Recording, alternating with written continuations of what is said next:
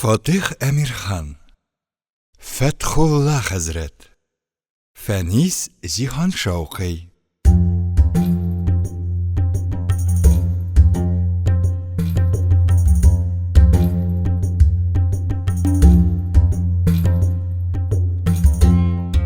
Беренче бүлек.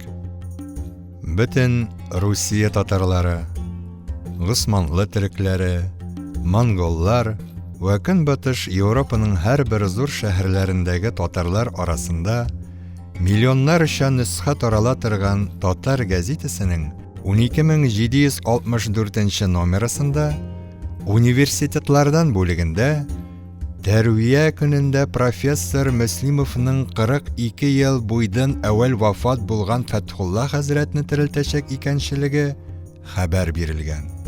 Һәм шул мөнәсәбәт белән гәзитәнең бер почмагында Фәтхулла хәзрәтнең кыска гына тәрҗемәе хәлдә язылган иде. Бу тәрҗемәе хәлгә караганда Фәтхулла хәзрәт 1908 елда 50 яшендә вафат иткән ва бер заманнарда Казанда мулла булып торган Дин ва мәгишәт исемле ятсыз ва әдәпкә хилаф нәрсәләр языла торган журналга берничә мәкалә язган. Ул вакытта татарлар арасында бик шөһрәттә булган Ишан исемле җанлы путларга сыенырга ва анларны ихлас белән тәгъзим итәргә олыларга хәвәс булган татарларның тәрәккый ва зиялыларына бөтен көче белән каршы торган кешедер. Бу номер гәзитә таралган көннең иртә сәгать 9-ында Фәтхулла хәзрәт вакыйгасыны бөтен Казан халкы белгән ва бик кызыксынып, бу хәзергә кадәр терелтелгән кешеләр арасында булачак бер генә дәнә карагурухлы татар мулласының кыйланышына үз-үзен тотышын күрергә зарыгып тора иде.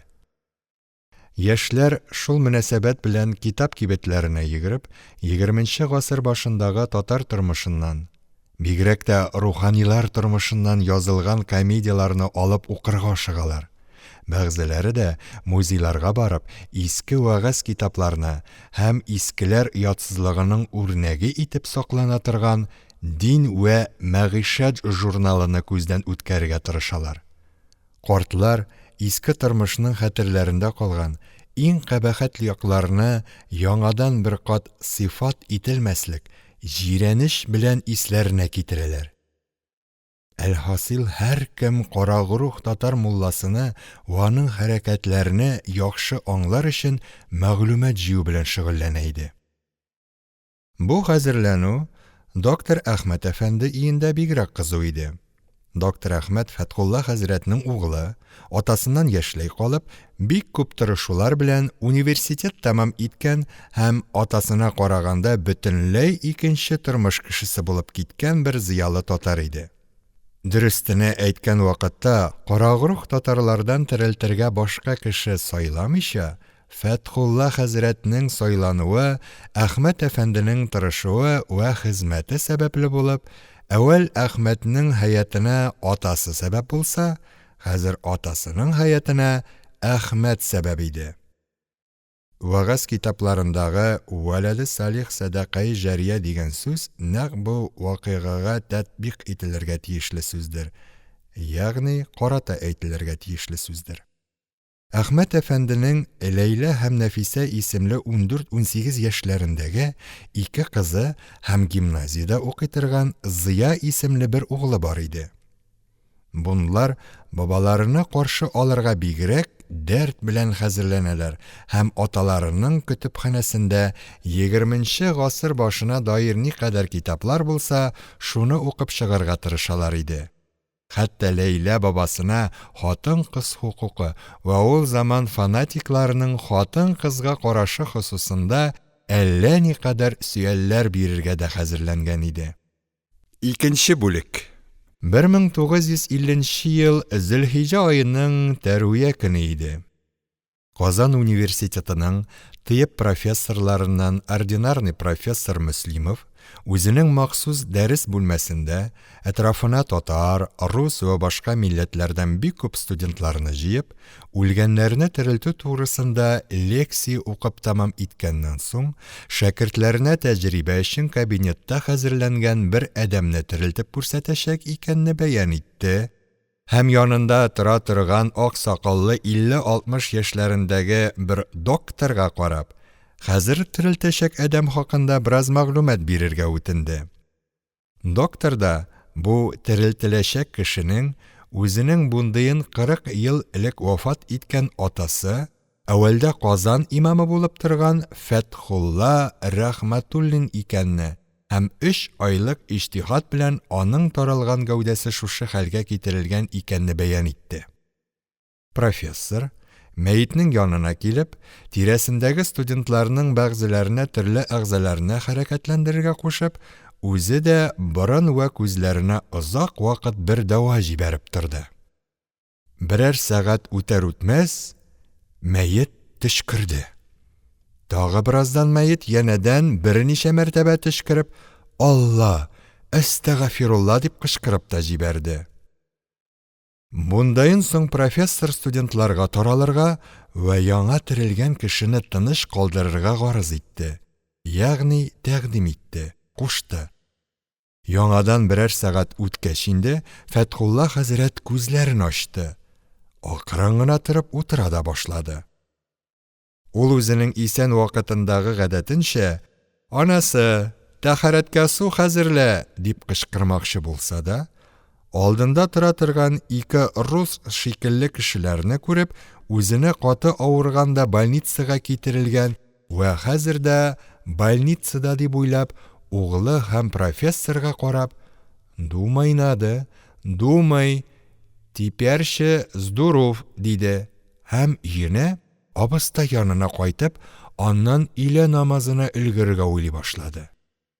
Бу вакытта Әхмәт әфәнде Фәтхулла хәзрәтнең янынарак килеп, «Әткәй, әткәй, сез мине оныткансыз инде, мин сездән яшь калган углыңыз Әхмәт. Хафаланмаңыз, хәзер үз башыңыздан үткән эшләрне белерсез» дип, кулларына тоткан киемнәрне кияргә гарыз итте. Фәтхулла хәзрәт шундый ак сакаллы һәм рус сымак кешенең «Синең углың Әхмәт» диюеннән бик гаҗәпкә калса да, өстенең ялангач икәнне күреп, «Әвәл киеним, аннан соң бу кешене яхшылап карармын, бәлки күзем яңлыш күрә торгандыр» дип уйлап киемнәрне кулына алды. Ләкин анларның һәммәсенең рус киеме булуы хәзрәтне бөтенләй аптырауда калдырды. Ул үзенә, күзләренә, колакларына ышанмый башлады. Төш түгел микән дип тә хәтеренә килә иде. Фәтхулла хәзрәт озак уйлап торганнан соң бик куркып китте. Ул мондагы 2 кеше миссионерлар икән. Мине әвәл урысча киендереп, аннан соң урыс ясамакчылар икән. Шуңар күрә анларның берсе урыс булса да, татарча да сөйләшә белә ва миңа үзенә Әхмәт дип ышандырмакчы була икән дип уйлады. Үкереп, еларга тотынды һәм Әхмәткә карап, «Знаком, зинһар, мине урыс итмәңез, зинһар, мине булай көчләмәңез инде» дип ялына башлады. Әхмәт тә үзенең әвәлге сүзенә сөйләп, киендереп өенә алып кайтырга теләгәнлегене бәян итте. Табигый, Фәтхулла хәзрәт бу сүзгә ышанмады. Яңадан ялынып карарга уйласа да, профессорның Әхмәткә карап, эсперанточа нинди үз сүзле дигәнен ишетеп, «Булар мимеш миссионерлар икән, мине көчләп урыс ясыйлар икән инде» дип, йылы-йылы киенергә тотынды. Профессор һәм Әхмәт хәзрәтне ни кадәр юатырга тырышсалар да, аңар ни кадәр йомшак сүзләр сөйләсәләр дә, ул һаман бунларның миссионерлар икәнлегенә ышанганнан ышана гына бара иде. Шулай да чарасыз Әхмәт белән китәргә разый булды. Ләкин бүлмәдән чыгарга хәзерләнгәч, Әхмәтнең башка киергә цилиндр бирүе хәзрәтне тагы да еларга, хафаланырга һәм Аллага сыгынырга мәҗбүр итә иде. Знаком, зинһар, мине динсезләр бүреге киергә көчләмә. Наша шәригать не велит, дип караса да, Әхмәт атасының сүзләренә яхшылап аңлый алмый, һаман аны юатырга азаплана иде. Фәтхулла хәзрәт көчле вакытында мондый эшләрнең дөрес икәнен уйлап, бер мәртәбә цилиндрны киергә риза булса да, ул фикереннән бик тиз кайтты. Аның хәтеренә мәхәллә халкыннан берәр кеше очрап, цилиндр кигәнене күрсә, бер көн тотмый указыны алдырачаклар икәнчелеге килде. Яңадан хафа, яңадан елау. Знаком, зинһар, мине көчләмә, наша мәхәллә кешесе күрсә бит, минем указ күнчел. Әхмәт тагы аңлый алмый. Ул һаман өйгә кайткач бөтен вакыйганы бәян итәрмен дип юатырга тырыша. Хәзер яңа гына махсус алынган цилиндр кеше нәрсәсе дип шикләнергә, җирәнергә юл юк икәнен сөйли иде. Шулай азапланып, Әхмәт көч-хәл белән атасыны ишек төбендә көтә торган автомобильгә кадәр алып чыкты. Хәзрәт башта: "Ник мине атсыз арбага утыртып мыскыл итәргә телисез? Әллә мине Хуҗа Насретдин дип белдеңезме?" дип утырмаска теләсә дә, ахырдан утырды. Һәм автомобильнең урыныннан кузгалып, бик җәһәт киткәнене күргәч, янындагы Әхмәт һәм автомобиль идарә кыйлучы кешене сихерчеләр дип уйлап, ниһаять дәрәҗәдә курыкты ва эченнән төрле сихер кайтара торган дугалар укый башлады. Ләкин атсыз арбаның дугалар белән туктамаганын күргәч һәм юлда очраган кешеләргә каршы ачы тавыш илә кычкырганын ишеткәч, утырган нәрсәләренә берәр аждаһадыр дип уйлап, соң дәрәҗәдә гаҗәпләнде һәм: "Эй Раббым, нинди гаҗәп хайваннар халык иткәнсең", дип уйлады. Әхмәт атасының күргән бер нәрсәсенә гаҗәпләнеп каравына һәм юлда очраган бер нәрсәгә борыла-борыла карап, әллә ничә мәртәбә башындагы цилиндрны төшергәнен күргәч, иске татарлар тормышыннан язылган татар әдәбиятына хәтеренә китереп, хәзерге дөньяның атасыны ничек куркытачак икәне төшенә башлады. Ва шуңар күрә аның бу куркуларына бер дә әһәмият бирмичә, өйгә кайткач һәммәсене бер юлы аңлатачак булды. Автомобиль 7 катлы зур таш пулатның алдына туктады. Әхмәт төшеп, атасын да төшерә башлады. Фәтхулла хәзрәт: "Ник мине үземезнең мөселман арасына илтмисез? Ник миңа үз йортымны күрсәтмисез? Иләгә соңга калдырасыз бит инде. Халык минем булай намаз вакытында урыс иләрендә йөргәнемне күрсә нишләтер?" дип Әхмәткә ялынып караса да, Әхмәтнең бер дә әһәмият бирмәү сәбәпле йылы-йылы автомобильдән төшеп өйгә керергә мәҗбүр булды. Буларны өйдә Әхмәтнең хатыны, кызлары һәм углы көтәләр иде. Балалар бабаларын бик шатлык белән каршы алып кочакларга һәм сарылышырга теләсәләр дә, Әхмәт аларга: "Якын килмәгез", диде һәм хәзрәтне туп-туры алдан хәзерләп куелган бүлмәгә алып керде. Бүлмәдә Фәтхулла хәзрәтне яшь һәм төскә чибәр генә горничный каршы алып, башындагы цилиндрны салдырды. Фәтхулла хәзрәт цилиндрны салу турысында ике ут арасында калды. Башыннан салмаса, динсезләр бүреген киеп утырырга кирәк, салса, ялан баш калырга кирәк. Шулай да матур гына бер кыз салдыргач, хәзрәттә салып, ялан баш калу фикере җиңде.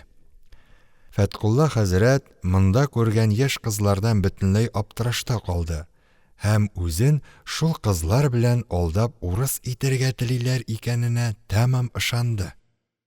Әхмәт атасын йомшак креслога утыртты да: "Әти, сиңа хәзер аш бирерләр, Аннан соң бераз ял итәрсең дә, без бөтен баштан узганнарны сөйләшербез. Йомышың булса, менә шушы кызга кушарсың, дип чыгып китте. Фәтхулла хәзрәт бигрәк тә гаҗәпкә калды. Бу матур бүлмә, аның эчендәге әллә нинди җиһазлар, диварлардагы рәсемнәр, төрле җиргә куелган сурәтләр һәм шундый япь-яшь, матур гына кызның аның белән ялгыз бер бүлмәдә калуы аны бөтенләй аптыратты.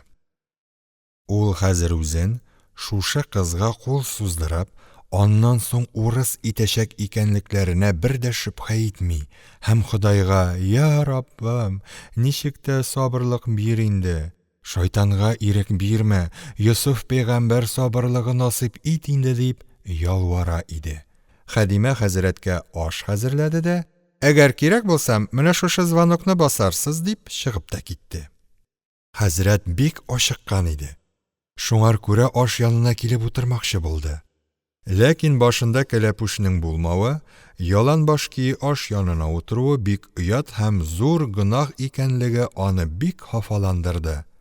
Күп уйлаганнан соң, ул салган цилиндрны алып киеп аш янына утырды. Аш янында тора торган кызыл квасны күргәч, аның җаны тагы куркуга калды. Мине хәмер эчертеп исерек баштан урыс итәргә телиләр икән дип уйлады. Шулай да карын бик аш, ашыйсы бик килә. Шәнечке пычакларны бер якка алып куеп, бик кымсызлык белән ашарга кереште. Фәтхулла хәзрәт ашый һәм шул ук вакытта күзе белән тирә-якны карана иде. Күзе бер рәсемгә төште. Рәсемдә бик иске форма татар киеме киенгән, башына тақия кигән бер карт утыра иде. Фәтхулла хәзрәт шыдамыйча урыныннан торып, рәсемнең янына барды. Ни күзе белән күрсен, рәсемнең астында Габделкаюм Насыйри дигән сүз тора. Хәзрәт сурәтне дә таныды, үз-үзенә кычкырып сөйләнә башлады.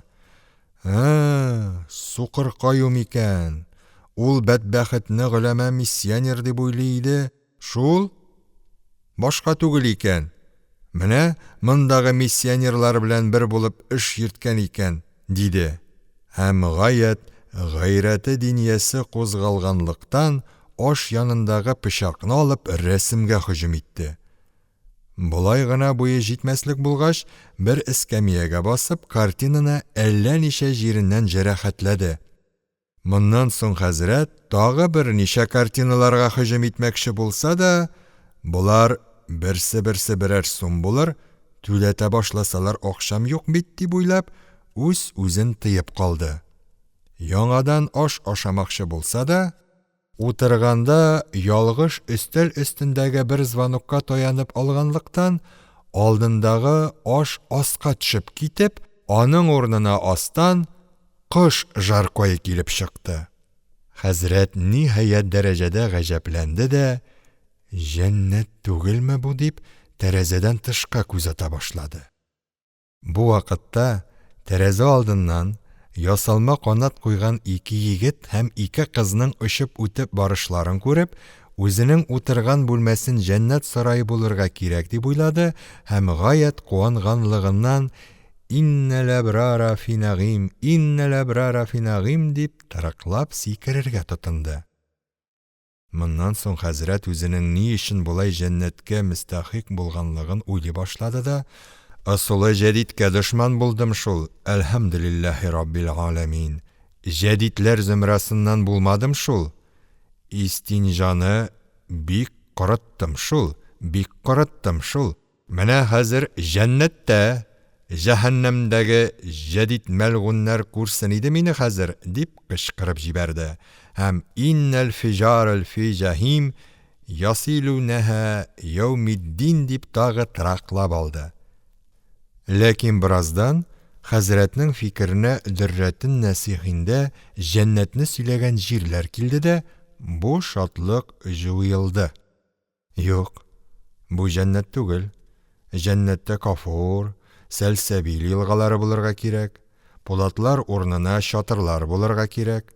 Стенасы гәүһәрдән булырга кирәк. Хур кызлары үзләре килеп куштанланырга тиеш дип сөйләнеп, үзенең кайда икәне турысында бөтенләй аптырашта калды. Хәзрәтнең күп ашаганлыктан эчәсе дә килә иде.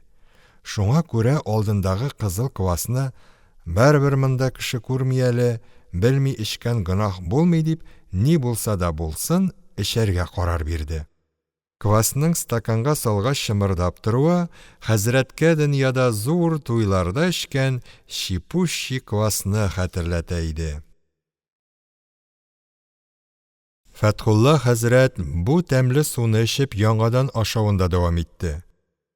Ул һәр никадәр Кафур, Сәлсәбил елгалары, шатырлар булмаганлыктан, моны җәннәт булмас дип уйласа да, бәлки ул нәрсәләр мин күрмәгән җирләрдәдер. Ризван алып барып күрсәтер әле бәлки дип, бу үзе утырган җирнең җәннәт түгеллегенә карар биреп җиткерә алмый иде. Ахыр хәзрәт тәмам туеп, бер кикереп һәм корсагыны сыпырып «Әлхәмдүлилләһ» дип кычкырып та куйды һәм акрын гына тәрәзә янына барып урамга карый башлады. Урам бик шәп. Зур-зур матур биналар, яннарына канат тагып очып йөри торган кешеләр, булай җәяү йөри торган бик мәһабәт кешеләр. Алар арасында бик кечкенә генә калфаклар кигән хатын-кызлар, төрле җирләрдә күренеп тора торган матур һәйкәлләр, Кабан күл өстендә яшен тизлеге белән тыз-быз килеп йөри торган кечкенә матур пароходчыклар, тәрәзә төпләренә бик кыйммәтле нәрсәләр тезелгән зур магазиннар, каршыда күренеп тора торган гаять биек манаралы, бик биек университет бинасы хәзрәтне бөтенләй аптырашта калдыралар иде. Җәннәт дияр иде, халкы һәммәсе эшләпәле һәм урыс киемле. Җәннәт димәс иде, монда күз күрмәгән, колак ишетмәгән нәрсәләр бар. Җәннәт бу, җәннәт. Кара син, хикмәте Хода. Җәннәттә дә полисә бар икән. Кара син, хикмәте Хода, монда да безнең Бакыр бабайны китергәннәр икән дип, Фәтхулла хәзрәт бер һәйкәлгә карап уйга калды. Хәзрәт бәлки бу фикер илә бик күп мәшгуль булыр иде, ләкин горничныйның «Әфәндем, артык йомышыгыз юкмы?» диюе аны әйләнеп карарга мәҗбүр итте. Бу вакытта өстәлдән ашны җыеп тамам иткән горничный хәзрәттән җавап көтеп тора иде. Яшь, купшы вә чиста киенгән матур бер кызны үз алдында күрү хәзрәтнең бөтен ихтыярын җуйды. Ул үз-үзен белештермичә «Шатырдагы хур кызы!» дип кычкырып, кочакларын җәеп горничныйга таба атлады. Әгәр бу эше уңышлы чыкса, хәзрәт горничныйдан «Китапта җәннәт әһленә 77 хур кызы бирелә икән, син бер генә, башка миңа дигән 76 кыз кайда йөриләр? Ник яныма кереп мине кочакламый һәм үпмиләр?» дип сорарга уйлаган иде. Ләкин кызганычка каршы хәзрәт көтмәгән вакыйга булып алды. Горничный картның күзләрен майландырып кочакламакчы булганын күрде дә, бер дә көтелмәгән рәвештә генә шалт итеп яңагына сукты һәм үзе борылып чыгып та китте. Хәзрәт аптыраш һәм ачуыннан багана шикелле катып калды. Ах, ятсыз, кыз башы белән ир кешенең яңагына суга бит. Ах, динсез, ах, динсез. Ирләр хатыннарыннан өстен була алмый бит. Юк, бу марҗа. Марҗа булмаса ул миннән качмый да йөрмәс иде. Марҗа булмаса, ирләр белән аулакта да калмас иде. Хәзрәтнең хәтеренә тагы бундагы кешеләрнең миссионер булучылыклары килде. Тагы хафа, тагы хәсрәт, ахыр сабырны җуялтып, кычкырып йыгылый башлады. Тавышка Әхмәт керде һәм «Әти, йыглама, кабахәт эшне йыглап төзәтеп булмый. Ләкин яңадан андый кабахәт эш эшлисе булмай инде» дип сүз башлады. Хәзрәт бу эштән тагы зур хафага төште, аның хәтеренә әвәлдә үзенең асрауларына кул сузганлыклары вә анларның бер дә ала яңакка сукмаганлыклары һәм ят кешеләргә сөйләп йөрмәгәнлекләре килеп төште. ул елаган тавыш белән. Знакум, я не знал, я бит безнең мөселман кызы дип знал, марҗа икәнене не знал дип ялына башлады. Хур кызы дип белдем дип әйтергә, үзе торган җирне җәннәт дип уйлаганыны икрар итәргә ул уяла иде. Әхмәт әфәнде атасының һаман миссионерлар белән саташканыны күргәч, әти, син әле һаман минем Әхмәт булуыма ышанмыйсың икән. Әйдә, мин сине үземнең иске нәрсәләр саклана торган музей бүлмәсенә алып чыгып күрсәтим. Һәм шунлар белән үземнең Әхмәт икәнлегемне исбат итим, диде дә Фәтхулла хәзрәтне бүлмәдән алып чыгып китте. Фатих Әмирхан. Фәтхулла хәзрәт.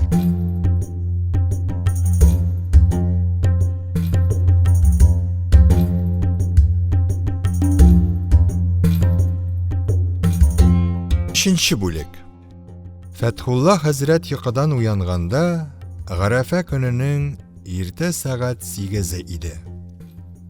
Бүлмәгә бер яктан җиләс саф һава кирип тора, ва икенче яктан түшәмгә якын, инә күзе шикелле бер кечкенә генә тишектән бер төрле су чәчрәп, бөтен бүлмәне нарат исе белән аңкыта иде. Үзенең исән вакытында йокыдан уянуына бүлмәсендә татар исе иснәргә өйрәнгән Фәтхулла хәзрәткә бу эш ят, ләкин шатлыклы һәм рәхәтле тоела иде. Аның хәтеренә кичәге вакыйгалар килеп төште. Ул үз угылы Әхмәтне миссионер дип белеп, шул кадәр кайгырган ва елаганлыгына гаҗәпләнергә дә, гаҗәпләнмәскә дә белми иде. Кара син, минем шул 4 яшеннән чалма чапан киертә башлаган Әхмәтем бүген нинди урыс сымак карт булган. Кара син, минем үз урныма мулла булыр дип күз тегеп торган балам, бүген шул безнең заманда әл-гаязи биллах инкилабчылардан саналып йөргән кешеләрнең берсе булып киткән. Үзе ялан баш. Кызлары качмыйлар шикелле күренделәр. Өендә сүрәтләр, кымган тәсбих шикелле нәрсәләр бердә күренми. Хәзрәтнең бу яңа тормышында шул кадәр хиссият күп иде ки, аның фикере кайсысына туктарга белми иде. Менә кичә Хадимәне кочаклый башлаганы хәтеренә килә, яңакка сугу, угылы Әхмәткә беленү. Менә син каһәр суккан халык.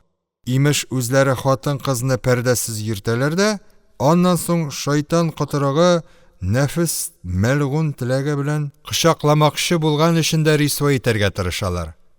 Һәммәсеннән дә бигрәк кеше тергезүләре гаҗәп. Хәер, урысның эшләмәгән эше юк шул инде. Булар бәлки Әбу Галисина ясап калдырган дәваны тапканнардыр. Хәзрәт шушындый фикерләр белән уйланып ята торгач, кинәт кенә күңелендә әллә нинди бер бушлык сизде. Аның хәтеренә үзе исән вакытта эчә торган Мәгъҗүн исемле исерткечнең юклыгы килеп төште. Пишән базарына Маймылҗан Хафиз кибетенә җибәрсәң, анда бар инде ул, ләкин акча юк. Хәзрәт урыныннан торып, ничек акча табарга кирәклек тугрысында уйланып әрле-бирле йөренергә һәм акча хасил булсын өчен укыла торган дугаларны укынырга тотынды. Ләкин акча һаман юк та юк. Күп уйлана торгач, хәзрәтнең башына бер фикер килде дә, ул хезмәтче егетне чакырып алды. Карале, ни, син кем, милла егет, 15 тиен көмеш акчам бармы синең? Бар. Алай булса, шул акчага минем өчен бер дәва алып кайтырсың. Мин сиңа иртәгә 16 тиен көмеш итеп түләрмен. Хәзрәт өстәлдәге карандашны алып бер кагазгә берничә сүз язды да, мә, Пешән базарында каптырмачы Маймылҗан Хафизның үз кулына бирерсең. Биргән нәрсәне җуелып калдыра күрмә, яхшы кара, дип хезмәтче кулына кагазны биреп чыгарды. Хезмәтчегә Фәтхулла хәзрәтнең һәр йомышын эшләмәстән әвәл гаиләдән берәр кешегә сөйләргә кушылган иде. Ул да шул әмер буенча кагазны Ләйлә туташка күрсәтте.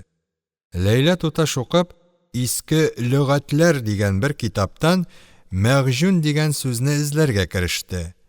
Ни күзе белән күрсен, китапта Мәгъҗүнне булай дип тәгъбир иткән. Мәгъҗүн татар искеләренең исерер өчен истигъмал иткәннәре, әфьюн вә башка берничә төрле чүп-чардан адәмнең миенә зарар бирә торган бер дәвадыр. Иске заманнарда Бохари муллалар һәм ишаннар шушы бәдбәхет нәрсә белән гомерләре буе исереп йөриләр иде. Ләйлә туташ елмаеп кына көлде дә: "Ярый, бу кагаз миндә калсын. Үзең барып бабайны ваннага керт, юындыр, киендер, бер сәгатьтән кирәк нәрсәңез килеп җитәр" дигән, диде. 4нче бүлек. Фәтхулла хәзрәт ваннадан чыгып, ялан баш булмас өчен, башына картуз киеп, Әхмәт вә аның гаиләсе белән иртәнге кофе янында утыра иде. Ул баласы Әхмәтнең вә аның балаларының кофе янында урыс, марҗа шикелле ялан баш утырганнарını күреп, бик кайгырса да, вә бунларны вәгазь-насихат итеп алай да тыңламаслар, бәддуга белән куркытып тәүфикка китерергә кирәк икәнлегене төшенсә дә, үз хәле белән бик мәшгуль булганлыктан, бу дини һөҗүмне башлый алмый утыра иде. Ул бичараның теге Мәгъҗүнне капканнан башлап хәзергә кадәр бик каты эше авырта иде. Кинәт хәзрәт креслоның артына егылып, корсагыны уа-уа: "Алла, эшем, эшем, эшем, Алла, эшем" дип фирәт вә фәган кубарды. Әхмәт тиз генә бер дава алып килеп эшертмәкче булса да, Ләйлә: "Туктаңыз әле, әти, мин беләм аның сәбәбен" дип, үзе икенче дава китерде. Фәтхулла хәзрәт: "Эшкереп бирегез, эшкереп бирегез" дип эшмәскәтләсә дә, эшенең авыртуына чыдамыйча, эшәргә мәҗбүр булды. 5 минут үтмәстән, эш авыртуы басылды. Хәзрәт тә креслога ипләп утырып: "Җәмәгате мәрхүмә, дәваларны һичбер эшкертмичә эшерми торган иде" дип, иске хәлләрне сөйләп, "Хәзер мөселманнар авыру булганда кемнән эшкертәләр?" дип сорашып куйды. Әхмәт: "Докторлардан" дип җавап бирде. Фәтхулла хәзрәт уйга калды. Бу сөйләшү вакытында елмаеп утыра торган Ләйлә кинәт кенә Фәтхулла хәзрәттән: "Бабакай, эшеңезнең нидән авыртканын беләсезме?" дип сорады. "Ходай эшен адәм кайдан белсен? Менә мин беләм, алай булса. Баягы Мәгъҗүн дип соратып алдырган нәрсәңез урнына мин эш авырттыра торган пилюль ясап бирдем." Бу сүзне ишеткәч, мәҗлестәгеләр елмаеп көлделәр. Әхмәт тә көлде. Фәтхулла хәзрәтнең үз баласының үзеннән көлеп утыруына бик кәефе бозылып: "Әйе, атаңны шулай мыскыл ит инде. Кызларыңнан мыскыл иттереп үзең көлеп утыр" дип бик гайрәтләнде. Ләйлә һаман шул елмайган килеше белән: "Бабай, исертә торган нәрсә кулланырга ярамый шул хәзер. Бәлки сезнең заманда адәмнәр наданлык белән шундый акылга зарар бирә торган нәрсәләр истигъмал иткәннәрдер. Әмма хәзер андый нәрсәне истигъмал итмиләр. Кибетләрдән сорасаңыз да, сезгә шушындый эш авырттыра торган нәрсә генә бирерләр иде" диде. Әхмәт тагы елмайды. Фәтхулла хәзрәт гаять ачуыннан бер нәрсә дә җавап бирә алмыйча бара.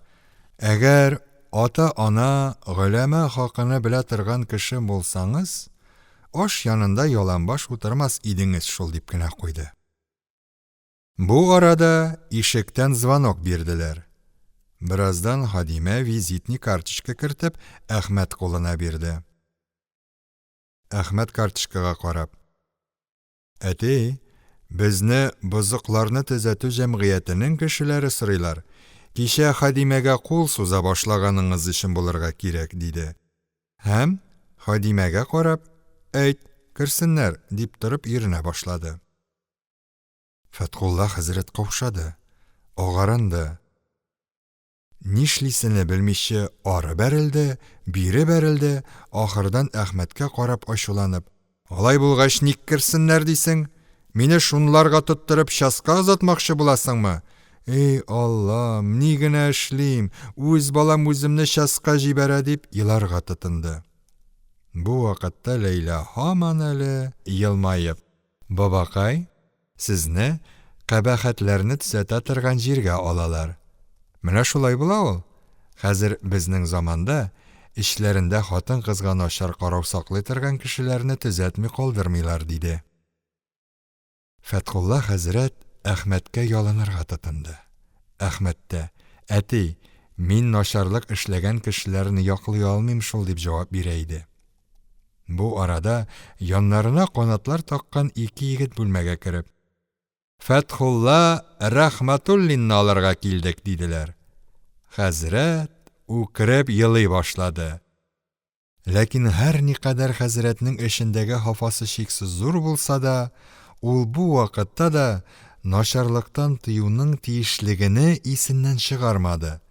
Теге егетләр бүлмәгә кергәч тә, Ләйлә белән Нәфисәгә карап: "Тиз булыңыз, кайшыңыз, яки башыгызга бөркәнеп утырыңыз. Намаһрәм иратлар керделәр", диде дә үзе менә хәзер Ләйлә, Нәфисә һәм Әхмәтнең хатыны атлып бәрелеп икенче бүлмәгә чабып китәрләр дип көтеп калды. Ләкин хәзрәтнең ниһаять гаҗәбенә каршы, булар берсе дә урыннарыннан кузгалмадылар гына түгел, бәлки Ләйлә әле моннан килеп: "Бабакай, без начарлык кыйлганыбыз юк, без ник кешедән качык, менә сезгә качарга кирәк", диде. Хәзрәтне егетләр ашыктырдылар. Ул Әхмәттән кичә музей бүлмәсендә күрсәткән киемнәрне дәгъвалап: "Мин бу килеш урыс киеме белән урамга чыгып, көлке булыр хәлем юк", дисә дә Әхмәт: "Ул иске киемнәрне киеп чыксаңыз, бөтен халыкның күзе сездә генә булыр", дип бирмәде. Фәтхулла хәзрәт елый-елый картузның ал ягыны артка киеп чыгып китте. 5нче бүлек. Егетләр хәзрәтне ниһаять гаҗәбенә каршы һавадан очыртып алып киттеләр. Егетләр очалар, хәзрәт ике ягыннан бунларга эләктерелгән бер кәрзингә утырып бара иде. Хәзрәт күңелдән төрле догалыкларны актарып бакса да, очканда укый торган дога дигән бер нәрсә дә таба алмады. Шуңар күрә ул: "Менә җиргә егылып төшәм дә үләм инде", дип җаныны ушына йомарлап бара иде. Барып җиттеләр. Хәзрәтнең йөрәге тимерче чүкече төсле шакылдап суга башлады. Аны бер бүлмәгә кертеп утыртып: "Үзеңезнең исемегез белән кычкырганчы шунда утырыңыз, исемегезне кычкыргач, әнә шул бүлмәгә барырсыз", диделәр. Хәзрәт ярым сәгатьләр көтеп утырды. Һәм хакимнәр күңелене йомшартыр өчен нинди догалар белсә, һәммәсене укып бетерде. Һәм сау-сәламәт котылсам, Хуҗа Баһаветдин рухы өчен 1 сум садака бирермен дип нәзер дә итте. Ахыр кычкырдылар: "Фәтхулла Рәхмәтуллин!" Хәзрәт бик каушап, күзләреннән яшьләрне көчкә генә тыеп, күрсәтелгән бүлмәгә кереп китте. Бик матур бүлмә. Уртада өстәл, аның тирәсендә калфаклы урта яшьле бер хатын, өстенә бик килешле ифәк җөббә кигән, ялан башлы, ак яка һәм галстуклы карт мулла һәм дә ике ялан башлы картрак кына кешеләр утырганнар. Фәтхулла хәзрәткә өстәл алдындагы кара йомшак креслога утырырга ишарә иттеләр. Ялан башлы кешеләрнең берсе калфаклы ханымга карап: "Рәхим итеп, Фәтхулла Рәхмәтуллинның гаибе тугрысында диясе сүзеңезне сөйләңез", диде. Фәтхулла хәзрәт кызарды, бүртенде, нишләренә белмәде. Мәскүрә ханым да аяк өстенә басып, бик кызу, бик матур бер нытык сөйләде. Нытыкта Фәтхулла хәзрәтнең тәрвия көнендә яман ният белән бер кызга кул сузган, шулай итеп бөтен хатын-кыз сыйныфыны хурлаган икәнчелеге бәян ителеп, җәза йөзеннән аз дигәндә 1 айга мөселман монастырына ябарга тиеш икәнлеге күрсәтелгән иде. Шул ук ялан башлы кеше Фәтхулла хәзрәткә мөрәҗәгать итеп: "Гаебеңезне икрар итәмсез?" дип сорады. Фәтхулла хәзрәт тә: "Ул кыз үзе качмый йөрде. Мине шайтан мәлгун кытыртты. Кайшу булса ул эш булмас иде", дип җавап бирде. Бу арада Фәтхулла хәзрәтнең бәхетенә каршы угылы Әхмәт килеп керде һәм хакимнәрдән рөхсәт алып, атасының химая итеп нутык башлады. Әфәнделәр, бу карт bundan 42 сәнә әвәл вафат итеп, кичәге көндә генә терелтелгән карт. Беләсез, 20нче гасыр башларында карагы рухлы муллалар никадәр фәхешкә дучар булганнар. Ул мескеннәр үзләре дә шул эшләрне белеп, мәшһүр карагы рухлы журнал Дин вә Мәгишәттә безнең күзгә хатын-кызны күрсәтмәгез, без хайваннар үз-үзебезне тыя алмыйбыз дип иqrar һәм игълан иткәннәр. Менә бу бәхетсез карт та шуларның берсе иде. Бу бәхетсез карт та үз фахишлеге өчен хатын-кызны качырырга кирәк дип дәгъва итүче бер карагы рухлы мулла иде. Хаким әфәнделәр, бу картның хәзерге безнең әхлакый тәрәккый заманындагы тормышыбызга бик ерак. Ва аны әвәл мәртәбә күрүе икәнлеген хәтереңезгә алып, бу юлга вәгазьләп кенә төзәтү белән иктифа итүегезне үтенәм, дип сүзен тамам итте. Хакимнәр икенче бүлмәгә киңәшкә кереп киттеләр. Озак та узмады, хакимнәр киңәш бүлмәсеннән чыгып, Фәтхулла хәзрәтне бу юлга дини вәгазь белән генә әдәпкә өйрәтергә, әгәр бундый начарлыгы яңадан була калса, 3 айга мөселман монастырына ябылырга хөкем ителде дип игълан иттеләр. Хаким әфәнделәрнең берсе муллага карап: "Җанәмеңездән бу гөнаһлы вә кабахәтле картны вәгазьләү өмет ителә." Фәтхулла хәзрәт бүлмәдә озак калды. Алгы бүлмәдә көтеп утыра торган угылы янына чыкканда, хәзрәтнең маңлае бөрчек тир, күзләре дә яшь белән кызарган иде. Доктор әфәнде атасыны күрү белән аның мулланың бик куәтле гипнозына эләккән икәнлеген сизде. Әхмәт атасын махсус китергән автомобиль белән өйгә алып кайтырга чыкты. 6нчы бүлек. Доктор автомобиль белән берникадәр җир килгәннән соң, урамнар күрсәтеп алып кайту нияте белән атасын җыяу алып китте. Ләкин озак үтмәде, бу эшенә үзе үкенде. Урамда очраган нәрсәләр хәзрәткә һәммәсе гаҗәп тоелалар да, ул һәммәсе янында туктый, шәһадәт бармагы белән төртеп күрсәтә, бәгъзе вакытларда «Кара, нинди кәмит нәрсә» дип кычкырып та җибәрә иде. Магазин өсләренә куелган вывескаларның 1 сәгать эчендә 60 төскә керүләре хәзрәтне «Кара, әле генә кызыл иде, хәзер зәңгәр дә булган» дип кычкырткан шикелле, кыйммәтле ташлар магазинының тәрәзә төбенә тезелгән нәрсәләр дә «Илаһи Раббим, монда Карун галейһи ләгънә байлыгы бардыр» дип акырта иде. Бигрәк тә хәзрәтне калфаклы матур хатыннар очраганда тотып барырга тугры килә иде.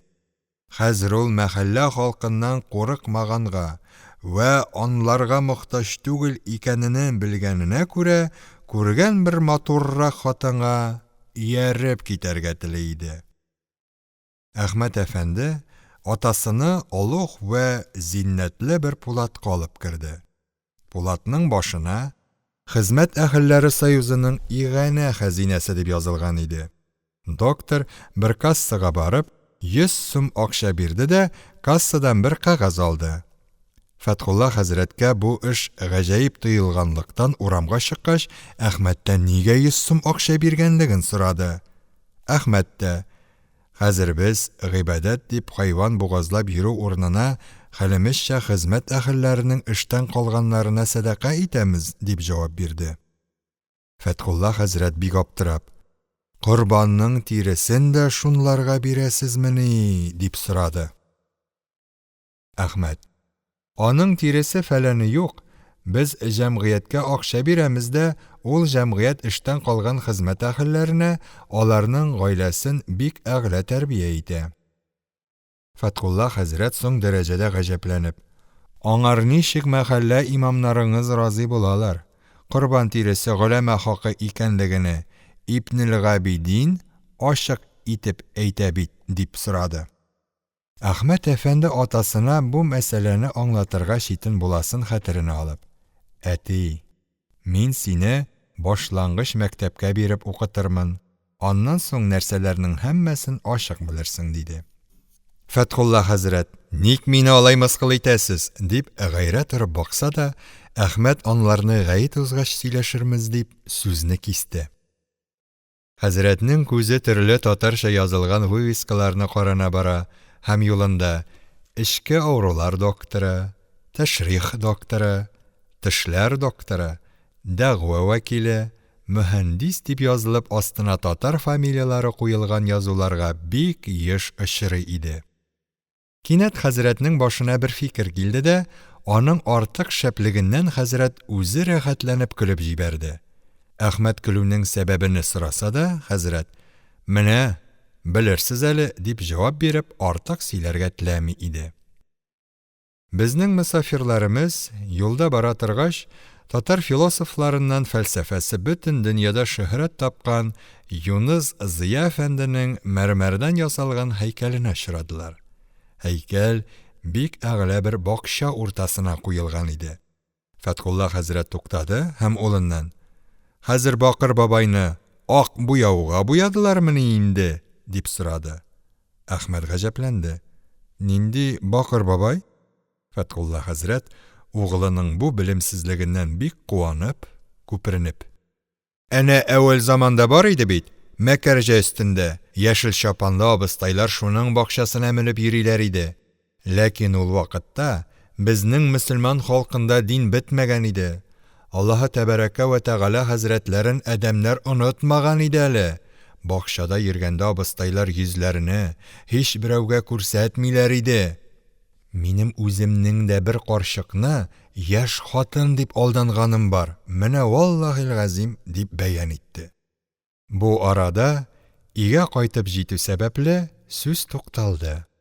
Әхмәт тә хәзергә атасына бәян итеп һич нәрсә аңлата алуына ышанмый иде.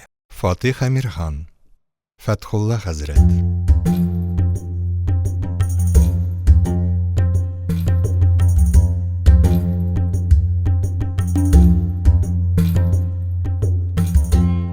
Җиденче бүлек. Өйгә кайту белән Фәтхулла хәзрәт чабып үз бүлмәсенә кереп китте дә, бер табаклы кәгазьгә бик зур итеп "Иҗазатлы эшкәрүче имам-хатиб мөдәррис Фәтхулла Рәхмәтуллин һәр төрле авыруларны эшкәрә һәм зәгъфран шәриф белән тәлинкә язып бирә. Рәхим итегез", дип язды һәм үзе тиз генә парадныйга төшеп, Әхмәтнең карточкасы астына үзенең игъланын ябыштырып куйды. Юлда башына килгән муаффәкыятьле фикер шушы иде. Ул эшне эшләгәч, хәзрәт бик куанып, туры Әхмәтләр бүлмәсенә керде. "Беләсезме? Бабагыз нишләде? Беләсезме?" "Нишләдегез, бабакай? Мулла кабахәтегез өчен бик кыздырдымы?" Көләләр. "Әле алар минем кем икәнемне белмиләр. Мин каушадым гына, булмаса, әле хәзер килеп, минем игъланны күрсеннәр." "Бабакай, сез нәрсә сөйлисез? Нинди игълан ул?" "Нинди игълан булсын? Докторлар бетәсе юк, ә мин бер генә дәнә булсын эшкәрүче, тәлинкә язучы игъланын күрмәдем. Доктор, әммә пәрижен зарарыннан килгән авыруны эшкәрүсез бер эш эшләтер хәл юк." Ләйлә туташ игъланны үзе төшеп карап, йыртып алып менеп бөтен гаиләгә күрсәтте. Һәммә кеше көлде. Әхмәт тә көлде. Фәтхулла хәзрәт гаять ачуыннан кызарынды, бүртенде, сүгенде, ләкин аңа илтифат итүче булмады. Ишектә звонок, ике егет эшкәртергә килгәннәр. Әхмәт: "Килүчеләрне кабул итмәгез. Уйнап ябыштырылган нәрсә иде диегез", дип караса да, хәзрәт урыныннан сикереп торып, парадныйга үзе чабып төшеп китте һәм егетләрне үз бүлмәсенә алып керде. Озак та узмады, егетләр ачулана-ачулана чыгып киттеләр. Фәтхулла хәзрәт тә гаять ачуланып, битен сөртә-сөртә бүлмәсеннән чыкты. "Ни булды, бабакай?" "Йөзләре каралар, ятсызлар, Мин эшкереп берсенең битенә төкерә башлаган идем, күзләрен акайтты да, ник минем биткә төкерәсез, дип үз битемә төкереп чыгып китте. Бәдбәхетләр, динсезләр. Бөтен җәмәгате егылып көлделәр. Ләйлә дә көлә-көлә, бабакай, җәзаи сәйятен мислеха, сез алар битенә төкергән, алар сезнекенә диде. 8-нче бүлек. Фәтхулла хәзрәт үзенең шул кадәр муаффәкыятьле дип ышанган фикеренең бу дәрәҗәдә кеше көлкесенә калуына гаять хурлануыннан бик озак вакыт үз-үзен аңлашмый, бүлмәсенә кереп чыкмый ятты. Көндезге аш хәзерләнде. Җәмәгате һәммәсе аш янына җыелдылар. Фәтхулла хәзрәтне дә бүлмәсеннән алып чыктылар. Ашлар Фәтхулла хәзрәткә бик ят тоелалар, һәм ул эшеннән генә зур гөләмә мәҗлесендә дә мондый нигъмәтләр дәстәрханга куелмый иде дип уйлап кинәнә иде. Фәтхулла хәзрәтнең китерелгән нәрсәләрне ашый белмичә, 10 бармагы белән буялып бетүе, ул буялган бармакларын чат-чот итеп ялап төкерегенә буявы, шул төкерекле бармаклары белән һәр нәрсәгә сузылуы, кашыгын ялап төкерегенә буяп, шуның белән уртадагы ашка сузылуы, ашаганда гадәте буенча кычытмаса да башын кашып шакшылануы, һәр аштан соң тарелкасын ялаган булып, бөтен сакаллары, борыннары белән майга манчылуы, җәмәгатенә бик җирәнгеш тоелганлыктан, кызлар бер нәрсә дә ашый алмыйча урыннарыннан ук торып киттеләр. Әхмәт һәм хатыны бик җирәнсәләр дә, яхшысынмый гына аш янында утыруда дәвам итәләр иде. Ахыр хәзрәтнең аш янында алдыр иттереп кикереп җибәрүе аларны да чыдатмады. Торып киттеләр, аш җыелды. Фәтхулла хәзрәттән башка кешеләр аш калдылар. Бу эшләрдән кәефсезләнгән Ләйлә: "Бабакай, сез бер дә аш яны әдәпләре белмисез икән", дип куйды. Фәтхулла хәзрәт гайрәтләнеп: "Без сөннәтчә, без урысча түгел", дип кычкырына башласа да, Әхмәт сүзне кисәр өчен: "Әтей, менә иртәгә гает инде. Мин сиңа бик ят нәрсәләр тамаша иттерермен. Безнең мәчеттә сезгә бик гаҗәп тоелыр. Муллаларның вагазы да, клубтагы тәбрик мәҗлесе дә, театрлар, концертлар да, әлхасил, һәммә нәрсәдә сезгә бик гаҗәп тоелыр", дип, иртәгә үзенең сәер иттерәчәк җирләренә бәйле рәвештә бераз сөйләде. Бу вакытта Нәфисә: "Бабакай, мин рояль уйныйм. Ләйлә апа сезгә җырлап күрсәтер", диде дә рояль янына барып утырды. Фәтхулла хәзрәт: "Ул нинди ятсызлык? Ата-ана баба алдында уйнап җырлап утыру", дип әйтеп тә өлгермәде, рояльдә уйнаган һәм Ләйләнең җырлаган тавышы ишетелә башлады. Ләйлә татар шагыйрьләреннән берсенең "Сагыну" исемле шигырен җырлый. Нәфисә дә татар композиторы тарафыннан сагынуга билгеләп ясалган көйне уйный иде. Фәтхулла хәзрәт тәмам тынсызланды. Аңар бөтен әгъзалары май шикелле эрегән кебек тоела иде. Рояль туктады. Фәтхулла хәзрәт тә кычкырып елап җибәрде: "Ах, карчык, син кайда? Син кайда? Син кайда? Ах, үткән гомер". 9-нчы бүлек. Фәтхулла хәзрәтне гает көнге йокысыннан бик куәтле азан тавышы уятты.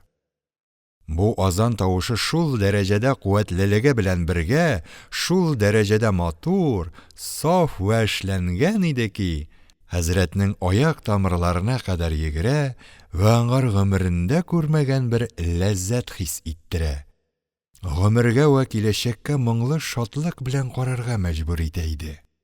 Шуның белән бергә хәзрәт бу тавышны азан тыңлаган шикелле итеп тыңламый, бәлки музыка тыңлаган шикелле итеп тыңлый иде.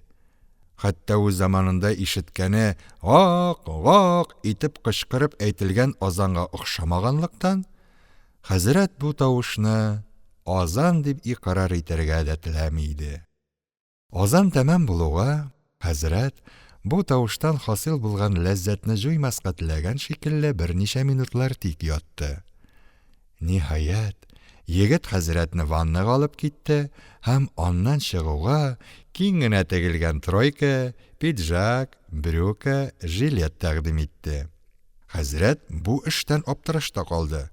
Егетне юләр икән бу дип уйлыйсы да килә, намаз нияз рәтен белми торган сафсата икән дип тә уйларга теләй иде.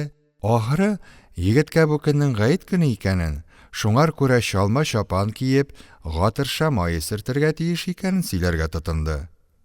Егет хәзрәтнең тәгаҗибенә каршы гает икәнен белә вә шуңар күрә мондый тройка гарыз итә икәнчелеген аңлатты. Хәзрәт ачуланды. Ах, сафсата! Ах, ахмак! Мине гаеткә урыс киеме белән җибәреп бөтен адәм хурлыгына калдырырга тырыша бит. Китер хәзер чалма белән чапан. Булмаса, мин Хода каршында дәгъвачың, дип кычкырына башлады. Егет тә хәзрәткә сүз аңлата алмаслыгын белеп, Әхмәт әфәндене чакырып кертте.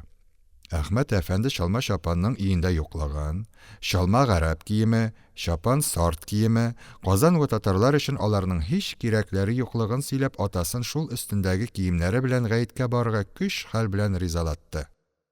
Бу дәгъва гына беткән иде, хәзрәтнең хәтеренә башында эшләпә икәнлеге һәм аның белән намаз уку түгел, хәтта башка вакытта йөрү дә харам икәнлеге төште. Әхмәттән ялынып ялварып бүрек һәм кәләпүш сорый башлады. Әхмәт хәзер һәркем яланбаш намаз укый дип ышандырырга тырышса да, хәзрәтне бу эшкә риза итә алмады.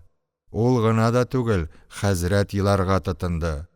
Ул ни дигәне шул? Кайда күргәнегез бар яланбаш намаз укыган кешене? Эй, Ходаем, ник мине үз баламнан мыскыл иттерәсең? Мөселман өендә бер дәнә кәләпүш булмасын имеш. Ул ни дигән сүз? Әхмәт озак уйлап торганнан соң, атасының башындагы эшләпәне алып, читләрен кайшы белән кисеп төшереп киертте. Хәзрәт тә юанды. Елау ва сүгенүдән туктады. Гаеткә баручыларыбыз хәзрәт бүлмәсеннән залга чыктылар. Залда бөтен гаилә киенеп буларны көтеп тора икән. Бәхетсезлегенә каршы, бу вакытта хәзрәтнең хәтеренә яңадан көтелмәгән бер нәрсә килмәсенме? Ул үз өстендә чалма чапан булмагач, аның гөләмә сыйныфыннан икәнен халык белмәячәк тә, садака өләшкәндә бирми китәчәк икәнен уйлап алды. Тагы назлану, тагы елаган тавыш белән ялвару. Әхмәт, бер Ходай хакы өчен миңа чалма чапан тап. Зинһар дип әйтәм. Тап. Әхмәт бу кирелектән кәефсезләнеп, нишләрен белми торган вакытта, хәзрәт кинәт шатлык белән кычкырып җибәрде. Менә бит алар. Сез юри, мине хур итәр өчен генә бирмәгән икәнсез. Фәтхулла хәзрәт бу сүзләрне әйткәндә, хатын-кыз кием элгече янындагы бер киемгә ябышып тора иде. Моны күргәч, Ләйлә кычкырып көлеп җибәрде.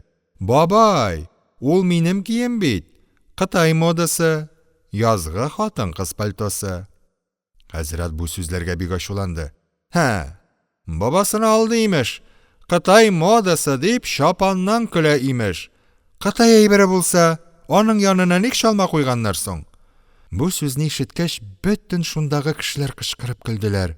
Нәфисәнең күп көлүдән эченә катулар чыкты. Бабай, ул нинди чалма булсын? Ул ак кыш мамыгыннан эшләнгән хатын-кыз эшләпәсе ич. Ләкин бу сүзләр сөйләнгәндә, хәзрәт инде киемнәрне киеп өлгергән иде. Кызлар шал сакаллы бер татарның киң Кытай модалы кызлар пальтосы һәм зур ак мамык эшләпә киеп, каршыларында торуын күреп сүзләрен әйтә алмый көләләр иде. Әхмәт һәм хатыны хәзрәткә булай хатын-кыз киеме киенеп намазга бару көлке булуын сөйләп карасалар да, ул һич игътибарга алмый, бәлки, сез гаҗәп кешеләр икәнсез. Хатыннарыгыз гөләмә киеме, ирләрегез урыс киеме киенеп йөриләр икән. Бу эш түгел, бу эш шәригатькә сыймый. Хатыннар алар Нақисател Гакил вәд-дин. Ягъни акыллары кыска, диннәре кимчелекле, дип үзләрен орышагына иде. Шар нашар шул кие чыгып киттеләр. Буларны ишек алдында автомобиль көтеп тора иде. Әхмәт атасына шунда утырырга гарыз итте.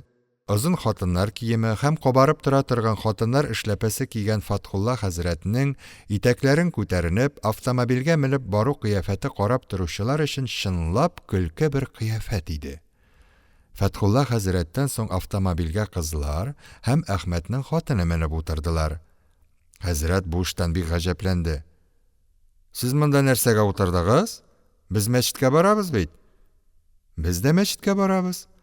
Ул нинди башбаштаклык тагын? Ул нинди марҗалык ул?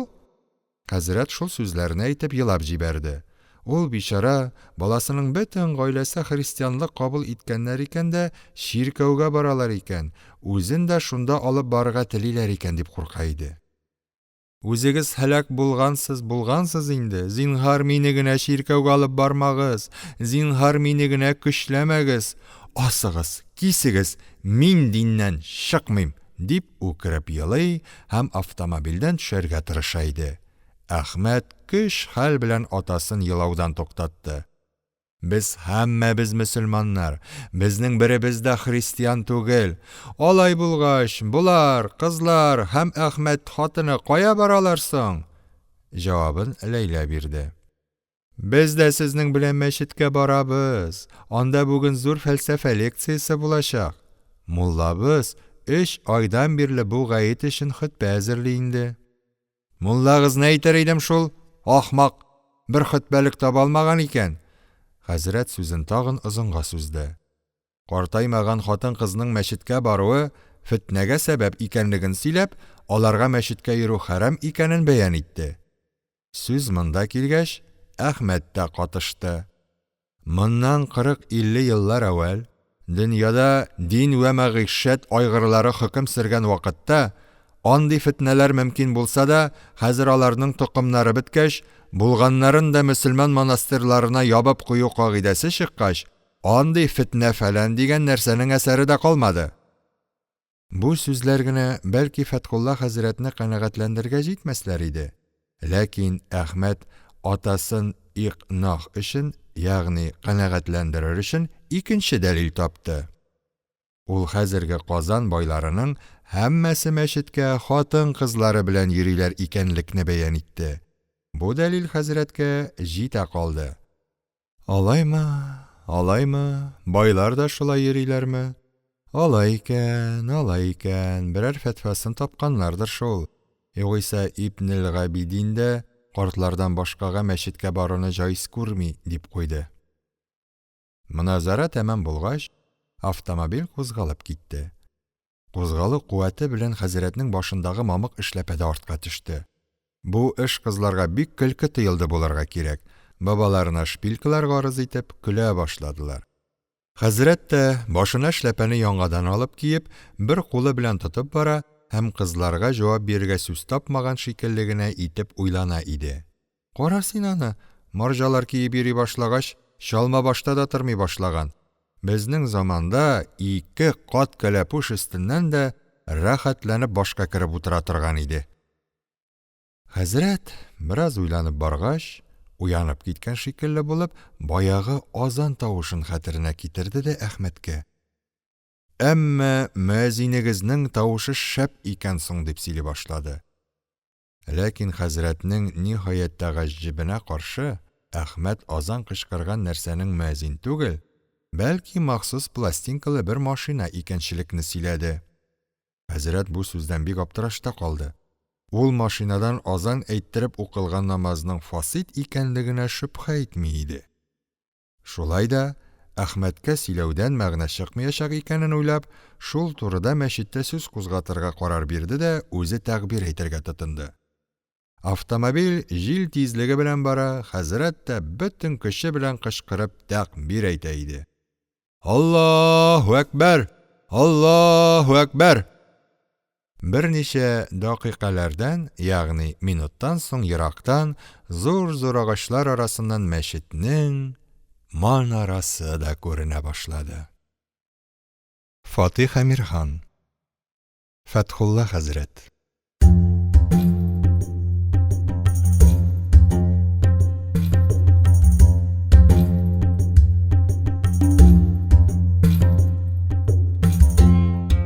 10-нчы бүлек. Мәчет Казаннан 20 чакрым ераклыгындагы бик зур, бик куя, бик иске урман эчендә салынган. Бинасы да 200 мең кадәр кеше сыйдырырлык дәрәҗәдә зур, бик нык, бик сада. Татар мөхәндисләренең берсе тарафыннан шул мәчет өчен генә уйлап чыгарылган тарзы мигъмаридә ясалган иде. Ягъни архитектурада ясалган иде. Шул мәчет өчен генә уйлап чыгарылган тарзы мигъмаридә, ягъни тарзы мигъмаридә архитектура ясалган иде. Бу мәчет күргән кешеләрдә бер төрле дәһшәт, куркыту, өмет һәм садалык тойгылары уята. Ва үзенең йөзләрчә ел яшәгән карт агачлар арасында махсус эшләнми калдырылган урман эчендәге күренеше белән бер төрле сирят, таинственность ягъни кәсеп итә иде.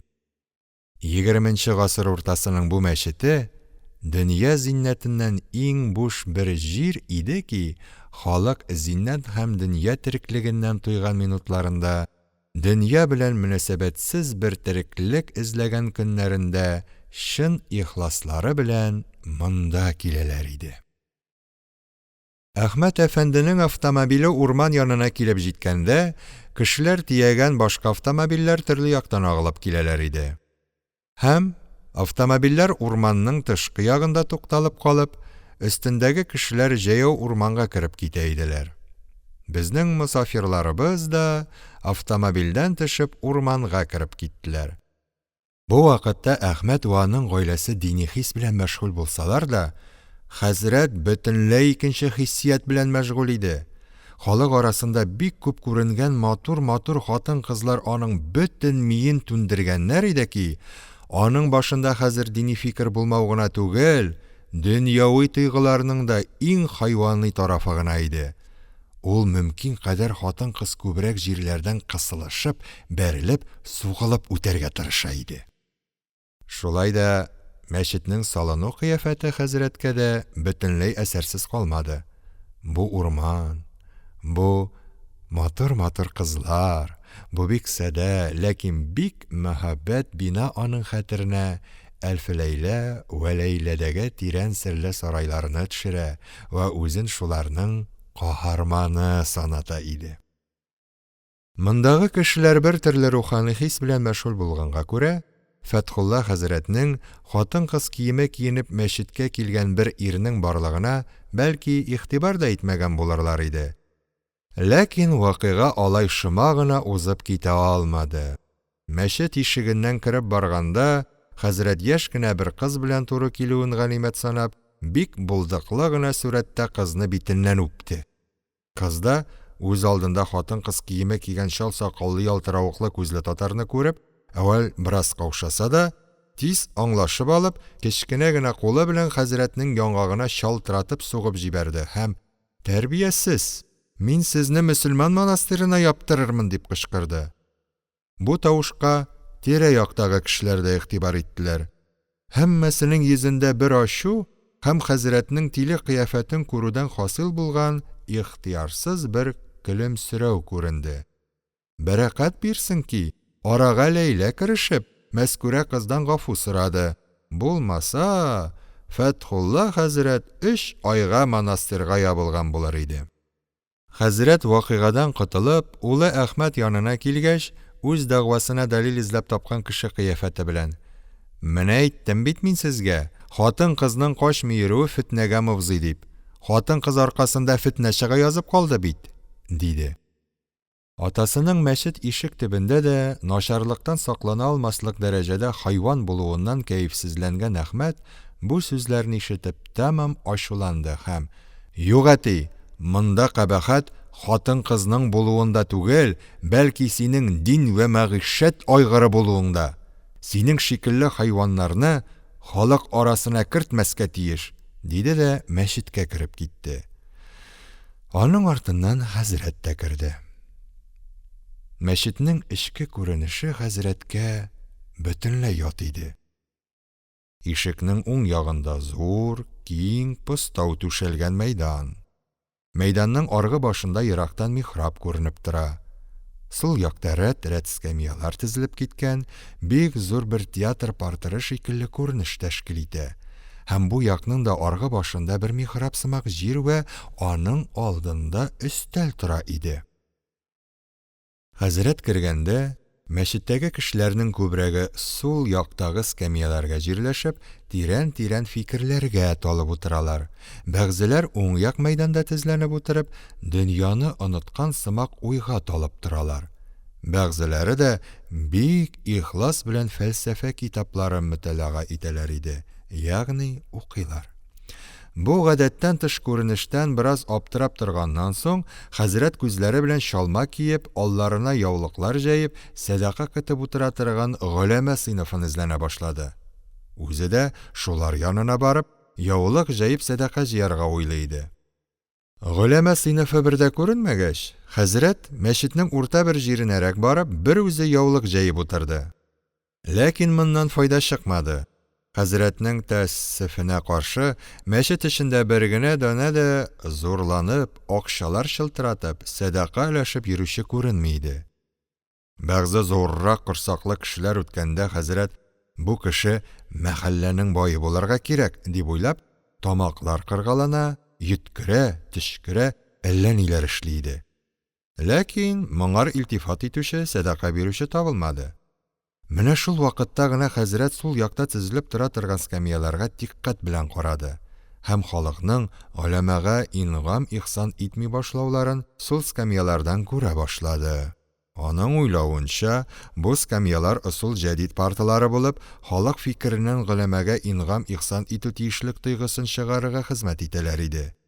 Бу кирәкле кәшифен, ягъни ачышын әрәм җибәрмәс өчен, хәзрәт азан турысында сүз ачканда, бу скамьялардан да бәхәс итәчәк булды.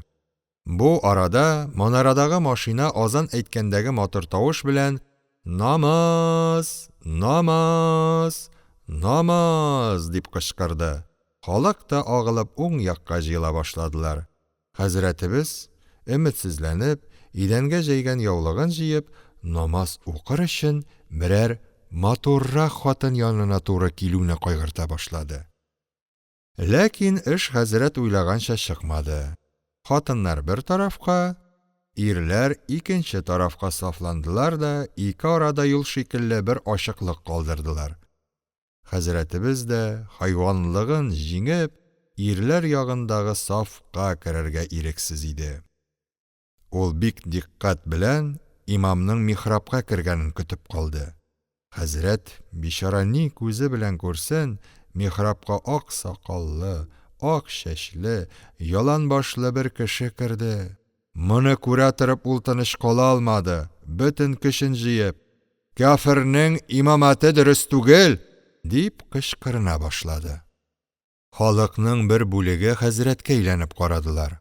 Бу арада Әхмәт әфәнде бер сафтан чыгып, атасын кулыннан өстерәп, намаз укыла торган җирдән читкә алып китте һәм бик ачуланып, «Синең шикелле заһири пәрәст, ягъни тышкы күренешкә табынучы, мәҗүслектән чыкмаган кешене мәчеткә китереп, гыйбадәт кыйлучыларның хозурларын бозганым өчен үкенеп җиремә җитә алмыйм», дип скамьяга алып барып утыртты. Бу арада халык намазга тотындылар. Имам да кыйраәт башлады. Михрабка махсус эшләнгән бер машина куелганлыктан, имамның тавышы 50-60 мең миктарындагы тыңлаучыларның һәммәсенә бер тигез аерым ачык ишетелеп тора иде. Хәзрәт бераз тыңлап торганнан соң бигрәк тә гайрәткә килде. Имам Фатиханы һәм Кушкан сүрәсен саф татар телендә укыйды. Фәтхулла хәзрәт яңадан: «Ах, бәдбәхет! Ах, дәһри! Коръәнне татарчага әйләндергән бит. Менә ысул җәдиднең ахыры нигә барып чыкты?» дип мыгырдана башлады. Әхмәт тә кызуына: «Әгәр әти булай әйткәнне бер дә белми торган булсаң, мин сине моннан соң һичбер вакытта халык арасына алып чыкмам», диде. Бу сүзне бала вакытта Әхмәт үзе атасыннан күп ишетә торган иде. Намаз укылып тәмам булды. Фәтхулла хәзрәт тә улыннан курку сәбәпле мәзинсез азан әйтелеп укылган намазның фаситлыгы һәм ысул җәдид парталары турында сүз башлый алмады. Халык һәммәсе килеп скамьяларга утырыштылар. Бу вакытта хатын-кызлар да ирләр белән катышты, һәркем имамның хөтбәсен көтеп калды. 11-нче бүлек. Имам булып намаз укыткан карт скамьяларның алды ягындагы минбәргә чыкты. Халык һәммәсе тып-тын калдылар. Фәкать Фәтхулла хәзрәт кенә бик аптырап улы Әхмәттән: "Бу ниткән эш тагы? Хөтбә юк, тәсбих юк, Коръән уку юк. Управадагы урыслар шикелле өстәл янына басымыш", дип сорап куйды. Әхмәт кыска гына: "Менә хәзер хөтбә сөйләнә", дип җавап бирде. Бу вакытта карт Хәмәт әйтте дә сөйләргә башлады.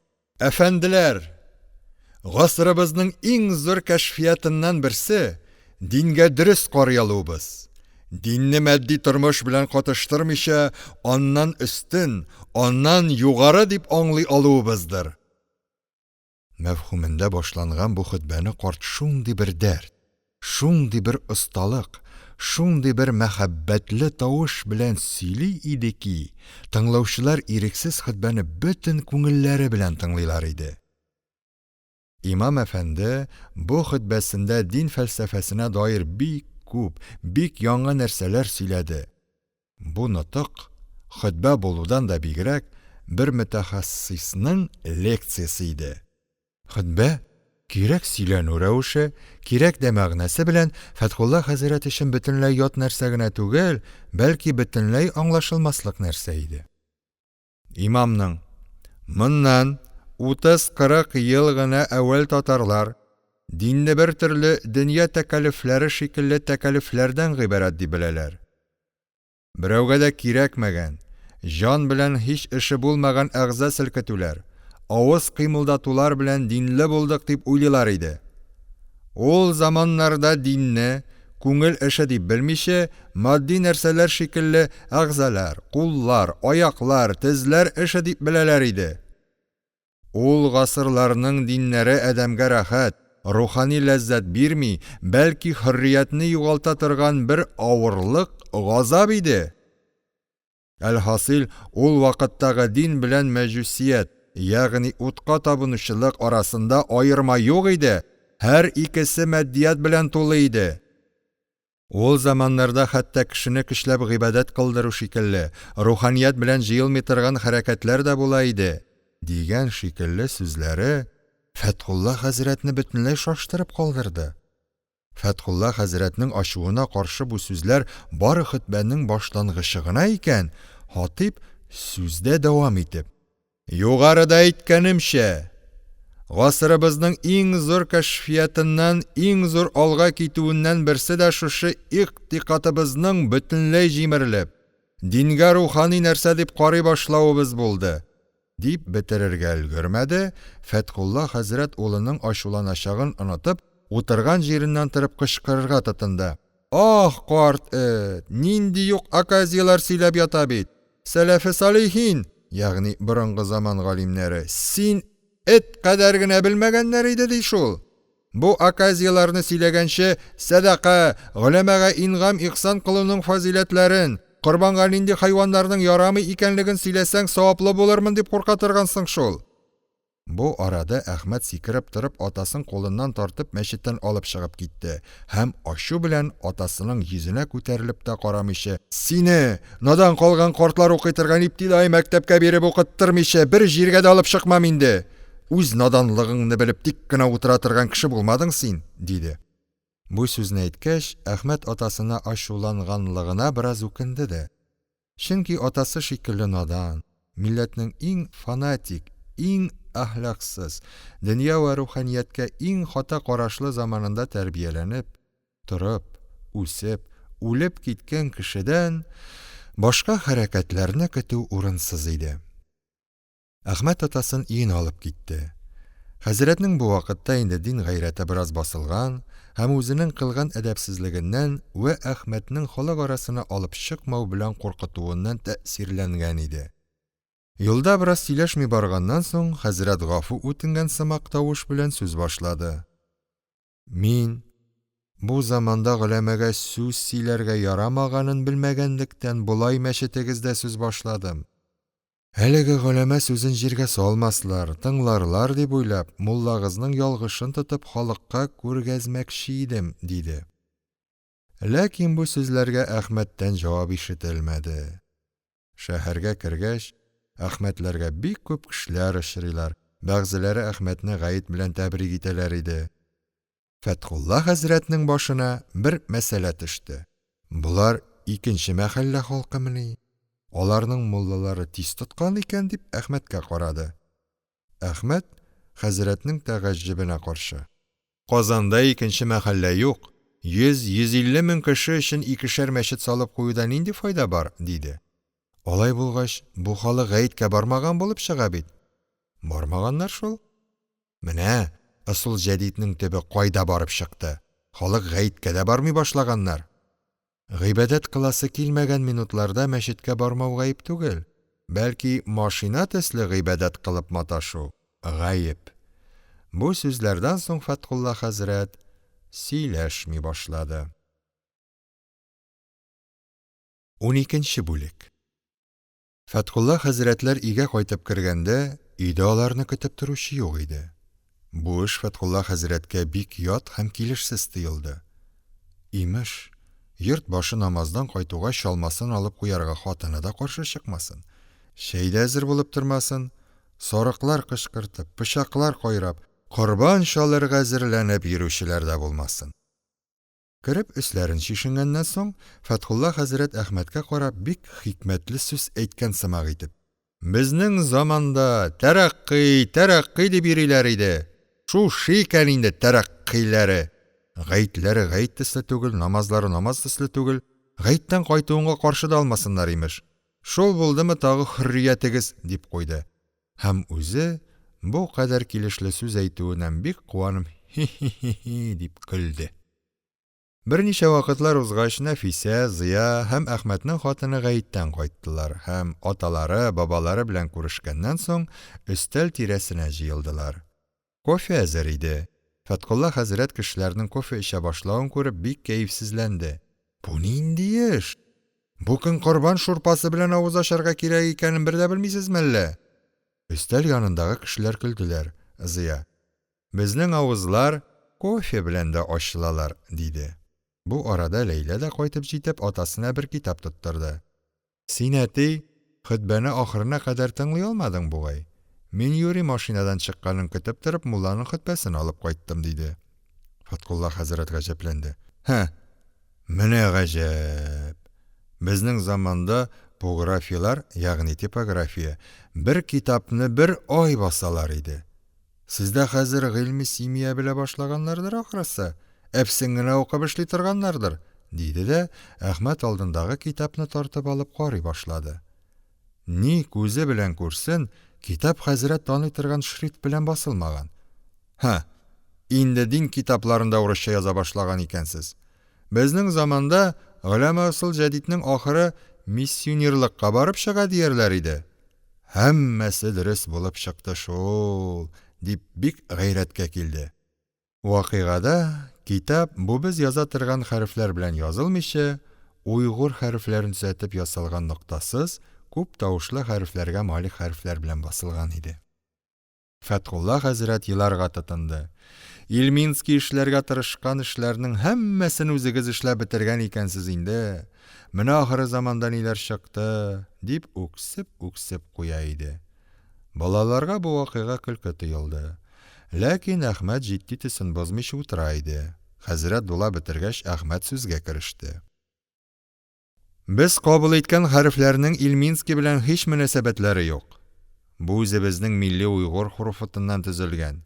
Ноктасыз һәм кирәк микъдарында тавышлы хәрефле, безнең сүзләр өчен җитешерлек хуруфат. Безгә моны кабул итү күп тырышулардан соң гына мөмкин булды. Хәзер Госманлы төрекләрдә гарәп хәрефләренең безнең төрек-монгол телләренә муафиq түгеллекне белделәр һәм төзәтелгән уйгыр хуруфатын кабул иттеләр, диде. Һәм озын сөйләп, нокталы хәрефләрнең истигъмал өчен бик уңайсызлаган, гарәп хәрефләре шикелле тавышлы, ягъни хәрәкә урынына языла торган, хәрефләре җитешлексез хуруфат белән һичбер төрле имла ясарга мөмкин түгел икәнчелекне бәян итте. Фәтхулла хәзрәт авызын турсайтты. Бу вакытка кадәр тик утырган Ләйлә бабасына карап көлә башлады. Бабай, тагын нәфис мәлгунегезне тота алмыйча ятка кала яздыгыз бит. Мин ниге ятка калыйм? Хатын-кызга ят ул. Хатын-кыз фитнәсе ул. Менә гаҗәп, сез бер кызга ябыша башлагыз да, сезнең өчен тагы кыз ук гаепле булсын. Сез искеләр гаҗәп дәрәҗәдә мантыксыз буласыз икән. Бу сүздән ачуланып, Фәтхулла хәзрәт авыз-борнын тагы да турсайтып, үзенең авыз ачмаган икәнен дә онытып, шупыр-шупыр кофе эчәргә тотынды. Тик торырга яратмаган Ләйлә тагы бабасына сөаль бирде. Бабай, мәчеттә нигә дип яулык җәеп утырган идегез? Нигә дип булсын? Халыкта дин бетмәс борын гөләмә һәммәсе шулай яулык җәеп, гаит сайын сәдака җыялар иде. Фу, нинди шакшы эш. Рәис рухани булган кеше сәдака алсын имеш. Бу да булдымы инде тәрәккый? Сәдака алырга да ярамасын имеш. Хөррият дигән булдылар. Хөрриятләрен әйтер идем дә шул, тормышларын әйтер идем, дип Фәтхулла хәзрәт бераз корсагын киерә төште. Һәм әүвәл заманнарда гаиттән кайтып, акча санауларның нинди кызык булганлыгын, хәзер андый кызыклар калмаган икәнлеген сөйләде. Бу вакытта Әхмәт Нәфисә белән Ләйләгә карап, Бәйрәм ариясын җырлагыз әле диде. Фәтхулла хәзрәт тәмам аптырап калды. Ата булып, үзенең кызларыңны җырларга өйрәткәч инде, дип әллә нәрсә генә әйтә башлаган иде. Бу арада Нәфисә рояльдә уйный башлады. Озакламады, Ләйләнең матур, бик матур тавышы да, бар күңеллелек бөтен дөньяда, бар бер ям бүген, нәрсәдән бу? Билгеле, бәйрәм бүген дип башлап китте. Моның музыкасы шул кадәр шатлыклы, шул кадәр җанлы иде ки, Ләйлә туташының тавышы илә кушылып, тыңлаучыны шатлык дөньясына алып китә иде. Хәзрәт башлаган сүзен онытты, ул үзендә дә җырлыйсы килә башлауны тоя иде. Музыка ахырга килгән саен, Фәтхулла хәзрәтнең сабыры да җуела бара иде. Ләйлә туташ ахыргы шигырьне җырлый башлады. Тыңладым әкрен генә искәндә бәйрәм көн җилен. Бу җирдә Фәтхулла хәзрәт тә үз-үзен тыя алмады, бик ямьсез тавыш белән Ләйләгә кушылды да, «Каләм юнсаң озын юнгыл бутыны, хатын алсаң элек алгыл кытыны» дип җырлап җибәрде. Ләйлә һәм Нәфисә шаркылдап көлеп җибәрделәр дә, музыка һәм җыр тукталдылар. Фәтхулла хәзрәтнең бу хәрәкәте Ләйләнең җырлавыннан хасил булган эффектны бозганлык сәбәпле һәркемнең ачуын китерсә дә, аның авызын кыйгайтып, үз тавышыннан үзе кәефләнеп, күпернеп җырлап утыруы көләселәрне дә китерә иде. Нәфисә бабасының музыкадан бу кадәр мөтәәссир була торган табигатен күреп, аны бер кызык итәргә уйлады. Моннан 3 ел әүвәл бер татар тарафыннан уйлап чыгарылган Фәрештә биюе исемле танец киен уйный башлады. Бу танец кие иң хәрәкәтле көйләрдән берсе иде. Моның музыкасының бөтен тамырларга үтүе сәбәпле әгъзалар үз алдына хәрәкәткә киләләр иде. Фәтхулла хәзрәт чыдаша алмады, урыныннан сикереп торып, бармакларын шартлатып, кыек басып, мыш-мыш мышкылдап, пышкырып биергә тотынды. Нәфисә музыканы җәһәтләтә, хәзрәт тә гайрәтләнә бара һәм ара-тирә «Эх, менә торабыз ичмасам дөньяда, менә типтерәбез» дип кычкырып куя иде. Бу күренештән бөтен йорт халкы егылып көлделәр.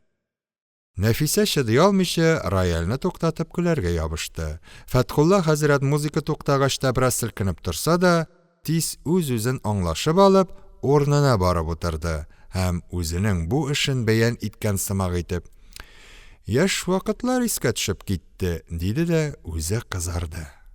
Бу арада Ләйлә дә, «Бабай, бая гына сез тормышларын әйтер идем шул» дигән идегез, әмма биергә тотынгач, «Эх, менә торабыз ичмасам дөньяда» дип кычкырдыгыз, дип көлеп куйды. Сәгать 11 тулганда өйдәге халык клубка бәйрәм котлашу мәҗлесенә барырга хәзерләнә башладылар. Фәтхулла хәзрәт бу хәзерләнүне күргәч, коты чыгып, зиратка бара торганнардыр ахыры дип уйлады да кызларга карап: "Әллә сез атагыз белән зиратка да бармакчы буласызмы инде? Ятсызлар", дип сорады. Ләйлә: "Без зиратка бәйрәм түгел чакта барабыз", диде. Хәзрәт хатын-кызның зиратка баруы макрухы тәхрими, ягъни харамга якын икәнен бәян итеп караса да, илтифат итүче булмагач, соң әле кайда барырга хәзерләнәсез? Хәзерге заманда бәйрәм чәенә кунак көтү юкмыни инде, дип сорап сүзен алыштырды. Ләйлә: "Без хәзер клубка барабыз. Анда сәгать 1дә бәйрәм котлашу мәҗлесе була", дип җавап бирде дә, үзе прическалы чәченә кечкенә генә калфак кадап куйды һәм бик нәфис ак йоннан ясалган канатларны үзенә беркетте. Бу вакытта Ләйлә шул кадәр матур, шул кадәр латыйф иде ки, аның хакыйкый фәрештә икәненә ихтикат итәсе килә иде. Шул арада хәзрәтнең икенче бүлмәдән чыгып килә торган Нәфисәгә күзләре төште. Ул да апасы белән пардан киенгән ва аның шикелле үк фәрештәләнгән иде. Хәзрәт берничә минутлар булардан күзләрен ала алмый торды. Хәтта шушы кадәр матурланып, ирләр арасына барырга оялмыйсызмы дип сорарга да уйлаган иде. Ләкин Ләйләнең дин вә мәгишәт айгыры дип көлүеннән курыкты. Кинәт кенә хәзрәт үз-үзендә клубка барасы килүне тойды һәм Әхмәткә карап: "Мине дә кунакка алып бара торгансыз бит", диде.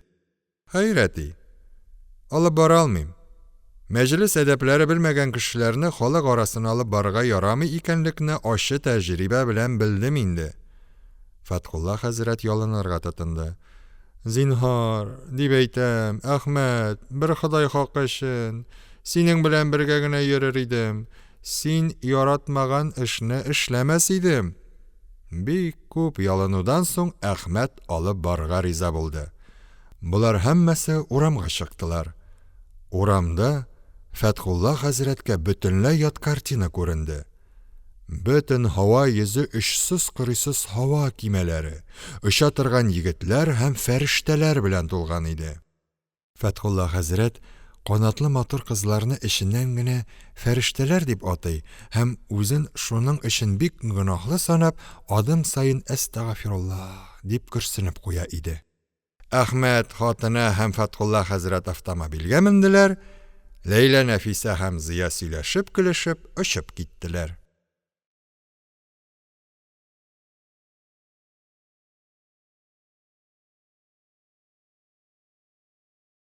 Фатих Әмирхан. Фәтхулла хәзрәт.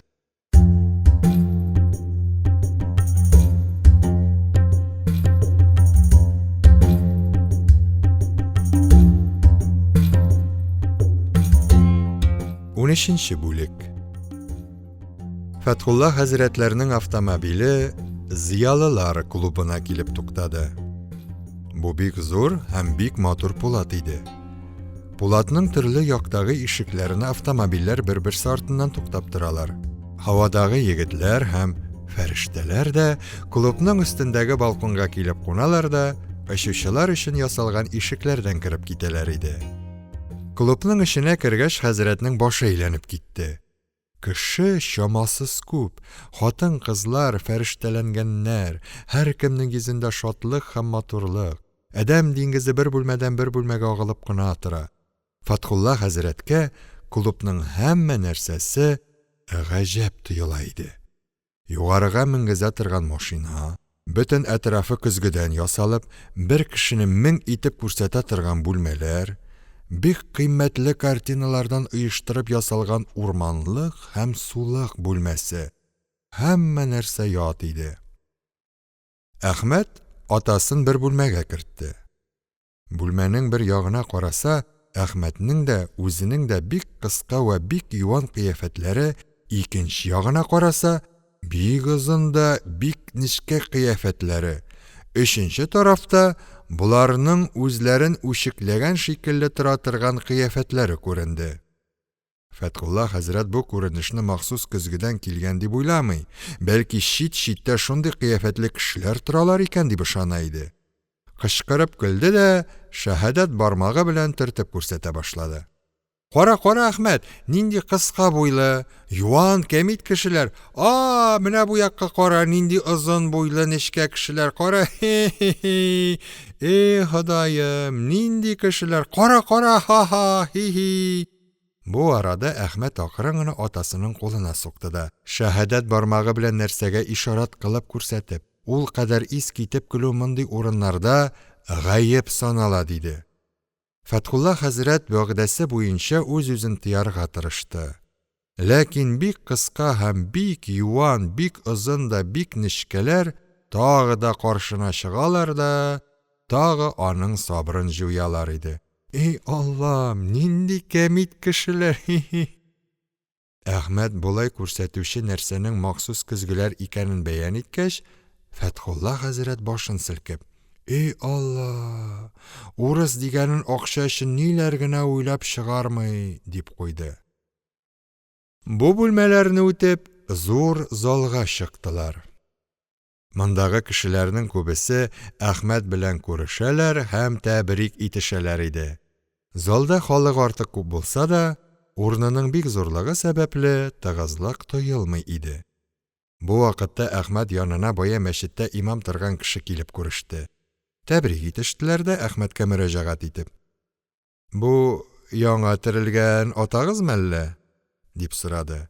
Әхмәт шулай икәнен бәян иткәч, Мулла Фәтхулла хәзрәт белән белештерергә үтенде. Әхмәт белештерде. Мулла гаит белән тәбрик иткәннән соң хәзрәткә мөрәҗәгать итеп, Хәзрәт, дөньяның хәзерге тормышы сезне бик гаҗәпләндермиме? Дип сорады. Фәтхулла хәзрәт Муллага ачу күзе белән карап алды да, динне бетергән икәнсез инде. Ходай каршында син мәс'ул, ягъни җаваплы инде, дип җавап бирде.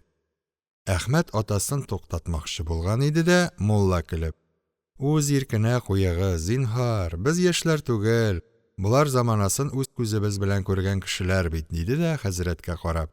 Сезнең заманның дине бетебрәк китте шул, диде.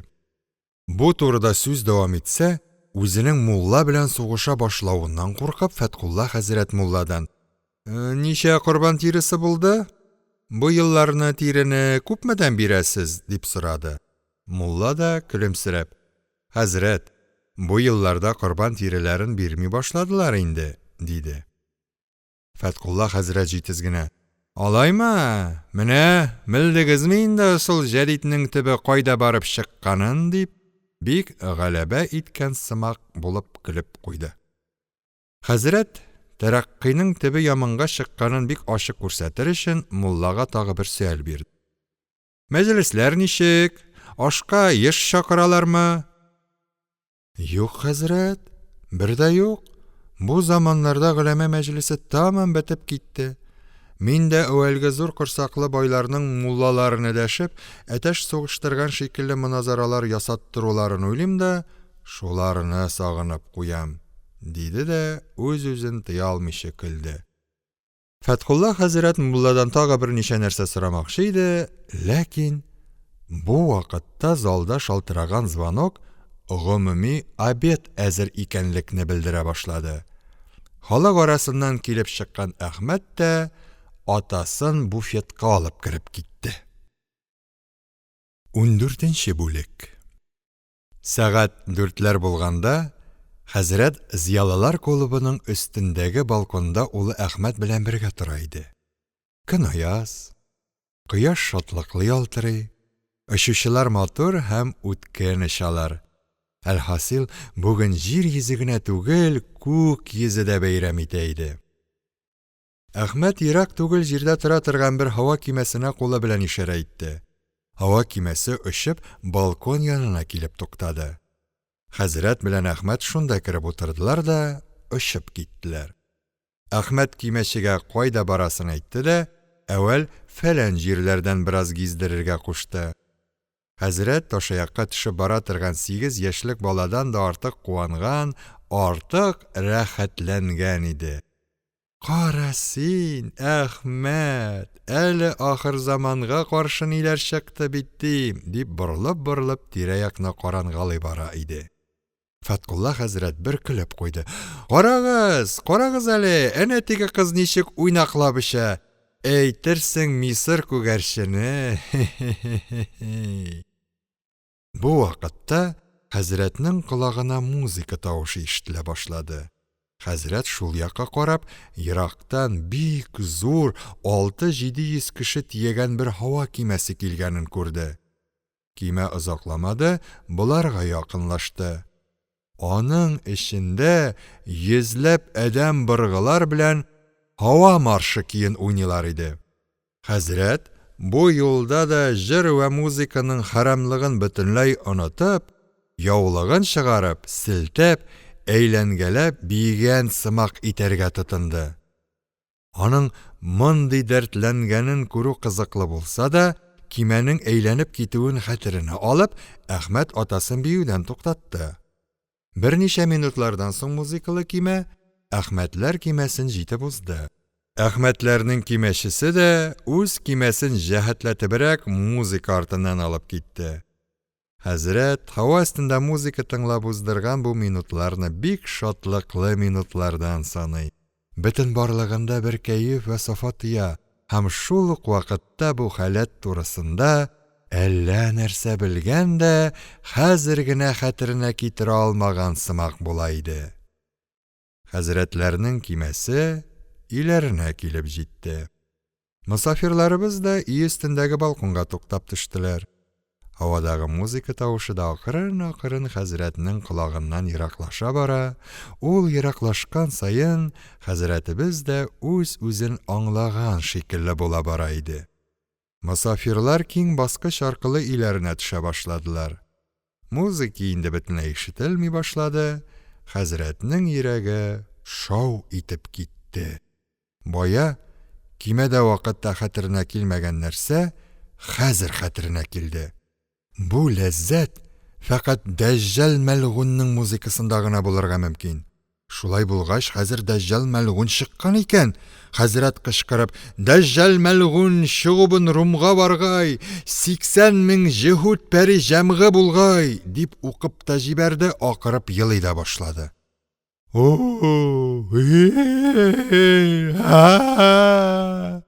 Дәҗҗал мәлгун чыккан, бу эшләр һәммәсе аның фитнәсе.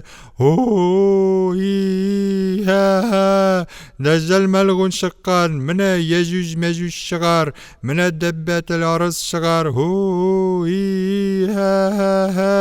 Менә Дәббәтел Арыз чыгар, харап булдык. 15-нче бүлек. Хәзрәтне елавыннан туктатыр өчен Әхмәт нервный ауруларны гипноз белән шифаландыра торган доктор чакырырга мәҗбүр булды. Яшь нервный аурулар докторы әүвәл вакыйганы аңламый торса да, Әхмәт атасы аңламый торган бер тел белән вакыйганы сөйләгәч, үзенең ни өчен чакыртылганын белде һәм тиз генә Фәтхулла хәзрәтнең янына килеп, кулыннан тотмакчы булды.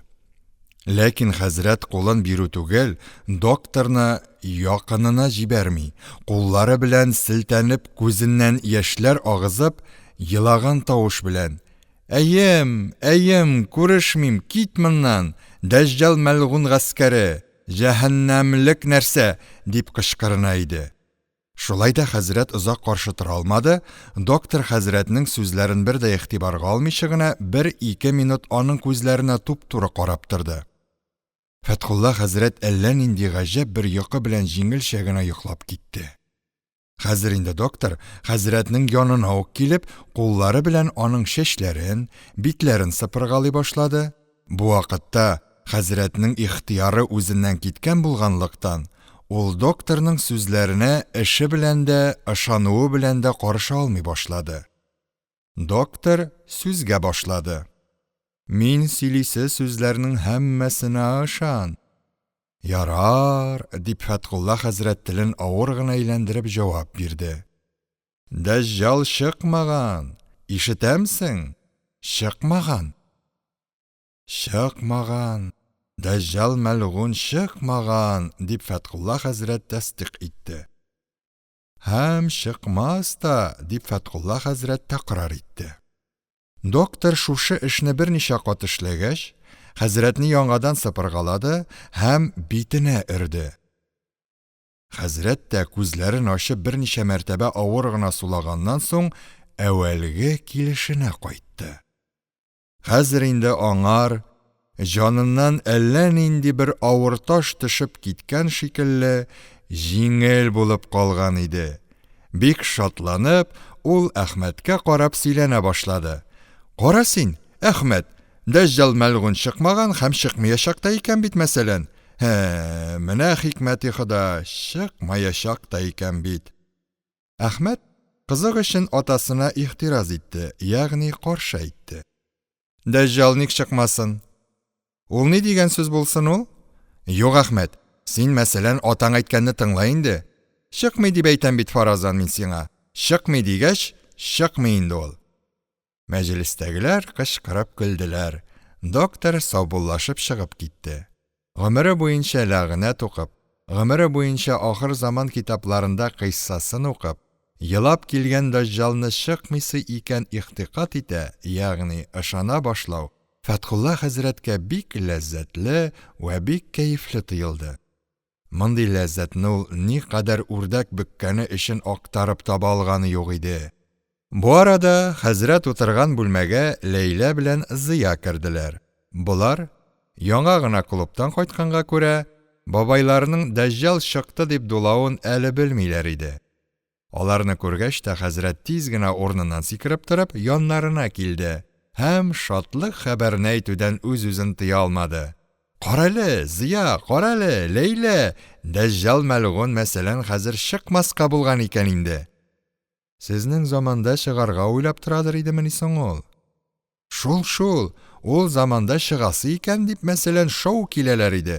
Хәзер инде фаразан чыкмаска булган, дип Фәтхулла хәзрәт шатлыгыннан балалар шикелле бер аягы белән тыраклап алды да яңадан.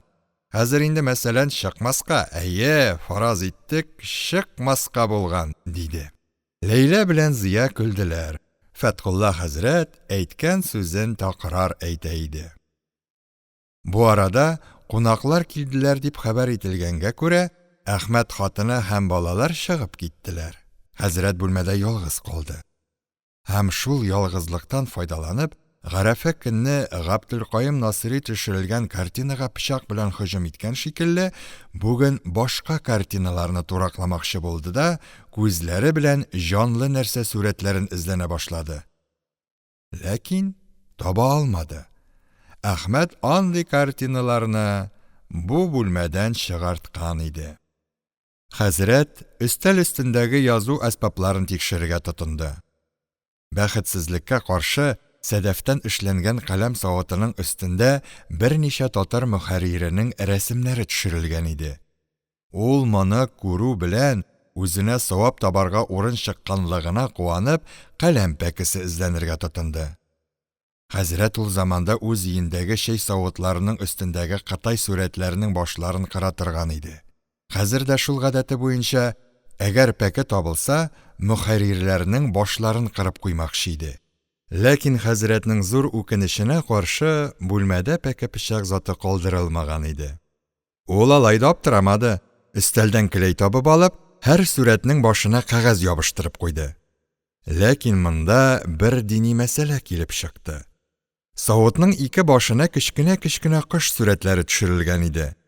Хәзрәт бу кыш сурәтләренең чебеннән зурмы, кечкенәме икәнлекләрен аермачык белми иде.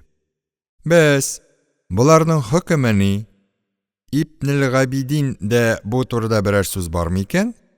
Хәзрәт озак уйлаганнан соң, ихтият, ягъни саклану ягын тотарга кирәк дип, буларга да кәгазь ябыштырып куйды. Хәзрәт бу җиһады фисаби лиллаһсын бетереп торганда гына, ягъни Алла юлындагы сугышын, бүлмәдә каты звонок тавышы яңгырады. Ул тавышның кайдан килгәнлеген уйлап өлгерә алмады, күз алдындагы стенага ябыштырылып куелган пыяла аркылы бер яшь җегетнең илтифатсыз гына басып торганлыгын күрде. Бу пыяла 20нче гасыр уртасының телефон көзгесе булып, сөйләшә торган кешене бөтен гәүдәсе белән күрсәтә, һәм белмәгән кеше бу пыяла күрсәткән нәрсәне чын кеше дип уйларлык итеп күрсәтә иде. Хәзрәт бу белемсез егетнең күренмичә генә бүлмәгә килеп керүеннән соң дәрәҗәдә гаҗәпләнеп: "Ни хәл? Ни кирәк, шибәр егет? Кайдан кирдең син?" дип сораштыра башларга һәм сүз арасында дәҗҗал чыкмаячак дигән шатлыклы хәбәрне аңар да әйтергә уйлап кына торганда, егет үзе сөйләшә башлады. "Ләйлә туташ идеме?" Фәтхулла хәзрәт сөйлисе сүзләрен дә, үзе сөйлисе шатлык хәбәрен дә тәмам онытты һәм бик гайрәткә килде дә: малай, шулай икән, мәсәлән, синең эш. Кыз катына дип мәсәлән кергән икәнсең. Юк, моннан чыгып кача алмассың, дип кычкырына башлады. Ләкин телефонның сүз җибәрә торган төше бу яктан бикле булганга күрә, теге егеткә бу гайрәтләр ишетелмиләр иде.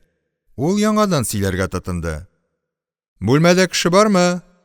Ләйлә туташны монда чакырсагыз ла." Хәзрәт тагы да кызды. "Ах, күзен чыккыры! Күз алдыңда фаразан, мин утыра торып, бүлмәдә кеше бармы дип сорый бит тагын. Ах, ятсыз бәдбәхет! Кыз янына килеп тагы, мәсәлән, кызны бабасыннан чакыртып китертмәкче. Ах, кабахат! Ах, нәҗес!" Телефонда яңадан звонок шалтырый. Егет яңадан сорый: "Бүлмәдә кеше бармы?" Фәтхулла хәзрәт шыдаша алмый, урыныннан сикереп тора һәм үз күкрәгенә йодрыгы белән бәрә-бәрә кычкырына башлый. "Ах, күзен чыккан нәрсә, ах, җир бит! Мин кеше булмый фараз иттек, нәрсә соң, ятсыз!" Теге тарафтан бу гайрәтләрнең берсен дә ишетмәгән егет яңадан сорый: "Бүлмәдә берәү дә юкмыни?" Фәтхулла хәзрәт йодрыкларын күтәрә, аяклары белән идәнгә тибә-тибә яңадан кычкырына: "Җитәр, бәдбәхет! Ник болай мине фаразан мыскыл итәсең? Ах, җир бит! Ах, мәлгун! Кыз янына кереп, әле үзе уялу юк, мәсәлән, ак сакаллы бер мәхәллә имамын мыскыл итә бит! Ах, йөзең кара! Мин, мәсәлән, кеше булмый атаң башымыни?" Хәзрәт бер вакыт егетнең өстенә һөҗүм итәргә уйласа да, аның артык таза гәүдәсен хәтеренә алып, уйлаганын эшләргә база алмый калды. Яңадан звонок шалтырый. Яңадан егет сөйли: "Ләйлә туташны телефонга дәшсәгезлә." Йөзең кара, хәзер телеграмга дигән буласыңмыни?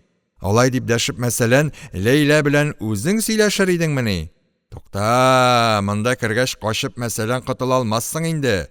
Мин кызның фаразан атасына хәбәр бирәм, дип Фәтхулла хәзрәт бүлмәдән җилтерәп чыгып китә дә, егет качмасын өчен бүлмәсен өстән бикли.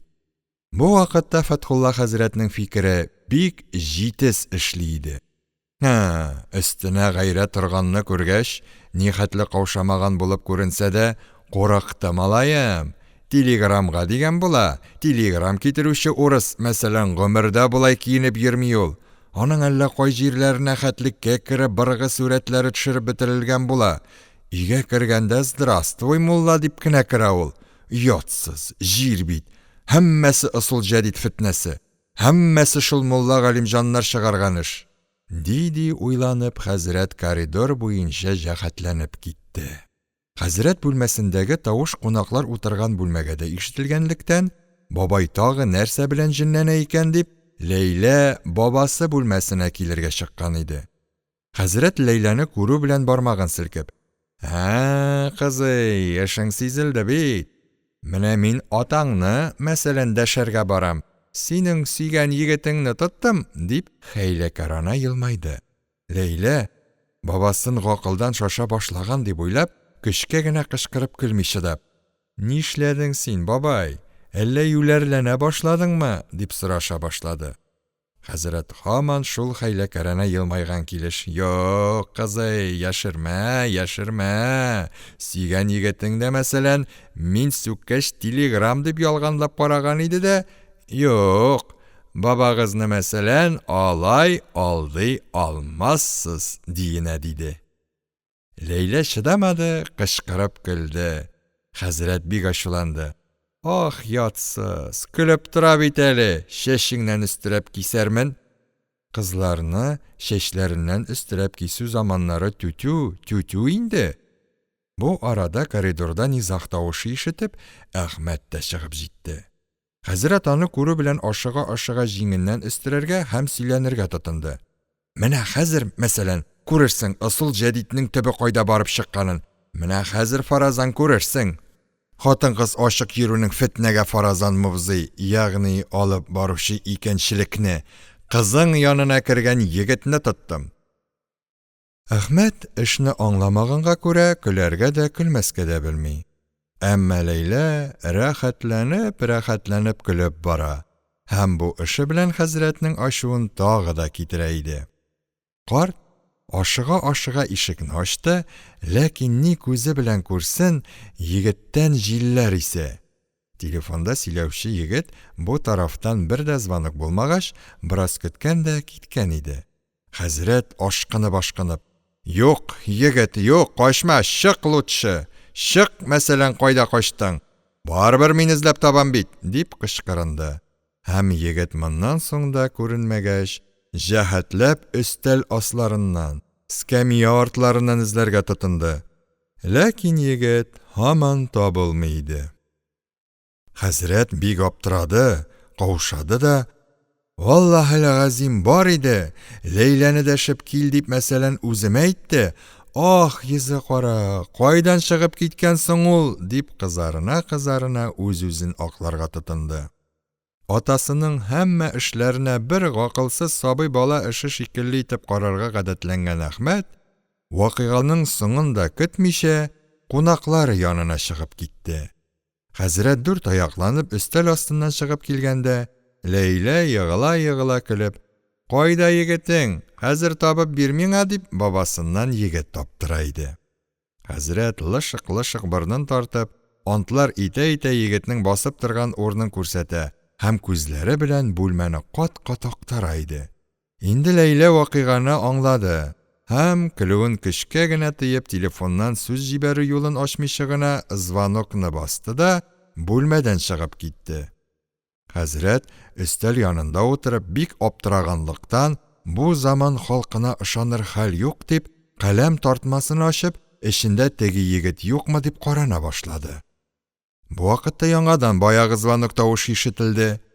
Хәзрәт үз алдында яңадан баягы егетне күрде дә, артык гаҗәпләнүеннән 1-2 минут сүздә дә шалмый торгач, көчкә генә: «Ах, разбойник, ах, бәдбәхет, кайда качып калдың син?» ди алды. Егет яңадан сөйли башлады. «Телефонда кем бар?» Хәзрәт тагы гайрәтләнде. «Ах, бәдбәхет, әле һаман телеграм дип мәсәлән алдамакчы буласың бит. Ах, разбойник, телеграм китерүче булгач, мәсәлән, ник сөяркәңнең атасын фараз иттек, дәшкәч качтың?»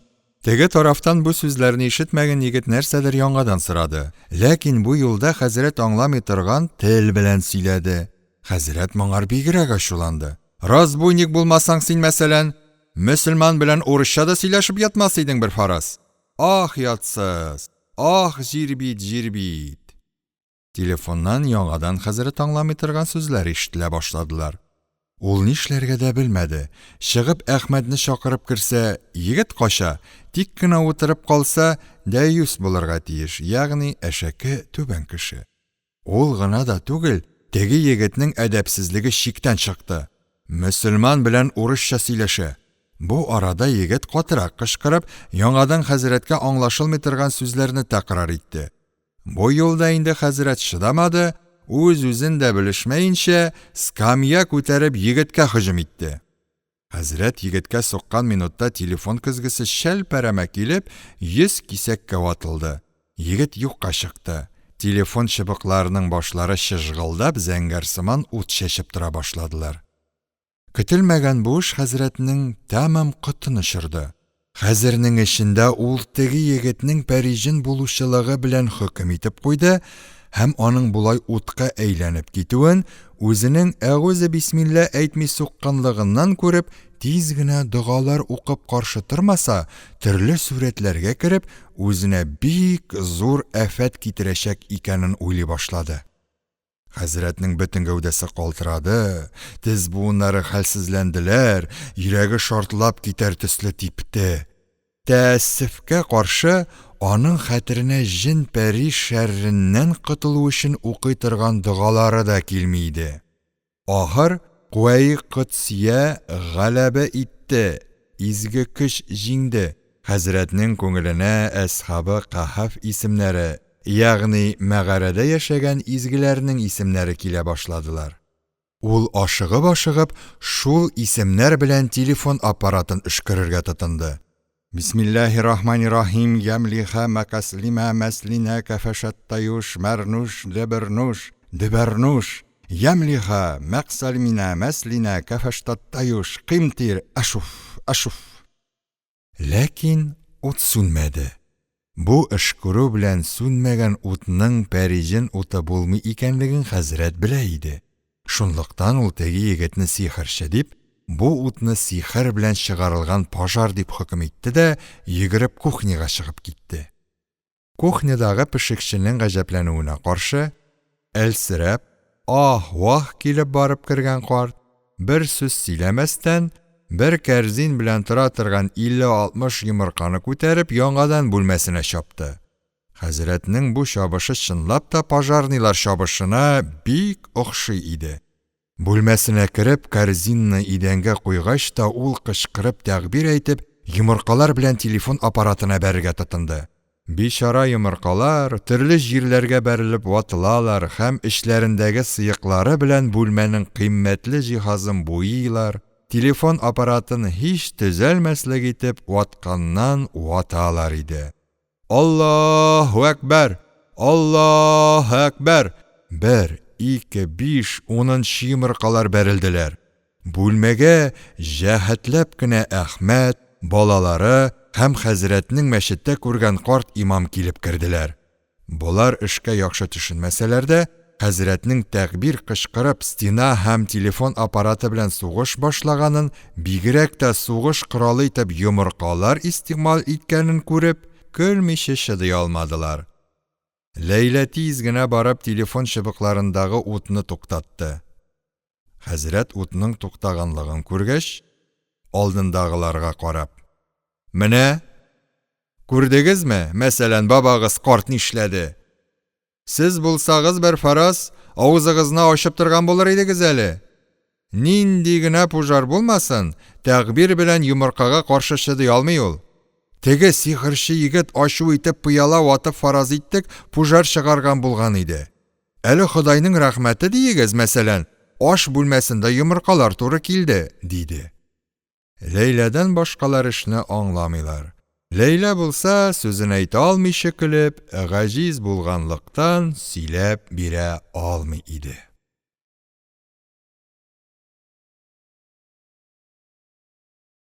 Фатих Әмирхан, Фәтхулла хәзрәт.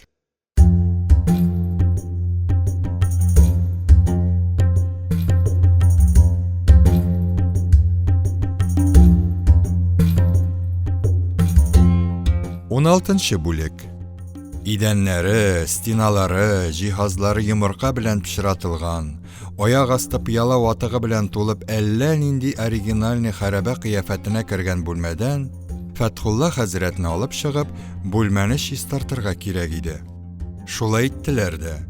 Хәзрәткә әвәл бу эшләренең урынсыз булганлыгын, әдәпсез егетне скамья белән әдәпкә китерү йорт вә телефон хуҗасы Әхмәтнең сул кесәсенә 500 сум чамасында торганлыгын һәм йомырка белән пожар сүндерү дә бик үк җиһазларны эштән чыгарганга күрә, Әхмәтнең шул ук кесәсенә шул ук чамада файдалы булып чыкканлыгын ачык аңлаттылар.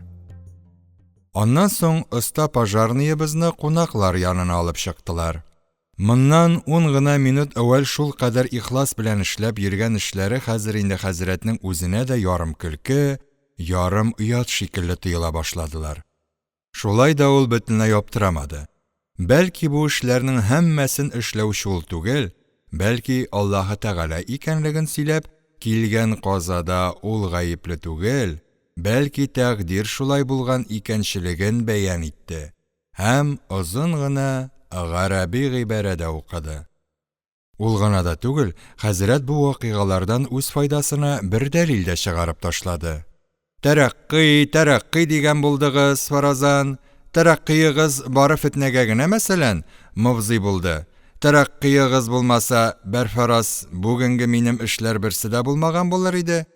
Әл-фитнәти наимәтен ләганаллаһы мән әй казыйхага караганда, мәсәлән, монды яна торган телеграмнар чыгарган, бәрфараз, кеше мәлгун була бит дип сөйләде. Һәм үзе сөйләгән бу сүзләргә үзе дә ышана башлап, үзенең көзгеле телефонны уйлап чыгарган кеше булмаганлыгына чынлап та куанып китте. Хәзрәтнең сүзләрен тыңлаган кешеләр көлделәр. Ләйлә ихтираз итте. Монда фитнә чыгарган нәрсә тәрәккый түгел, синең наданлыгың, бабакай. Син әйткән сүзләр дөрес булсалар, телефон уйлап чыгарган кеше түгел, бәлки фитнә чыгарган надан син мәлгун буласың бит диде. Хәзрәт күзләрен акайтты да, әгүзу бисмилла әйтеп чит-читенә төкеренде. Ахыр кунаклар утырган бүлмәгә керделәр. Хәзрәт ни күзе белән күрсен, кофе өстәле тирәсендә 11-12 кеше утырганнар, араларында 5-6 хатын да бар. Әхмәтнең хатыны буларны сыйлап тора. Хәзрәт бер вакыт Әхмәтне читкә генә чакырып, «Үз хатыныңны үзең ничек итеп 5-6 ир арасында калдырып киттең?»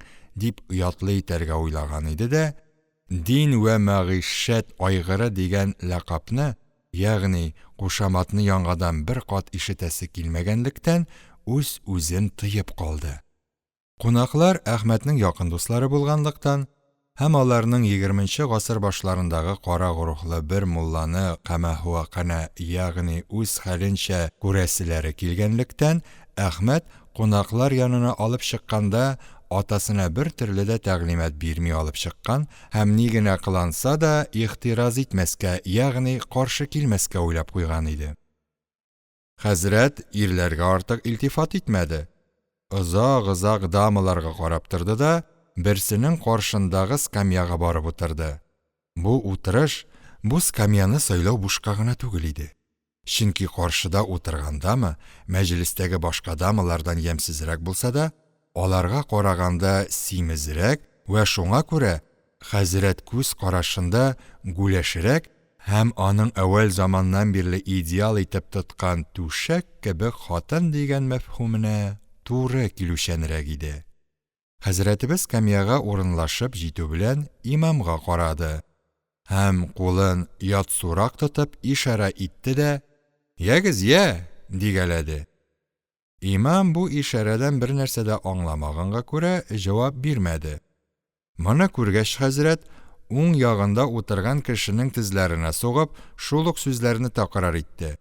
Ләкин күршесе дә бер нәрсә дә аңламады булырга кирәк. Гаҗәпсенеп, хәзрәткә карап тора башлады. Ахыр хәзрәт ике кулын күтәреп, «Раббиен зилни» дип ярым кычкырып, ярым акрын дуга укый башлады. Һәм «Вә әнтә хайрилгә» җиткәч, тамам итә алмастан купшы гына бер кикереп җибәрде. Шуңа күрә бу җөмлә «Вә әнтә хайрил гылдыр мөнзилин» булып чыкты. Ирләр илмайштылар. Дамалар бер-берсенә караштылар. Арадан берсе кулындагы яулыгы белән борынын каплады. Хәзрәт өстәл тирәсендә берничә эш белән бер юлы иштихал итә иде. Кикерә ашый, каршындагы дамага бер дә күзен алмыйча карый, һәм шул ук вакытта тавык тары чүпләгән шикелле итеп, үз алдындагы валчыкларны берәм-берәм чүпли иде. Шулай итеп, валчыкларын чүпләмәгән өчен имамны көлке ясап калдыру касты белән ул. «Милла, кем?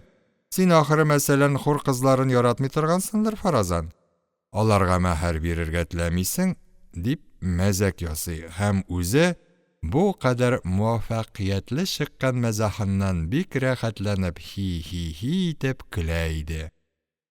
Кунакларның күбрәге, бигрәк тә дамалар хәзрәтнең морадын аңлый алмаганлыкларыннан аңар гаҗәпсенеп карап утыралар һәм имамнан берәр төрле бәян көтәләр иде. Имам да моны сизенеп, әүвәл заманда татарлар хур кызларына мәһәр дип искәтердәге бөтен валчыкны чүпләп бетерәләр иде, дип елмайды. Дамалар шыркылдашып көлделәр. Арадан берсе: «Бичара хурлар, бигрәк эшсез йөргәннәр икән», дип куйды. Утыра торгач, бер вакыт хәзрәт кинәт кенә урыныннан торды да имамга карап: «Әйдәле, мәсәлән, миллакым, теге якка чыгыйк әле, сиңа мәсәлән бер сүз бар», диде. Имам белән хәзрәт икенче бүлмәгә чыгып киттеләр. Кунаклар елмаешып аларның артларыннан карап калдылар. Бүлмәгә чыккач та, хәзрәт ишекне ныклап ябып куйды да, имамның корсагына баш бармагы белән бер мәртәбә төртеп сүз башлады. «Син, милла кем, ишетмәгәнсеңдер әле, Фаразан. Хәзер бер хәбәр бар бит». «Нинди хәбәр?» «Мәхәллә халкына мәсәлән сөйләмәслек булсаң, сер итеп кенә бер фараз әйтим. Хәзер инде Фаразан Дәҗҗал галәйһилләгънә чыкмыячак булган икән». «Әйе, чыкмыйсы инде мәсәлән». Имам Фатхулла хәзрәтнең ни сәбәпле булай дип уйлый башлаганын Әхмәттән ишетеп белә иде. Шуңа күрә аз гына көлми чыдап: «Мондый шатлы хәбәр булгач, халыкка әйтми ярамас шул, хәзрәт. Мин бүген үк таратырмын бу хәбәрне», диде. Хәзрәт аптырап куркынып: «Юк, миллакым, һәммә эшне мәсәлән гавамга әйтсәң, алар фараз иттек сансызлана башлыйлар. Инде бик әйтәм дисең икән мәсәлән, ул вакытта бер Ходай өчен дим, бу хәбәрнең фаразан миннән чыкканлыгы беленмәсенле», дип ялынырга тотынды. Имам вәгъдә биргәч, хәзрәт тынычлап шатлык хәбәрне яңадан бер кат кайтарып әйтте. «Әйе, мәсәлән, хәзер чыкмаска уйлаганды инде». Хәбәрне әйтеп бетергәч, хәзрәт инде тәмам кунаклар бүлмәсенә чыгарга хәзерләнгән иде. Имам әфәнде аны туктатып икенче нәрсә турысында сүз башлады. «Хәзрәт, сезнең вәзинайл гайни ан-назарин, ягъни күз зинасы караудыр дигән хәдисне ишеткәнегез бармы?» Бар, миллакым. Мин мәсәлән, асыл җәдидчеләргә каршы фараз иттек. Бу хәдисне тыгып, фәтвалар да язып тараттым. Алай булгач, ник каршыгызда утыра торган хатынга ул кадәр туры карыйсыз соң?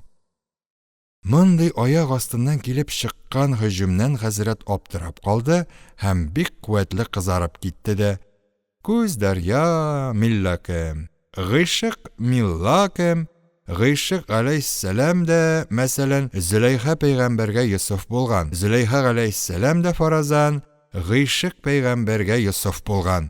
Йосыф галәйһиссәлам дә бер фараз, гыйшык пәйгамбәргә Зөләйха булган», дип әйтәсе килгән сүзен әйтә алмыйынча йөдәде. Ахиреләмер кунаклар янына чыктылар. 17нче бүлек. Сәгать 7 тулганда Әхмәтнең кунаклары китеп беттеләр. Ул үзе һәм гаиләсе шәһәр театрына барырга хәзерләнә башладылар. Фәтхулла хәзрәт татар театрына дигән сүзне ишеткәч бик гайрәткә килеп: «Теләсәгез кайда барыгыз? Мәсәлән, теләсәгез нинди начар урында фаразан булыгыз. Ләкин татар театрына мәсәлән барырга миннән рөхсәт юк», дип сүгенергә тотынды. Ләкин аның сүзләрен берәү дә санга алмады.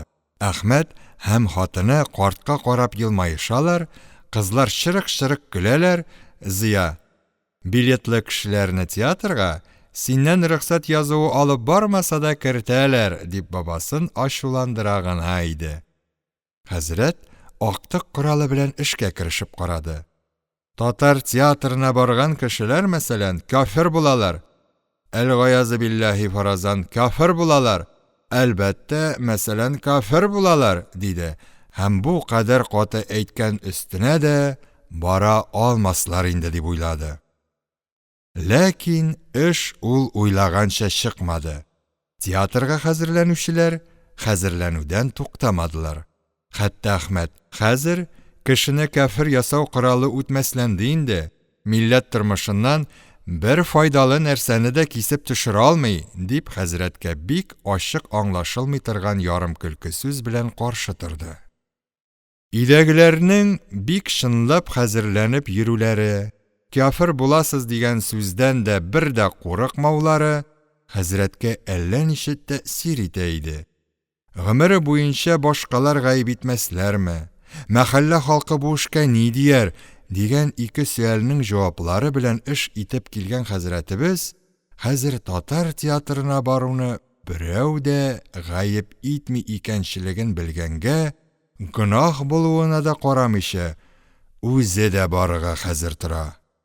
Ләкин ул үзен Әхмәттән кыстаттырып, кыямәт көнендә гөнаһысын шайтан мәлгун белән Әхмәткә йөкләтеп калдырырга юл хәзерли иде. Кызлар һәм түшәк шикелле хатыннар буласын белгәнгә күрә, хәзрәтнең театрга барасы бик килә башлады. Ул кинәт тавышын үзгәртеп Әхмәттән: театрга баруның җавазына, ягъни рөхсәт ителүенә, мәсәлән, хәзер берәр гыйбарә таптыгызмы соң? Дип сорады да, Әхмәт берәр гарәби гыйбарә укып китәр дип көтеп торды. Әгәр эш ул көткәнчә чыккан булса, мәфтәбих булмаган кавыл, ягъни фәтва бирелмәгән сүз булса да, ярар инде дигән булып, хәйләи шәргый ясап, театрга барырга уйлап куйган иде, ләкин Әхмәтнең җавабы көтелмәгәнчәрәк чыкты. Нинди юләр, фәлән нәрсә хәләлме, хараммы дип гыйбарә эзләп утырсын. Хәләлгә дә, харамга да бер гыйбарә дә кирәкми, фәлән дә кирәкми. Әхлакка зарар итмәгән һәммә нәрсә хәләл, әхлакка зарар иткән һәммә нәрсә харам. Менә аның гыйбарәсе. Хәзрәт мондый китапта юк сүзне сөйләгән өчен Әхмәткә эшеннән бик рәнҗесә дә, театрга барудан коры калырмын дип куркып, сүзен озайтмады. 18-нче бүлек. Халык хәзерләнеп беткәндә, хәзрәт тә Әхмәтнең музей бүлмәсеннән күзләренә сөрмә тартып чыгып килә иде. Ул чыгу белән кызларга карап сөйләргә тотынды. Менә хәзер фаразан мине күреп карасыннар инде. 14 яшьлек ике кызга бер фараз. Бер юлы яучы җибәрсәм дә гаеп ит алмаслар, мәсәлән, хи-хи-хи.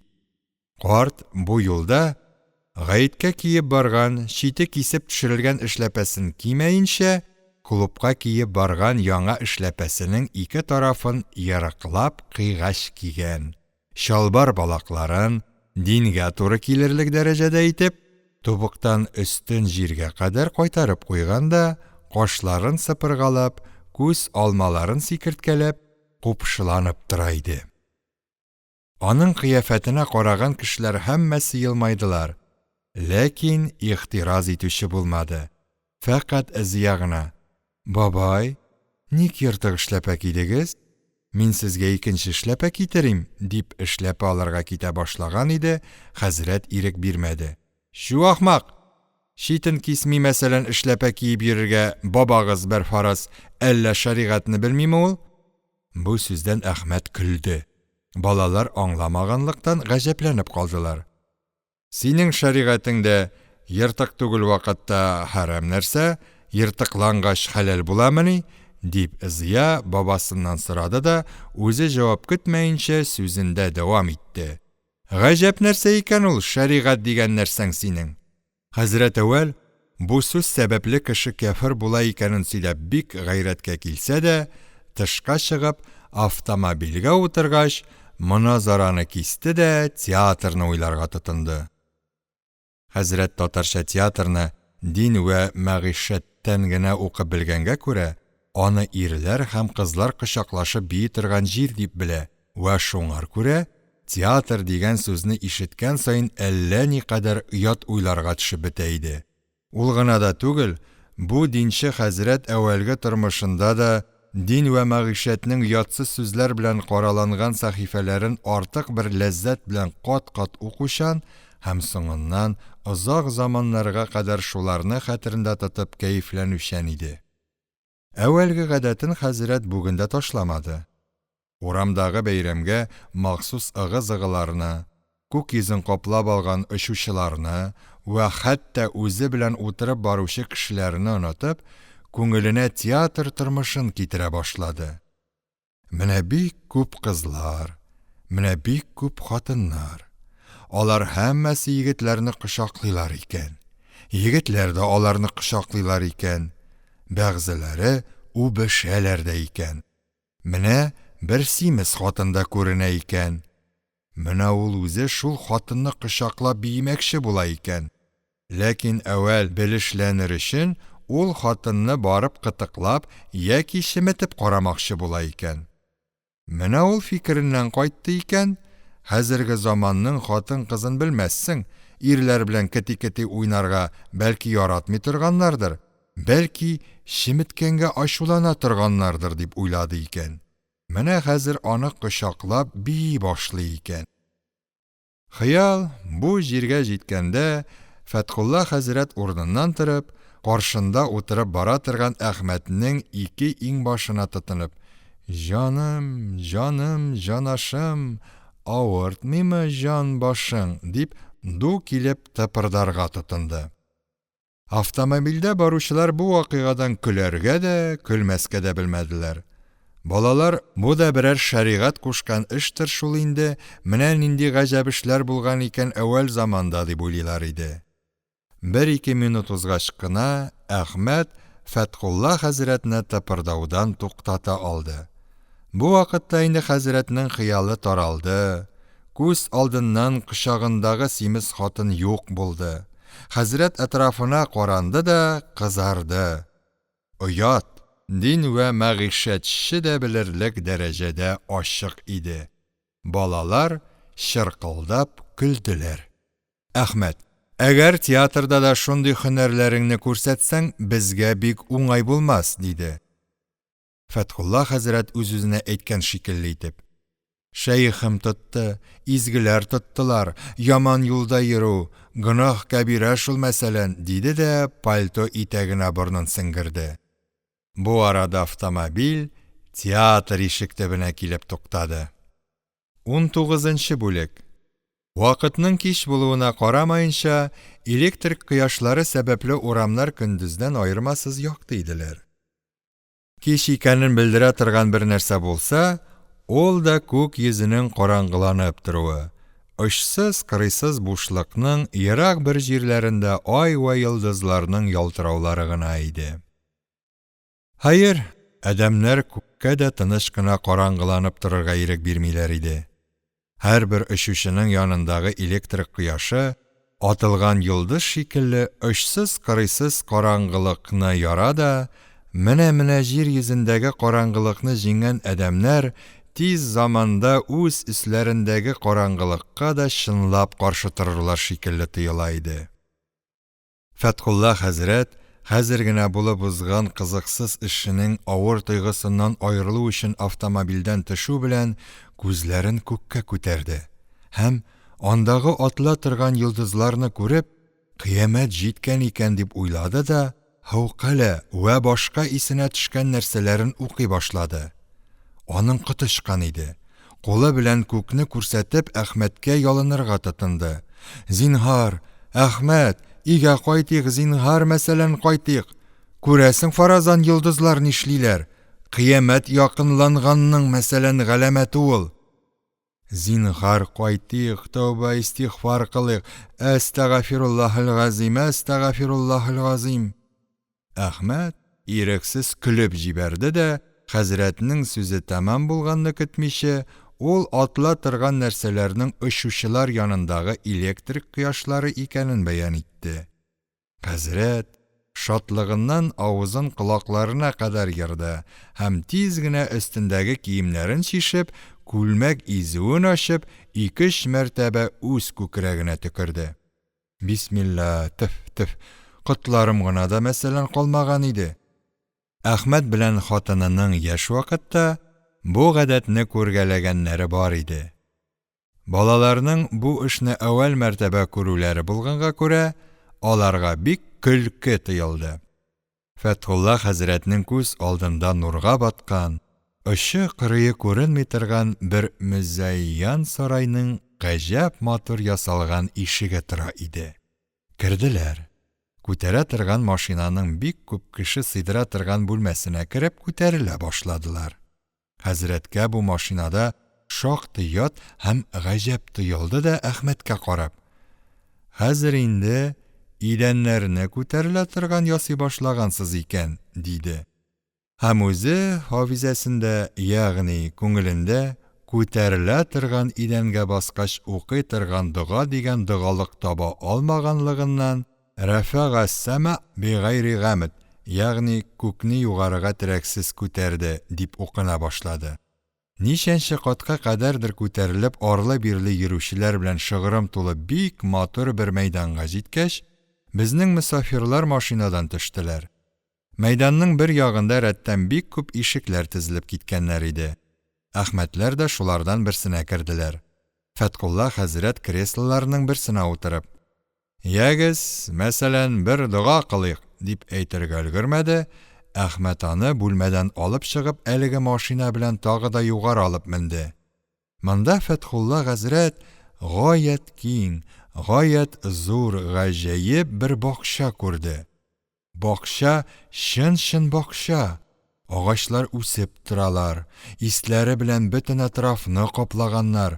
Аларның ботакларында гаҗәеп тавышлы, гаҗәеп төстәге электрик кошлары гаҗәеп көйләр сайрыйлар иде.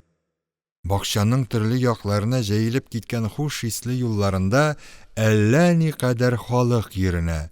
Урта бер җирдә фақат скрипкалардан гына корылган бер оркестр уйнап, бөтен тирә-якны музыканың сихерле тәэсиренә чумдыра иде. Фәткулла хәзрәтнең башы тәмам әйләнде. Ул бу бакчага ничек килеп чыкканлыгын бер дә аңлый алмый иде. Әхмәттән сораштыра башлады.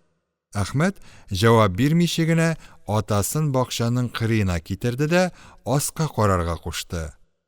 Хәзрәт бигрәк тә артык тәгаҗҗибенә каршы үзеннән ничә сажыннар түбәндә җир йөзен күрде һәм дә бу бакчаның түбә өстенә ясалган бакча икәнен аңлады.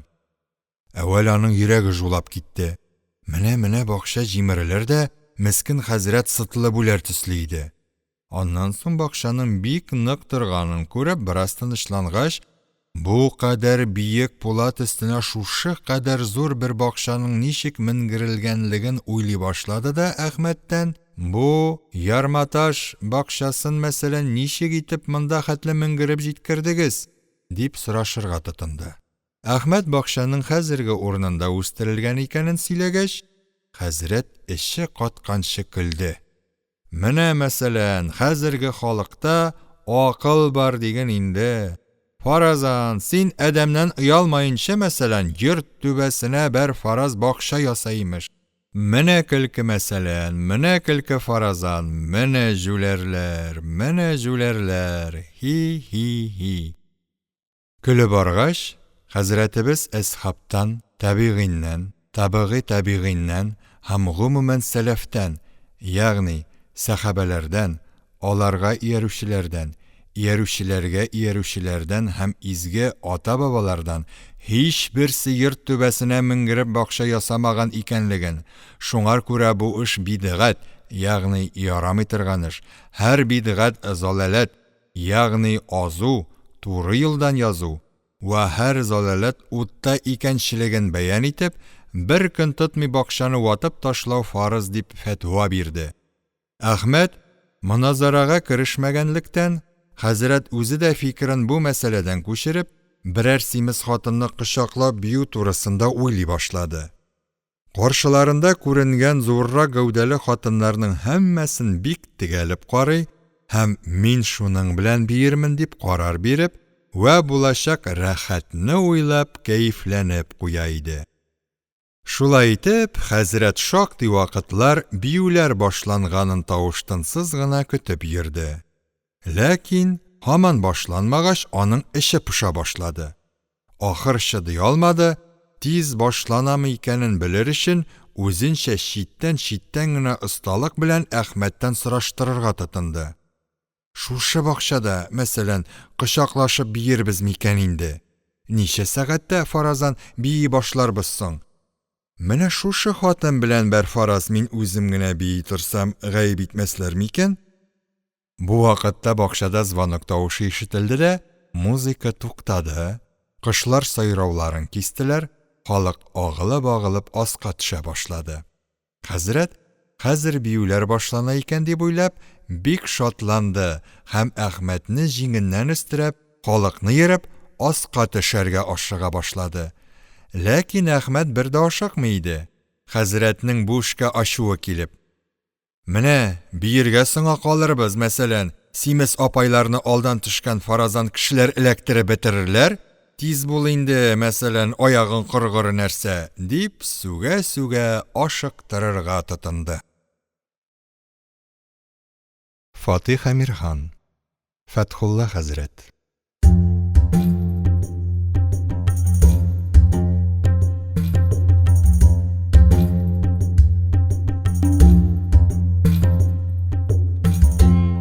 Егерменче бүлек.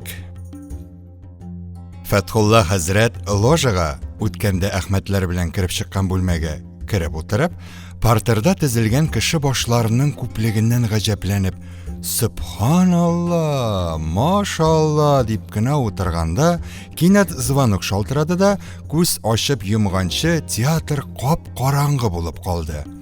Хәзрәт: «Харап булдык, мәсәлән, Әхмәт Худайдан газап иңә бит» дип әйтеп өлгермәде, пәрдә күтәрелде. Яктылык күргәч, ул бераз тынычланды һәм эшнең соңын көтеп калды. Бу кич театрда әвәл Ифрат мәзмум, ягъни шиктән ашу яман эш дигән 2 пәрдәле комедия ва аннан соң Дин саклаучылар дигән 3 пәрдәле трагикомедия куелачаклар иде. Пәрдә ачылып җитү белән сценага, театрда уен күрсәтелә торган җирдә 30-35 яшьләрдә бер ир кеше керде. Кеше өстенә билсез, купшы тегелгән татар казакие, башына кара кәләпүш, аякларына штиблетлар кигән һәм казаки якасы эченнән катыргы яка куйган иде.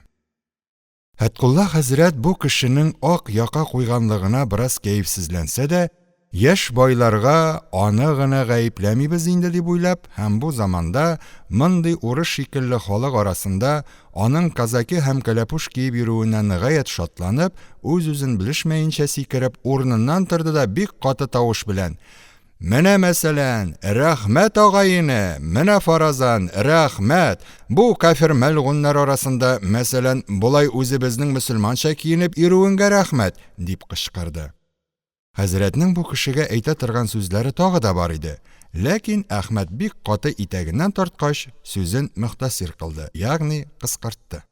Бөтен театр халкы бу көтелмәгән тавыштан бик аптырап, күзләре белән тавышланучы әдәпсезне эзли башлады. Әхмәт атасының колагына гына бөгелеп, әгәр ул яңадан шундый берәр тавыш чыгара калса, театрдан куып чыгарылачак икәнен белдерде. Сценадагы кеше өстәл янында тора торган скамьяга аякларын бөкләп менеп утырды да халыкка карап: «Авропаның гадәтен кабул итәм дигәч тә ифрат ярамый. Ифрат һәр эштә мәзмум. Скамьясын кабул ит, әмма аяк салындырып утыруы ансы ифрат инде», диде. Тыңлаучылар пырх итеп көлеп җибәрделәр. Әмма хәзрәтнең бу кешегә булган ихласы тагы да арта төште. Кеше сцена ишегенәрәк карап: «Хатын! Хатын! Син әйтәм!» дип кычкырды. Сцена ишегеннән яулыгын арттан бәйләгән бер хатын керә башлаган иде. Кеше каушабрак: «Шу хатын, нишләвең бу? Пәрдә төшерелмәгән, син чәчләреңне яшермәенчә бу бүлмәгә кермәкче буласың» дип кычкырды. Хатын яулыгын төшереп алдан бәйләп ир янына килде. Кеше хатынының йөзен һәм кулларының беләзекләренә кадәр булган җирләрен күрсәтеп, сүзендә дәвам итте.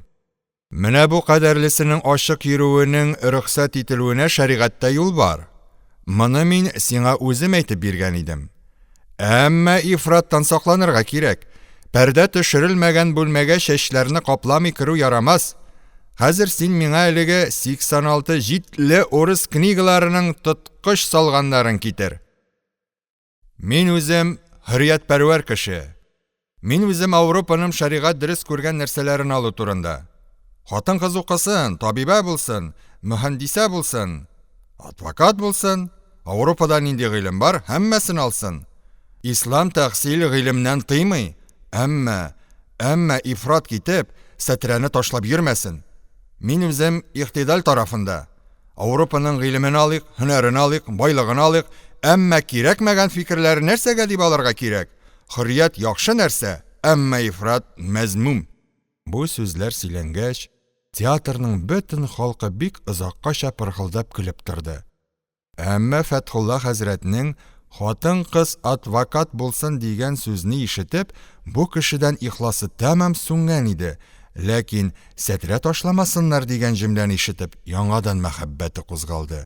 Ләкин адвокат булгач чапан бөркәнеп йөрми шул инде ул, дип ихтираз итәсе бик килде.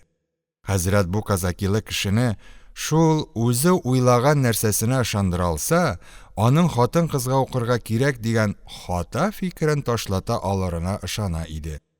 Бу вакытта сцена ишегеннән 10 җилд китап күтәреп, теге хатын килеп керде дә, китапларын өстәл өстенә куеп чыгып та китте. Кеше янындагы озынча кәгазьгә язарга тотынды. Язганнарны үзе кычкырып укый да бара иде. Чыдаша алмыйм, дип кеше үзенең хәзер генә язган нәрсәсен укыды да халыкка карап: "Бу мәкаләм шәп чыгарга шый. Исем нинди шәп", диде. Театр халкы яңадан пырхылдап көлеп җибәрде. Кеше бераз вакыт башын кашып торганнан соң халыкка карап яңадан сөйләнә башлады. "Рәхмәте илаһия гомуми" дип язганнар. "Бирмәм, Ходай боерса, бирмәм дигәч бирмәм.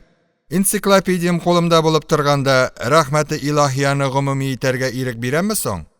Энциклопедиядан 10 кеше исеме табып куйган идем. Менә бу мәкаләгә ничек итеп булса да шул исемнәрне кертеп бетерергә кирәк. Мәкалә эрерәк чыга.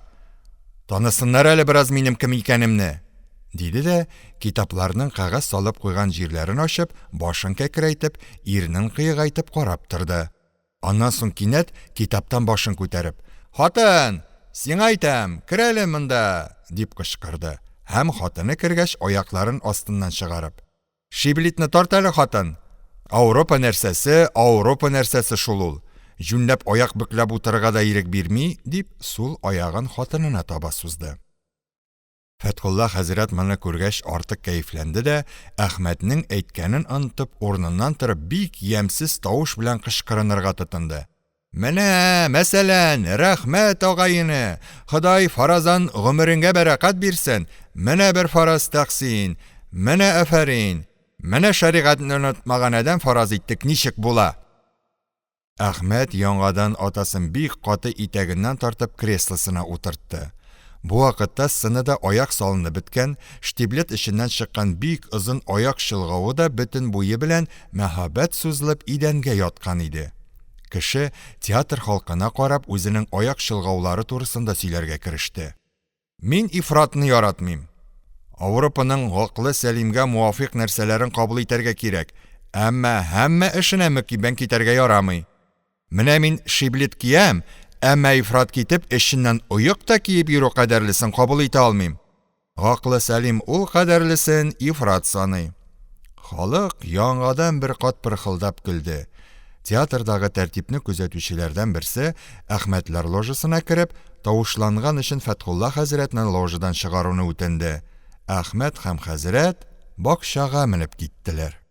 21-нче бүлек. Икенче пәрдә ачылыр алдыннан хәзрәт белән Әхмәт яңадан ложада утыралар иде. Хәзрәтебез инде бая күреп куанган татарның чынлап андый кеше түгел, бәлки шундый кеше булып уйнап күрсәтүче генә икәнен Әхмәттән ишетеп белгән ва шуңар күрә бик кәефсезләнгән иде. Икенче тарафтан кычаклашып биешүнең һаман башланмавы да хәзрәтне бик рәхәтсезләндерә иде. Хәзрәтнең күңелен юата торган бер нәрсә булса, ул да бу киләсе пәрдәдә берәр кәмит нәрсә күрсәтерләр дип көтү генә иде. Пәрдә ачылды. Ләкин кәмит нәрсә күренмәде. Бәлки шул әүвәлге пәрдәдә күренгән кеше килеп чыкты. Хәзрәт бушка чуланып: "Театрыгызга ТМ, Тәрәккыйгызга ТМ диде дә, креслосын әйләндереп, сценага аркасы ложа ишегенә йөзе белән каршы утырды. Зыя бабасының колагына бөкрәеп, сез дин вә мәгишәтчеләр һәр җөмләгә берәр шакшы сүз кыстырмый сөйли дә белмисез ахры, диде. Хәзрәт ачуланып авызын турсайтты, ләкин җавап бирмәде. Һәм шулай утырып, ярты сәгать тавыш-тынсыз гына биюләр башлануны көтсә дә, һаман башланмагач акрын гына Әхмәтнең колагына бөкрәеп, шәһадәт бармагы белән күрше ложадагы бер даманы күрсәтеп, Әхмәт, мин мәсәлән әнә шул матур апай белән кочаклашып, бер фараз бии торсам ничек булыр икән диде. Ләкин Әхмәт күзләрен акайтып карап, тик кенә утыр, дигәч, пәрдә төшкәнче ятим бала төсле мискенләнеп утырып торды. Бу уен беткәч, Әхмәт белән Фәтхулла хәзрәт бакчага менделәр. Бакчада буларга Имам әфәнде дә очрады. 22нче бүлек. Дин саклаучылар уенының әүвәлге пәрдәсе ачылыр алдыннан Фәтхулла хәзрәт театрның әүвәлге рәтендә имамның күршесе креслода утырып тора иде. Имам әфәнде кулына уен программасын тотып, хәзрәткә бәгъзе нәрсәләр сөйләп утыра иде. Программада язылганча, бу пьесада Ишми-Ишан дигән бер җүләр, Вәли Мулла дигән бер вакыф кызгыны, Мулла Сабирҗан әл-Хөсәйни дигән бер көнче вә башка берничә иске схоластика тарафдарлары һәм башка чүлмәк кимәк, аякка күлмәк кимәк, динсезлекне мәүҗүбме исемендәге бер рисалә мусанифы яңа схоластика тарафдары мөшәрәкәт итәчәкләр иде. Утлар сүнделәр. Сан эчендә бик каты моназара тавышы ишетелә башлады. Пәрдә ачылып китүгә Фәтхулла хәзрәт ни күзе белән күрсен, зур-зур шалмалы, яшел чапанлы хәзрәтләр пылау тирәсенә утырышып, кулларын бутап, төкерекләрен чәчеп, бер-берсенә йодрыклар белән кизәнеп, моназара кылышып торалар. Хәзрәт бу күренештән чиксез куанды да, ничек итеп булса да, булар янына керергә уйлый башлады. Ләкин бераздан башында эшләпә вә астында урыс киеме икәнен исенә төшереп, ул фикереннән кайтты да, шушы кыяфәттә килештеге хәзрәтләрнең күзләренә күренүдән куркып, креслоның түренәрәк яшеренде һәм йөзен сцена тарафына күрсәтмәскәрәк тырышып утыра башлады. Шактый вакыт узгач, сценада хәзрәтләр берәм-берәм тавышлары каралып, туктый башладылар. Һәркем тукта беткәч, Ишми җүләр моназараны бетермәкче булып борын эченнән генә. Ягъни мәсәлән, бу сүзләрдән аңлашылды ки, тозны ике генә бармак белән кабучылар көллесе кяфир булып, җәһәннәмдә әбәдә, ягъни мәңге калачаклардыр, дип бәян итте. Ләкин вакыф кызгыны Вәли Мулла моңа риза булмады. Лә нусаллим, лә нусаллим, лә нусаллим, 3 бармак мәсәлән белән кабучылар мәсәлән, кафир 3 бармак мәсәлән белән кабучылар мәсәлән, кафир дип кычкырынырга тотынды. Моңа каршы Ишми җүләр Вәли хәзә, син үзең кафир дип кычкырды да, пылаулы тарелкасын вакыф кызгыны өстенә атып бәрде. Хәметләр улсын, тарелка вакыф кызгыны башына тимәенчә идәнгә төште. Фәтхулла хәзрәтнең рәхмәт тәкъсир фаразан. Галәмәгә әдәпсезлек иткән малакасусларны бер фараз шулай итәргә кирәк дип кычкырасы бик килсә дә, әлеге каһәр суккан эшләпә тагы кычкыртмый калдырды. Бу арада сценага башына аршын ярым озынлыктагы фәс кигән бер яшь адәм керде. Моны күрү белән Ишми-Ишан: "Башына кызыл шәй кигәнлектән кызылбаш вәкилле кызылбаш кафир!" дип кычкырды. Яңа схоластика тарафдарлары әфәнде бу сүзгә бер дә илтифат итмәенчә бер нытык сөйли башлады. "Әфәнделәрем, безнең милләте исламия мотлак иттифак вә иттихад итмәли. Безнең милләте исламия мотлак Авропалыларга рәддия вә мөдәфәгаләр язмалый. Безнең милләте исламия, әфәнделәрем, иске схоластикаи тәрик идеп, яңа схоластика ихтирак итмәли." Ишми юләр чыдаша алмый урыныннан сикереп торып: "Бу кафир ихтирак диде, ихтирак, вәҗибил вүҗүд сифаты. Бу сүзе белән кафир булды. mürted buldu. Fedvai, Qazihan sözüne binaen, bu kafirnin üstünden danus yasa vecibeyi, zimmeyi, her mümin ve müslim ve ahvan din, deyip kışkırdı. Mulla Sabirjan El-Hüseyni de ornundan yartılaytırıp, bu gıybere hadiste yok. Mana silegen adam müptedih, yani bızuşu, mızil, yani yoldan yazdırışı bula. Köp ayet ve hadiske binaen, bunun üstünden danus yasav, her bir hadimil millet ve din adamlarga tiyişli bula, dedi. Vakıf kızgını hazrette, bu gıybere, mesela, Hadikayı şerhi tarikada da yok. Bu kişi, ol sözü bilen mesela zindik buldu. Da milla işmi bilen milla sabir anın üstünden mesela danus yasasalar mesela.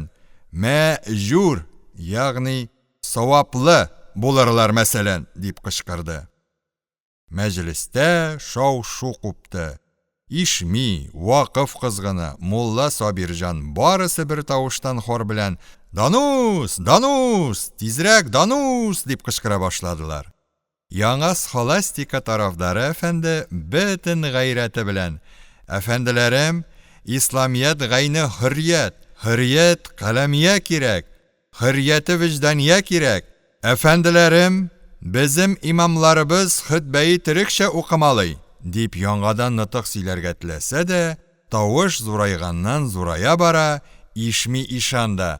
"Mürted buldun, katilin farız" deyip kışkıraydı.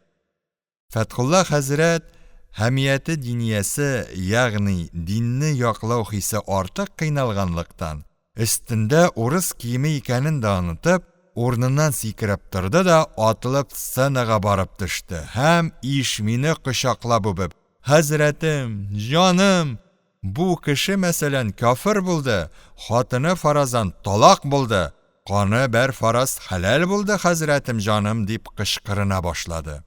Tiyatr halkı kötülmegen bu vakigadan bik aptırashta kaldı. Oyun tamam bulmağına qaramayınca perde düşürdüler.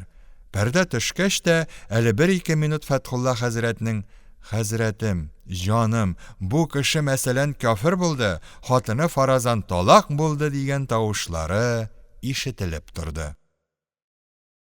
Fatih Emirhan, Fethullah Hazret.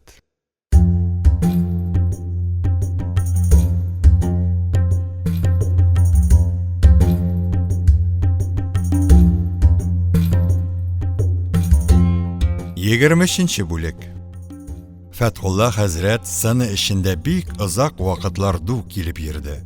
Ol ali işmi işen rolün oynavşı artistinin moynuna asılınıp, mağlayından öbe, ali vakıf kızgını Hazret rolün oynavşı artistinin yanakların öbe. Hem Hazret işanğa mesela biraz edepsizlik itken bulsan da farazan, zorlar arasına kirişu bizning iş tugil, diye. Әлі ondan da kitip, яңа схоластика tarafdары efendi rolünü oynavşı artistqa "Dəhri, kafir, məlğun" deyip yıdırık kürsete. Hem yangadan kilip işmi rolün oynavşı artistinin kulun uberge tutuna idi. Vakıganı anlayalmay aptırap kalgan artistlar şakti vakit nişlerge de bilmey Fethullah Hazretinin kılanışın koraptırdılar. Alarının birisi de Hazretinin divana ikenligine şüphe etmey. Fakat mındı divananı tiyatrga alıp kelgen kişinin gakılsızlığına gına hayran kolalar idi. Hazretibizning hamiyeti diniyesi qo'zg'algandan qo'zg'ala bara, hem yaңа схоластика tarafdары efendiga her bir yıdırık ko'rsatuvunda düşmanlık uti tagı da ortig'iroq qaynaydi. Hazret şıdaşa almadı. Said Battal G'azi simanroq etib, "Şahit kitsem de meselen, Riza, sen melğun farazan dünyani azdirding" deyip nag'ra urgan siman bir tavuş çıkardı. Hem qo'lin Zülfaqarga, yani din ekiyetlerindeki bik utkin qilishqa o'xshatibroq tutib, yaңа схоластика tarafdары efendi rolün oynagan artistning üstüne atıldı. Lakin bu soğuşning ahiri Hazretning o'zi için hayır bulup çıkmadı. İşning qay derecege jitkenin ko'rgan sahna xizmetçileri Hazretibizni tutib ulgirdilar. Бу вакытта имам әфәнде һәм Әхмәт сәхнәгә кереп җитеп, театр мөдиренә Фәтхулла хәзрәтнең кем икәнчелеген сөйли башладылар. Хәзрәт бөтен көче белән сәхнә хезмәтчеләре кулыннан ышкынырга тырыша. Артистлар һәм театр мөдире бик гаҗәпләнеп вә бер төрле мөстәгъзиянә, ягъни кимсетеп елмаеп, хәзрәтне бик текмәкләп карыйлар иде. Хәзрәт үз көче белән хезмәтчеләр кулыннан ышкына алмагач, ишми ролен уйнаучы артистка күзләрен тутырып карады да: "Хәзрәтем, җаным, бу кафирләргә мәсәлән ирек бирмәсәнә, хәзрәтем, җаным, Ходай юлында бәрфараз йөргән, Хода өчен фаразан тырышкан бер бәндәне күз алдыгызда харап иттермәсәгезлә, зинһар, хәзрәтем дим", дип ялынып карады. Ләкин артист җавап бирмәенчә елмаеп тора иде. Бу арада Сабирҗан әл-Хөсәйни ролен уйнаучы артист кесәсеннән сигара чыгарып кабызды да бик кәефләнеп төтен эчәргә кереште. Хәзрәт бичара аптыравыннан катып калды. Зәйнулла Ишан мәдрәсәсендә зур хәлфә булып чыккан, дин вә мәгишәткә мәкаләләр язган, үзе шикелле үк бер мәсләктәшенең халык күз алдында мимеш шикелле сигарка тартып торуы Фәтхулла хәзрәтнең миенә һич сыя алмый иде. Фәтхулла хәзрәт ишми ролен уйнаучы артистка күзен текте дә: Менә ишми хәзрәт бу әдәпсезлеге өчен Сабирҗан әл-Хөсәйнигә һөҗүм итәр һәм һәр икесе бик нык сугышырлар дип көтеп калды. Ләкин хәзрәт сугышны күрергә муаффак булмады. Аны көчләп алып чыгып киттеләр. 24нче бүлек. Фәтхулла хәзрәтне өйгә алып кайтыр өчен театрдан алып чыгып автомобильгә утырттылар. Автомобиль урыныннан кузгалып киткәч кенә хәзрәтебез аңга килде. Бу вакытка кадәр ул Сабирҗан мулланың ишми алдында сигарка тартуыннан аптырап, ярым аек, ярым исерек килеш иде. Хәзрәт бөтен тавышы белән акырып еларга тотынды һәм: "Ник миңа бәрфараз, хәзрәтем, җаным белән сөхбәт итәргә, ягъни сөйләшергә, мәсәлән, ирек бирмәдегез? Ник мине фаразан гөләмә мәҗлесеннән җәберләп алып чыктыгыз?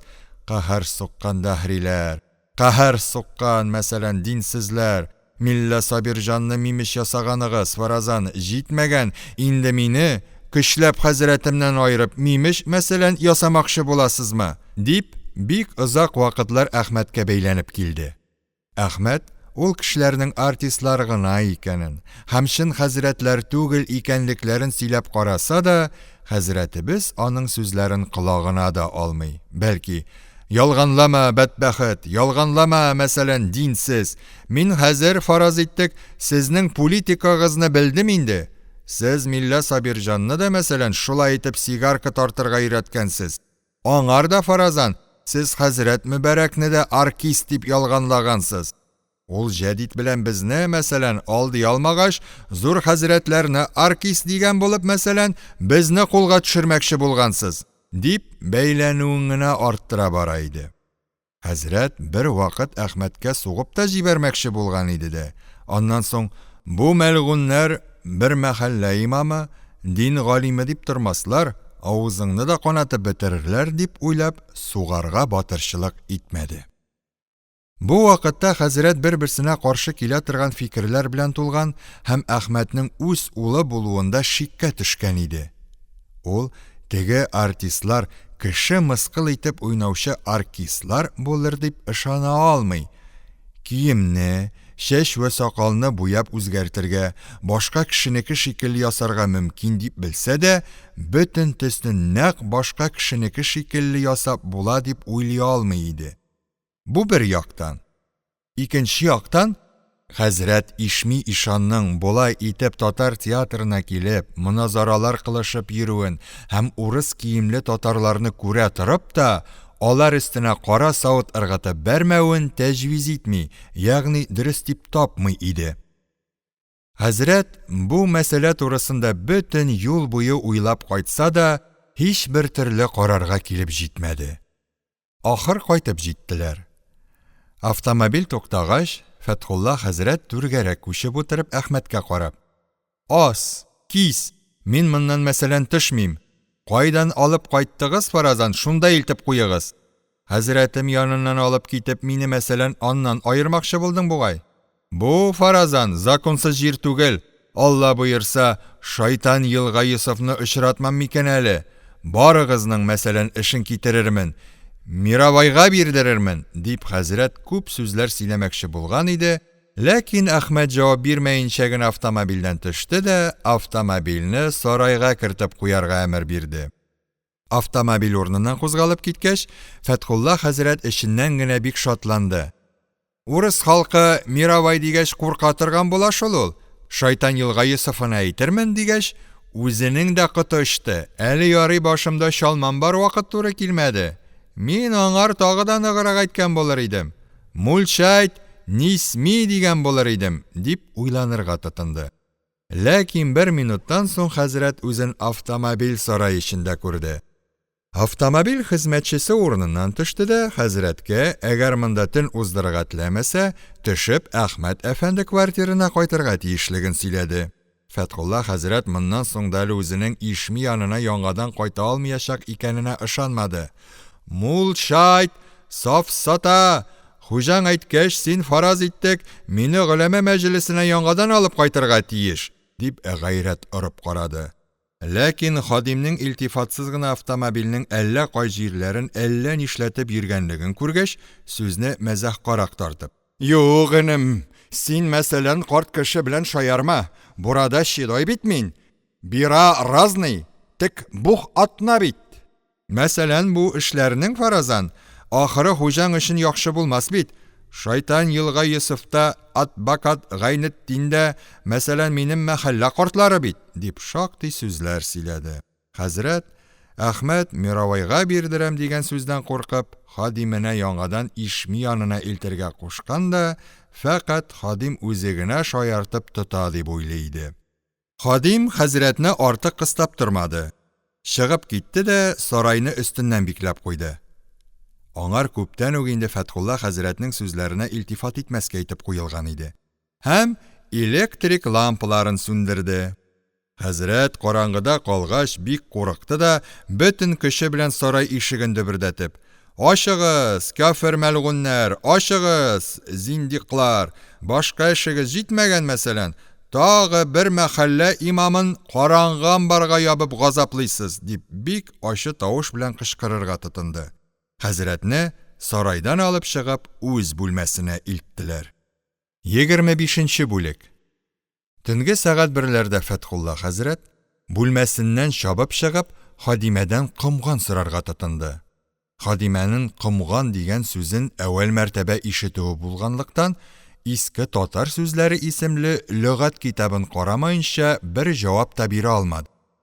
Аннан соң биргән җавабы да хәзрәт теләгәнчә чыкмады. Хадимә фикеренчә, шундый яхшы һәм уңайлы умывальниклар бар җирдә комган сорап яту көлке бер эш иде. Хәзрәт ачуланды да кулын селкеп: "Ти, бабе, чава знаешь, хуҗаен тащи сюда. Син хатын кеше, нәрсә беләсен, хуҗаңны өстерәп алып кил", диде. Хәзрәтне шыр чыккан җүләргә хисаплап йөри торган хадимә дә бу сүзләрдән көлеп, вакыйганы Әхмәткә барып сөйләде. Әхмәтнең кушуы буенча хәзрәткә иске нәрсәләр саклана торган бүлмәдән бозау зурлыгы бер җиз комган чыгарып бирделәр. Моны күргәч, хәзрәткә шактый җан киреп китте, чөнки бу комган аңа таныш иде. Хәтта ул бу көнге шикелле итеп, бу комганның Гайни Җамал карчык фидиясеннән үзенә бирелгән комган икәнен дә хәтерли иде. Күптән түгел генә хәзрәт үз бүлмәсендә бер нәрсә уйлап чыгарган иде. Ишми хәзрәтне яңадан күрә алачакмы икәнчелеген алдан белү һәм ул кешенең чынлап та ишми ишанмы икәнчелеген тәмаман белеп җитү өчен бүген төнлә истихара кылып, ягъни төш күрү намазын укып карарга уйлаган иде. Хәзрәт истихараны бөтен шартлары белән кылыр өчен умывальниктан тәһарәт алмыйча, комганнан тәһарәт алырга карар биргән иде. Һәм бу төнге сәгать 1дә булай дулап йөрүе шул карарны эшкә чыгарырга тырышуыннан гыйбарәт иде. Хәзрәт кычкырып, кәлимәи шәһадәт әйтеп, комганнан тәһарәт алырга кереште. Ахырдан муйнына Мәсих тартты һәм 3 бармагын сулап башына Мәсих итте. Шират аякка Мәсих итәргә җиткән иде, ул үз аякларындагы штиблетларны күреп, аларга Мәсихнең дөресмелегендә тәшвишкә төште. Аның фикере тиз генә бер карарга да килә алмады.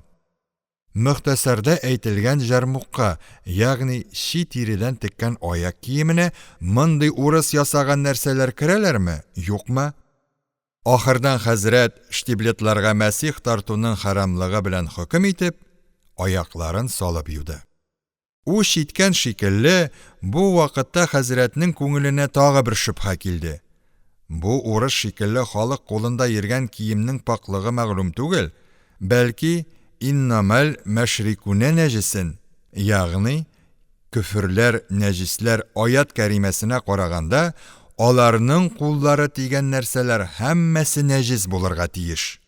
Хәзрәт бөтен киемнәрен салып, аларның өсләреннән 3 кат су йөгертеп, аннан соң сыгып, тагы су йөгертеп, тагы сыгып, киемнәрен саркытырга һәм киптерергә элеп куеп, үзе анадан тума ялангач калды. Бу вакытта Әхмәтнең мөзәйян, ягъни зиннәтле юыны бүлмәсе пычранып, авыл мәзиннәренең мунчалары кыяфәтенә кергән иде. Хәзрәт үзе яңгыр суына пычранырга чыккан ялан аяклы бала шикелле рәхәтләнеп, шапыр-шопыр килеп, киемнәрен бирелеп, бер алып йөри башлады. Сәгать 4 булганда, ул үзенең дин эшләрен тамам итеп, юш киемнәренең бәгъзесен калтырана-калтырана өстенә киеп, бәгъзесен җилкәсенә күтәреп, бүлмәсенә кайтты. 26 бүлек. Хәзрәт хәзер инде үз бүлмәсендәге намазлыкның паклыгына да ышанмый башлады. Һәм шуңар күрә истихара намазын хәзер генә юып алып чыккан шалбарын җәеп, аның өстендә укыды.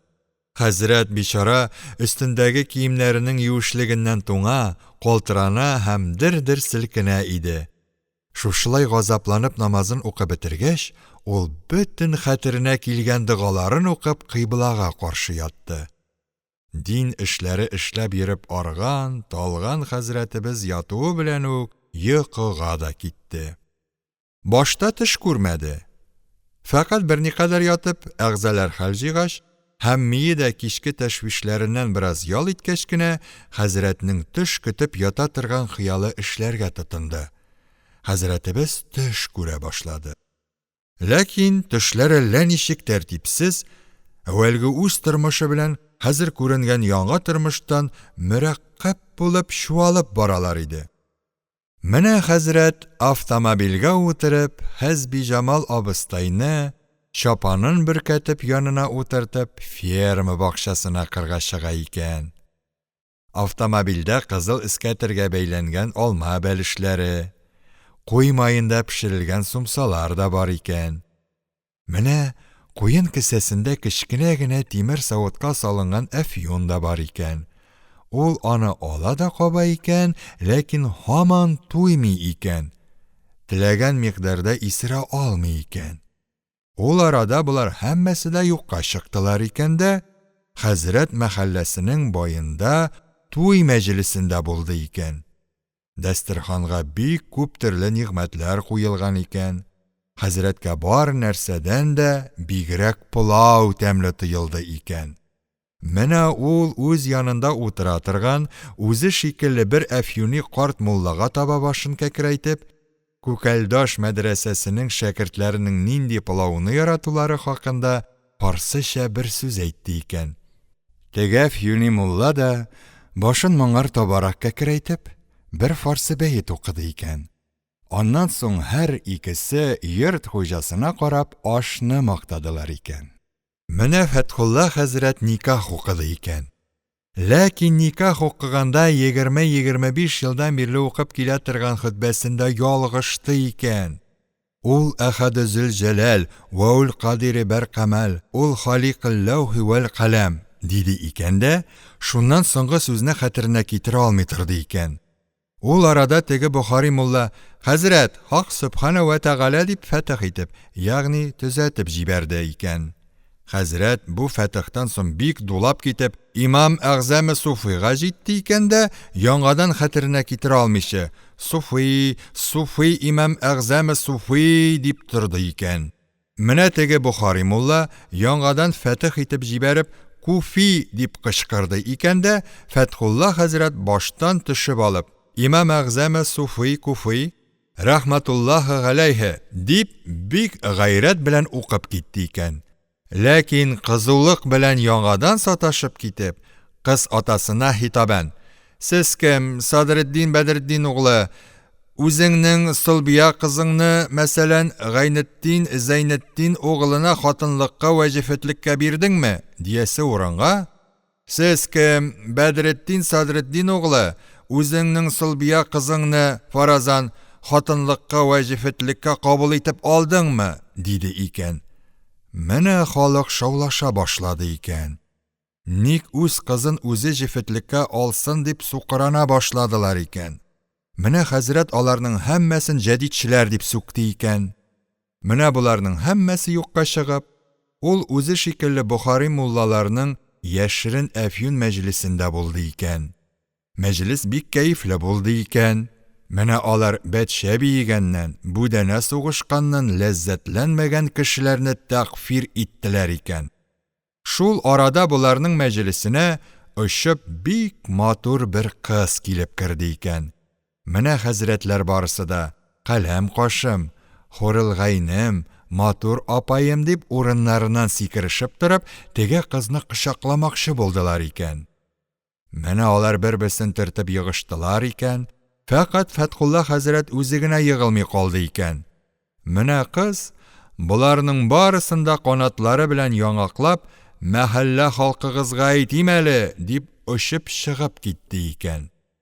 Менә Бухари муллалар хушларына килгәч, болай очып йөрүнең шәригать буенча дөресме, түгелмелеген тәфтишкә керештеләр икән дә, һәммәсе харамлыгы белән фәтва бирделәр икән. Очып йөргәндә кыз качмый, бәс өчү бәгыйсе харам, ягъни харамга сәбәпче була. Бәгыйсе харам, үзе харам диделәр икән. Хатын кызларның булай качмый очып йөрүләре менә ничек бәгыйсе фитнә булды. Бәгыйсе фитнә харам. Әл-фитнәту наимәтен ләганаллаһу мән айказиха. Ягъни фитнә ул йоклаган нәрсә, аны уятучыга Аллаһның ләгънәте төшсен, диделәр икән. Менә арадан бер тынкышы очуның харамлыгына Коръәннән дә дәлил тапты икән. Вәлә тайрин ятири би җәнәһайһи, ягъни ике канат белән оча торган кош та дигән аят буенча очу харам булырга кирәк. Монда лам нәһи, ягъни тыю ламы булырга кирәк, диделәр икән. Менә Бухари муллалар шул минутта ук очуның харамлыгы турысында дин вә мәгышәткә бер мәкалә язарга карар бирделәр икән. Менә тыңкыш хәзрәт камыш каләмне алып язарга да утырды икән. Дигәндә, Фәтхулла хәзрәт йокысыннан уянды, төш иң дәртле җирендә бүленеп калды. Хәзрәт уянгач та шактый вакытлар үз-үзенә килә алмый ятты. Әле генә әфьюн мәҗлесе, шундый дус Бухари хәзрәтләр уртасында 5 минут үтми әллә нинди матур йортта әфьюнсыз да, Бухари хәзрәтләрсез дә урын өстендә. Хәзрәт түшәмгә карап, күзләрен ачкалап һәм йомгалап ятты да, үзенең кайда икәнен аңлап алып, урыныннан сикереп торды һәм киенергә ябышты. Аның кичә кич төнлә шәригатьчә паклаган киемнәре һәммәсе куырылып катканнар. Штиблетлар да борыннарын югары күтәреп куырылып килгәннәр иде. Ул үзенең кичә ниләр эшләгәнен хәтеренә китерде. Истихара кылганлыгы исенә төшкәч, фикерен җыеп, күргән төшләрен тәртипкә сала башлады. Фатих Әмирхан. Фәтхулла хәзрәт.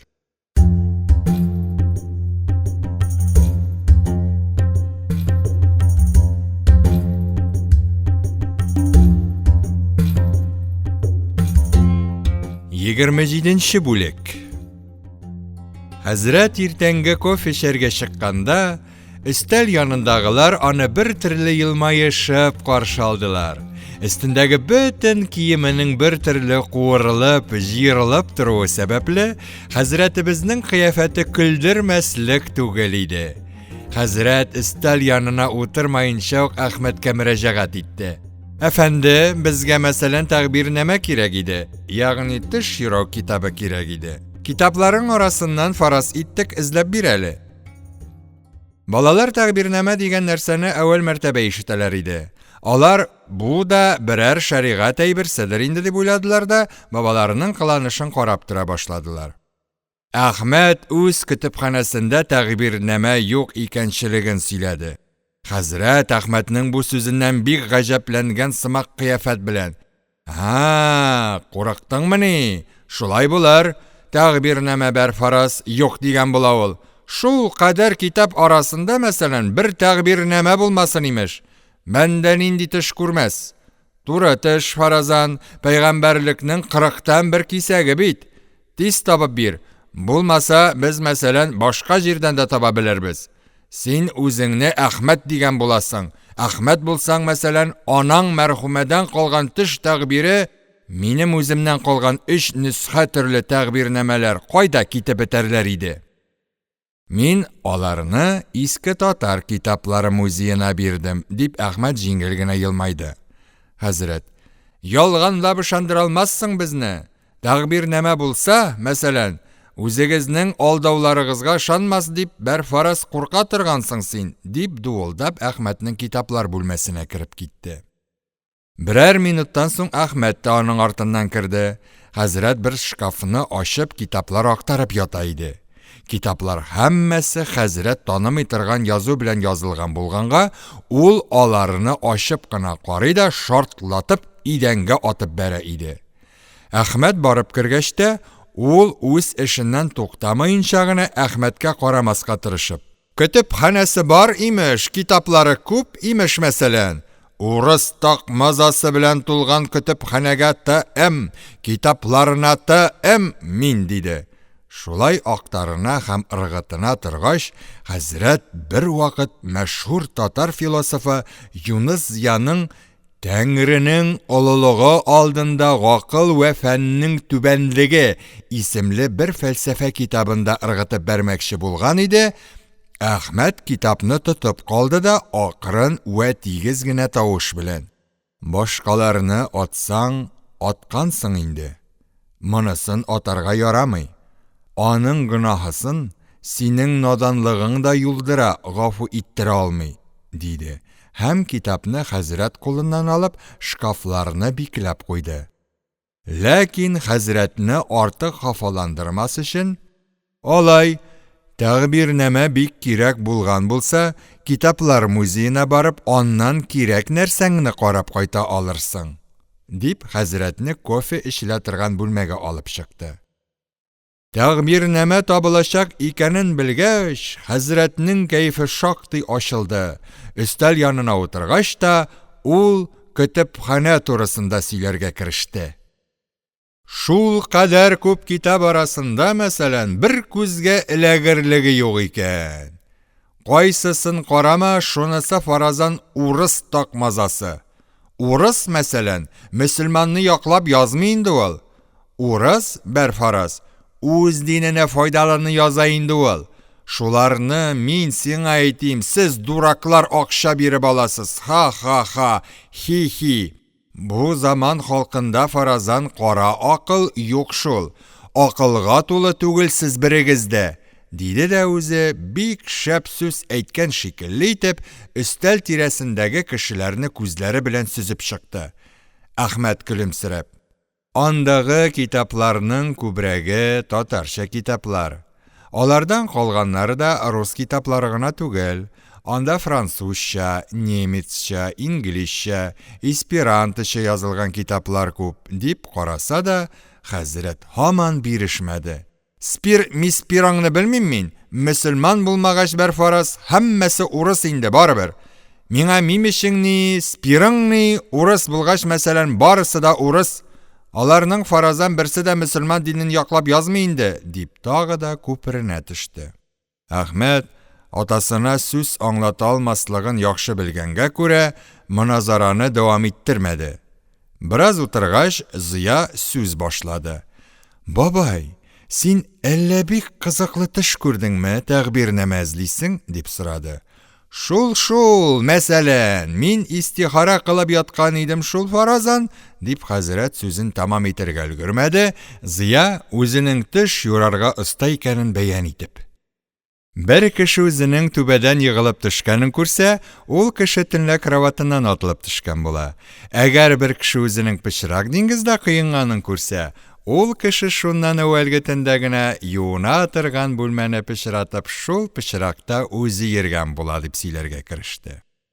Ләкин хәзрәт аның сүзләрен ахырына кадәр тыңлап тормады, ачулана башлады. Син ахмак авызыңны йөреп бер фараз шәригатьтән көлеп утырма. Бабаңны да мәсәлән, үзегез шикелле нәҗис киертер идегез бугай.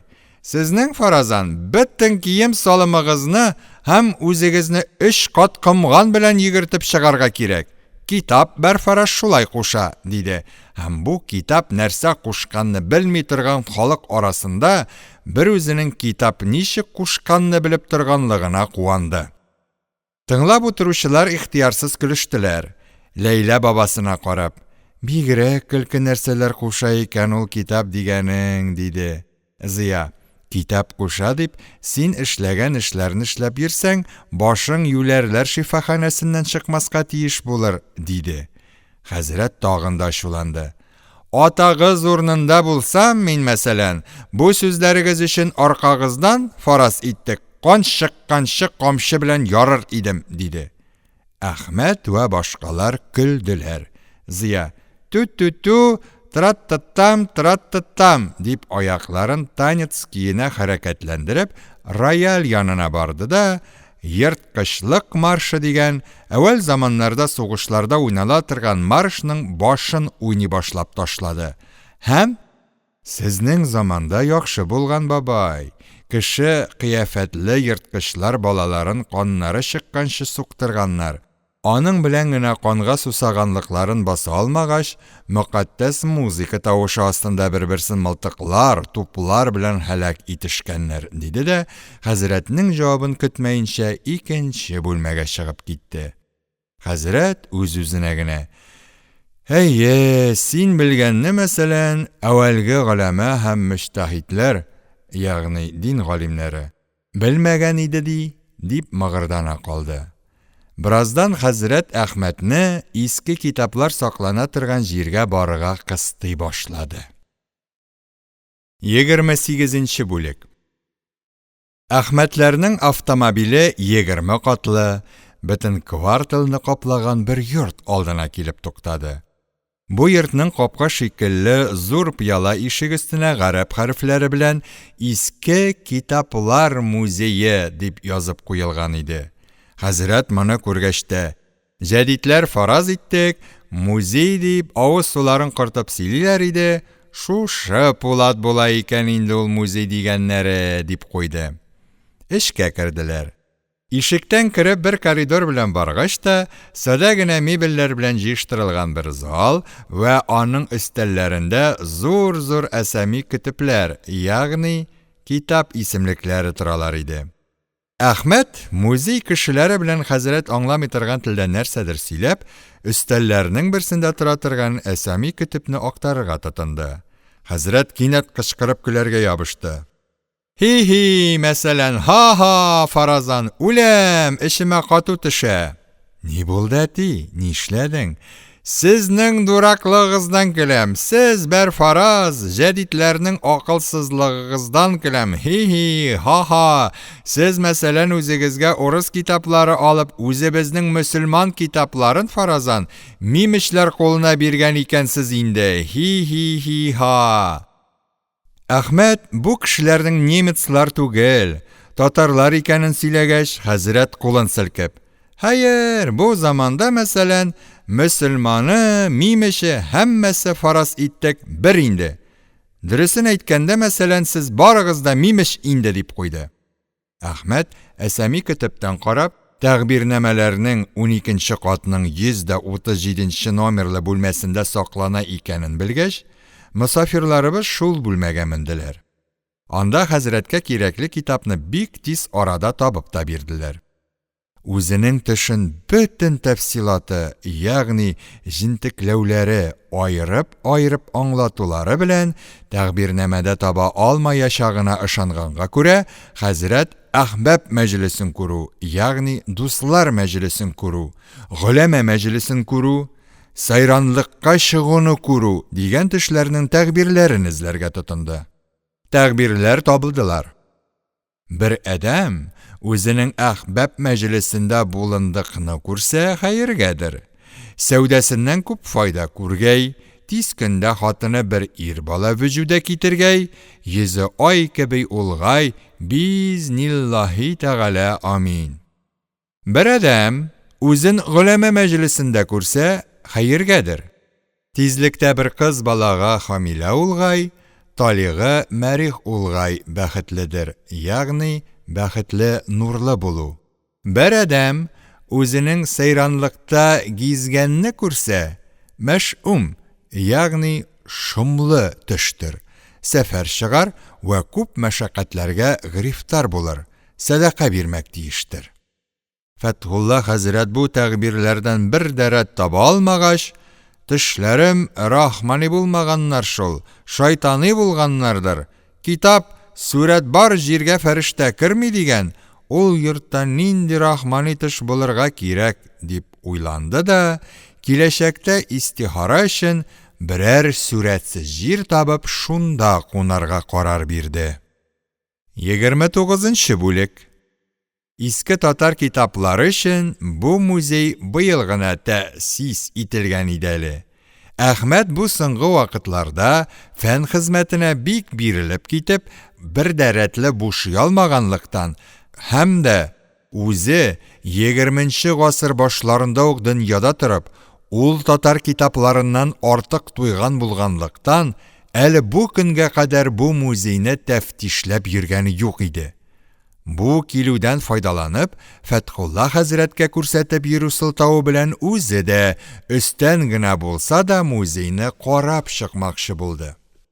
Буларның тәгъбирнамә караган бүлмәләре 137-нче бүлмәнең ишегенә чүпләр бүлегенең тәгъбир вә фал китаплары саклана торган бүлмәсе дип язып куелган иде. Стеналары зур-зур китап шкафлары белән капланган бу бүлмә бик зур булмаса да, эчендә тәгъбир вә фалга бәйләнешле берничә мең төрле китаплар барлыгын чамаларга мөмкин иде. Бүлмәнең урта бер җирендә тирәсенә скамьялар тезелгән зур бер өстәл, вә ул өстәл өстендә бу бүлмәдәге китапларның фихристе, ягъни эчтәлеге тора иде. Әхмәт фихристның мөкаддимәсен ашкалап караштыргалады. Мөкаддимәдә тәгъбир вә фалларның татар арасына Мөвәрәннәһр, ягъни Урта Азия аркылы җәелгәнлеге, 20-нчы гасыр башларында татарларның шушындый ялганнарга ышануларыннан файдаланып, миллионлап акча ясап калган оста купецлар булганлыгы, мондый фирмалардан Брадаран Шәриповлар һәм Варисәе Газизия фирмаларының бик озак заманнар шундый нәрсәләр белән татарларны агулап ятканлыклары язылган иде. Әхмәт хәзрәткә мөкаддимәнең шул җирләрен укып күрсәтте. Хәзрәттә: "Тапканнар бер сүз, хурафат дигән булалар мәсәлән. Брадаран Шәриповларда фаразан, Варисәе Газизиядә җәдид китаплар бастырмыйлар иде шул. Әйе, имештә миллионлап акча ясаганнар икән. Ясасалар фаразан, үзләре тырышып ясадылар, гомерләре буена өсләренә җүнле кием дә кимәделәр", диде. Әхмәт елмайды, ләкин сүз керәштереп тормады. Каршыдагы бүлмәгә чыктылар. Бүлмәнең ишегенә гыйлем-хәл китаплары бүлмәсе дип язылган иде. Бүлмәнең бөтен җиһазы 137-нчегә охшашлы булса да, зурлыкта бу бүлмә аның кадәр 10-15 өлеш бар иде. Фәтхулла хәзрәт шкафлар алдына барып каранып йөри башлады. Һәм кодыриләр, мөхтәсарлар тезелгән шкаф янына туктагач, башын селкеп: "Менә мәсәлән, кайда инде гыйлем, менә кайда бәхер, ягъни диңгез инде мәсәлән, бәхер. Менә буларны һәйбәтләп фаразан муталага кылып, ягъни укып өйрәнеп чыксаң, буларның эшләрендәге җәүһәрләрне шумып алсаң, диди карана башлады. Әхмәт ихтиярсыз кычкырып көлеп җибәрде. Бу китаплардагы нәрсәләрне карый-карый Фәтхулла хәзрәтнең мие бөтенләй үзе шул китаплар булып беткәнен белгәнгә күрә, хәзрәтнең яңадан шуларны муталага итәргә һәвәсләнүе вә шулардан әллә нинди җәүһәрләр көтүе аңар көлке тоелып китте.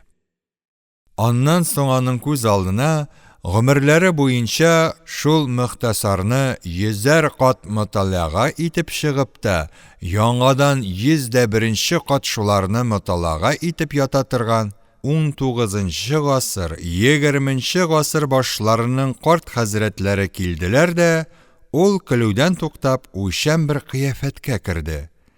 Моннан ярты гына гасыр әвәл татарларның ни кадәр вакыты муталага вә гыйлемгә сарыф ителгән исеме күтәреп тә, шулай юкка сарыф ителгән булуы, ни кадәр күз нурлары җилгә сарыф ителгән булуы, аның алдында көлке булудан бигрәк аяныч вә йыланыч булып калдылар. Әхмәт бу бүлмә фихристенең мөкаддимәсен карарга тотынды. Фихристә татар арасында искедә миллион төрле гыйлем хәл китаплары истигъмал ителгән икәнлеге, Гарәбстан вә Бухарадан килгән гыйлем хәлләрдән башка 20 гасыр башларында һәрбер язу таныган мөгаллимдә, яңа язу таный башлаган шәкерттә берәр нөсхә гыйлем хәл язып бастыруны үзенең вазифаи миллиясе санаган икәнлеге.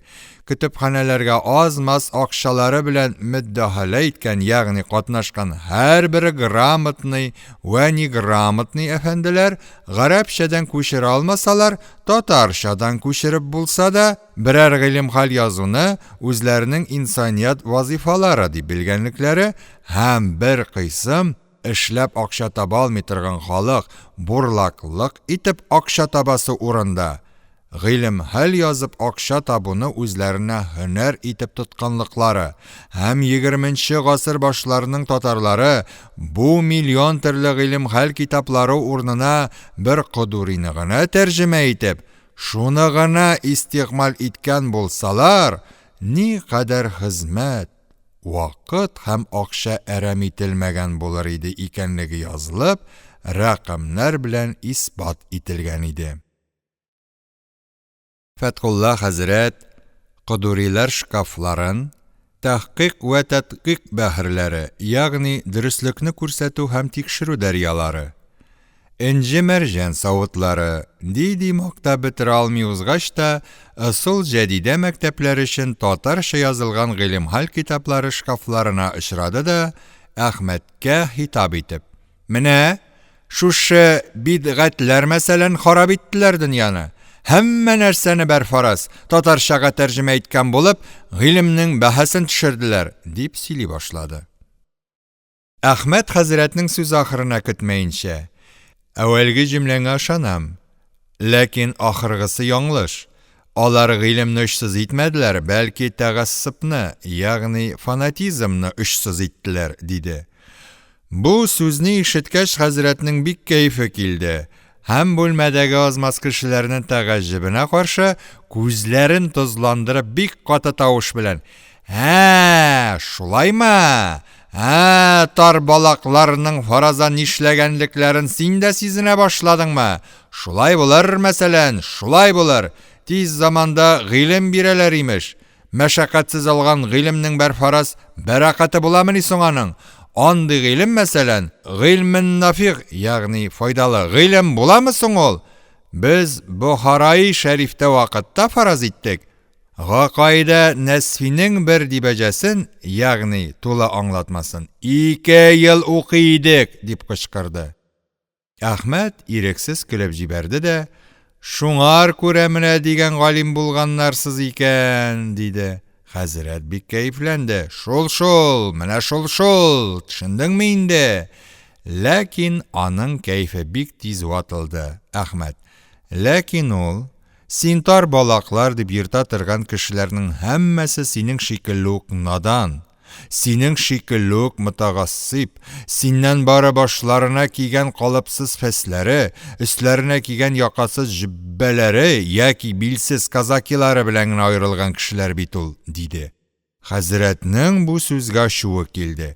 Нигә син, мәсәлән, ысул җәдидче тарбалакларны минем белән тиңләштерәсең? Үзегез көчләп бер фараз урыс киеме киендердегез дә инде, үзегез мине ысул җәдид дип йөртмәкче буласыз. Минеке халәте икрах, ягъни көчләнгән хәлдә. Әстәгъфирулла. Барыгыз да бер булган инде. Ул гыйлем хәл язучы ысул җәдидче, мөхтәсардан дәрес бирүче ысул кадимче, барысы да миләре бер төрле шүпләр белән тутырылган кешеләр булганнар. Бер-берегезне аңлашмый гына сүгешеп йөргәнсез тик, дип Әхмәт атасына тагы бер елмаеп карап куйды. Хәзрәт кашларын җыерды, ләкин сүз көрәштерергә керешмәде. Эченнән генә бу бәдбәхетләрнең хәйләләрен белеп җитәр өчен әллә никадәр үзләре белән бергә торырга кирәк икән.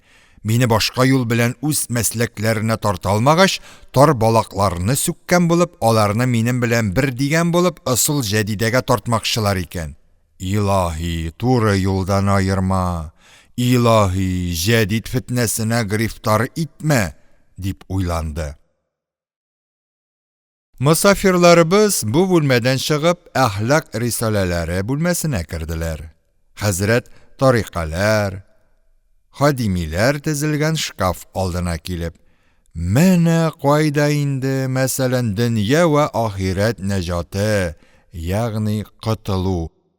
Менә кайда инде бер фараз адәм буласы килгән кешеләр өчен гыйлем мәгъдәне, ягъни шишмәсе.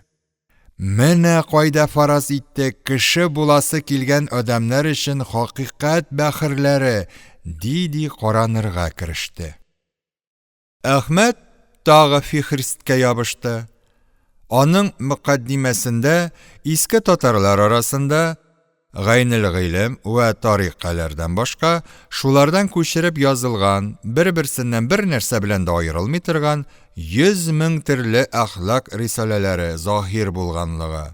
Әхлак дигән нәрсәне бер такым көлке кыланышлардан гыйбарәт дип белә торган аерым өмми тәрәккый пәрвәр шәкертләр, ягъни укый яза белмәсәләр дә прогрессист булып маташучы шәкертләр, мәктәп китаплар язып тамак туйдырырга керешкән, мөгаллимлектән купецлыкка чыгарга тырыша торган бывшие мөгаллимнәр, һәммәсе фәлән итмәли, буйла кыйлмалы, сабырлы улмалы дигән шикелле тоссыз гыйбарәле, мәгънәсез әхлак боза торган чүпләр язуны үзләренең милли вазифалары дип белгәннәр икәнчелеге.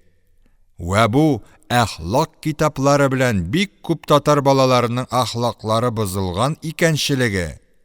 Бу кадәр кәгазь вә кара, хезмәт, вакыт һәм акча сарыф итәсе урында берәр гайнел гыйлем яки тариканы тәрҗемә итеп, шуның белән иктифа, ягъни канәгать иткән булсалар, татарлар өчен миллион өлеш яхшы булган булачак, ягъни эшкә ярамаган нәрсәгә аз хезмәт сарыф ителгән булачак икәнчелеге язылган иде.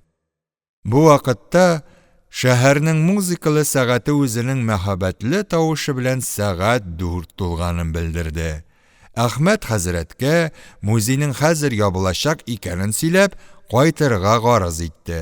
Һәм хәзрәтнең бу китаплар арасыннан аерылып чыгасы килмәгәнлеген күргәч, аңар тиз көннән икенче мәртәбә алып килергә сүз бирде. Фатих Әмирхан, Фәтхулла хәзрәт.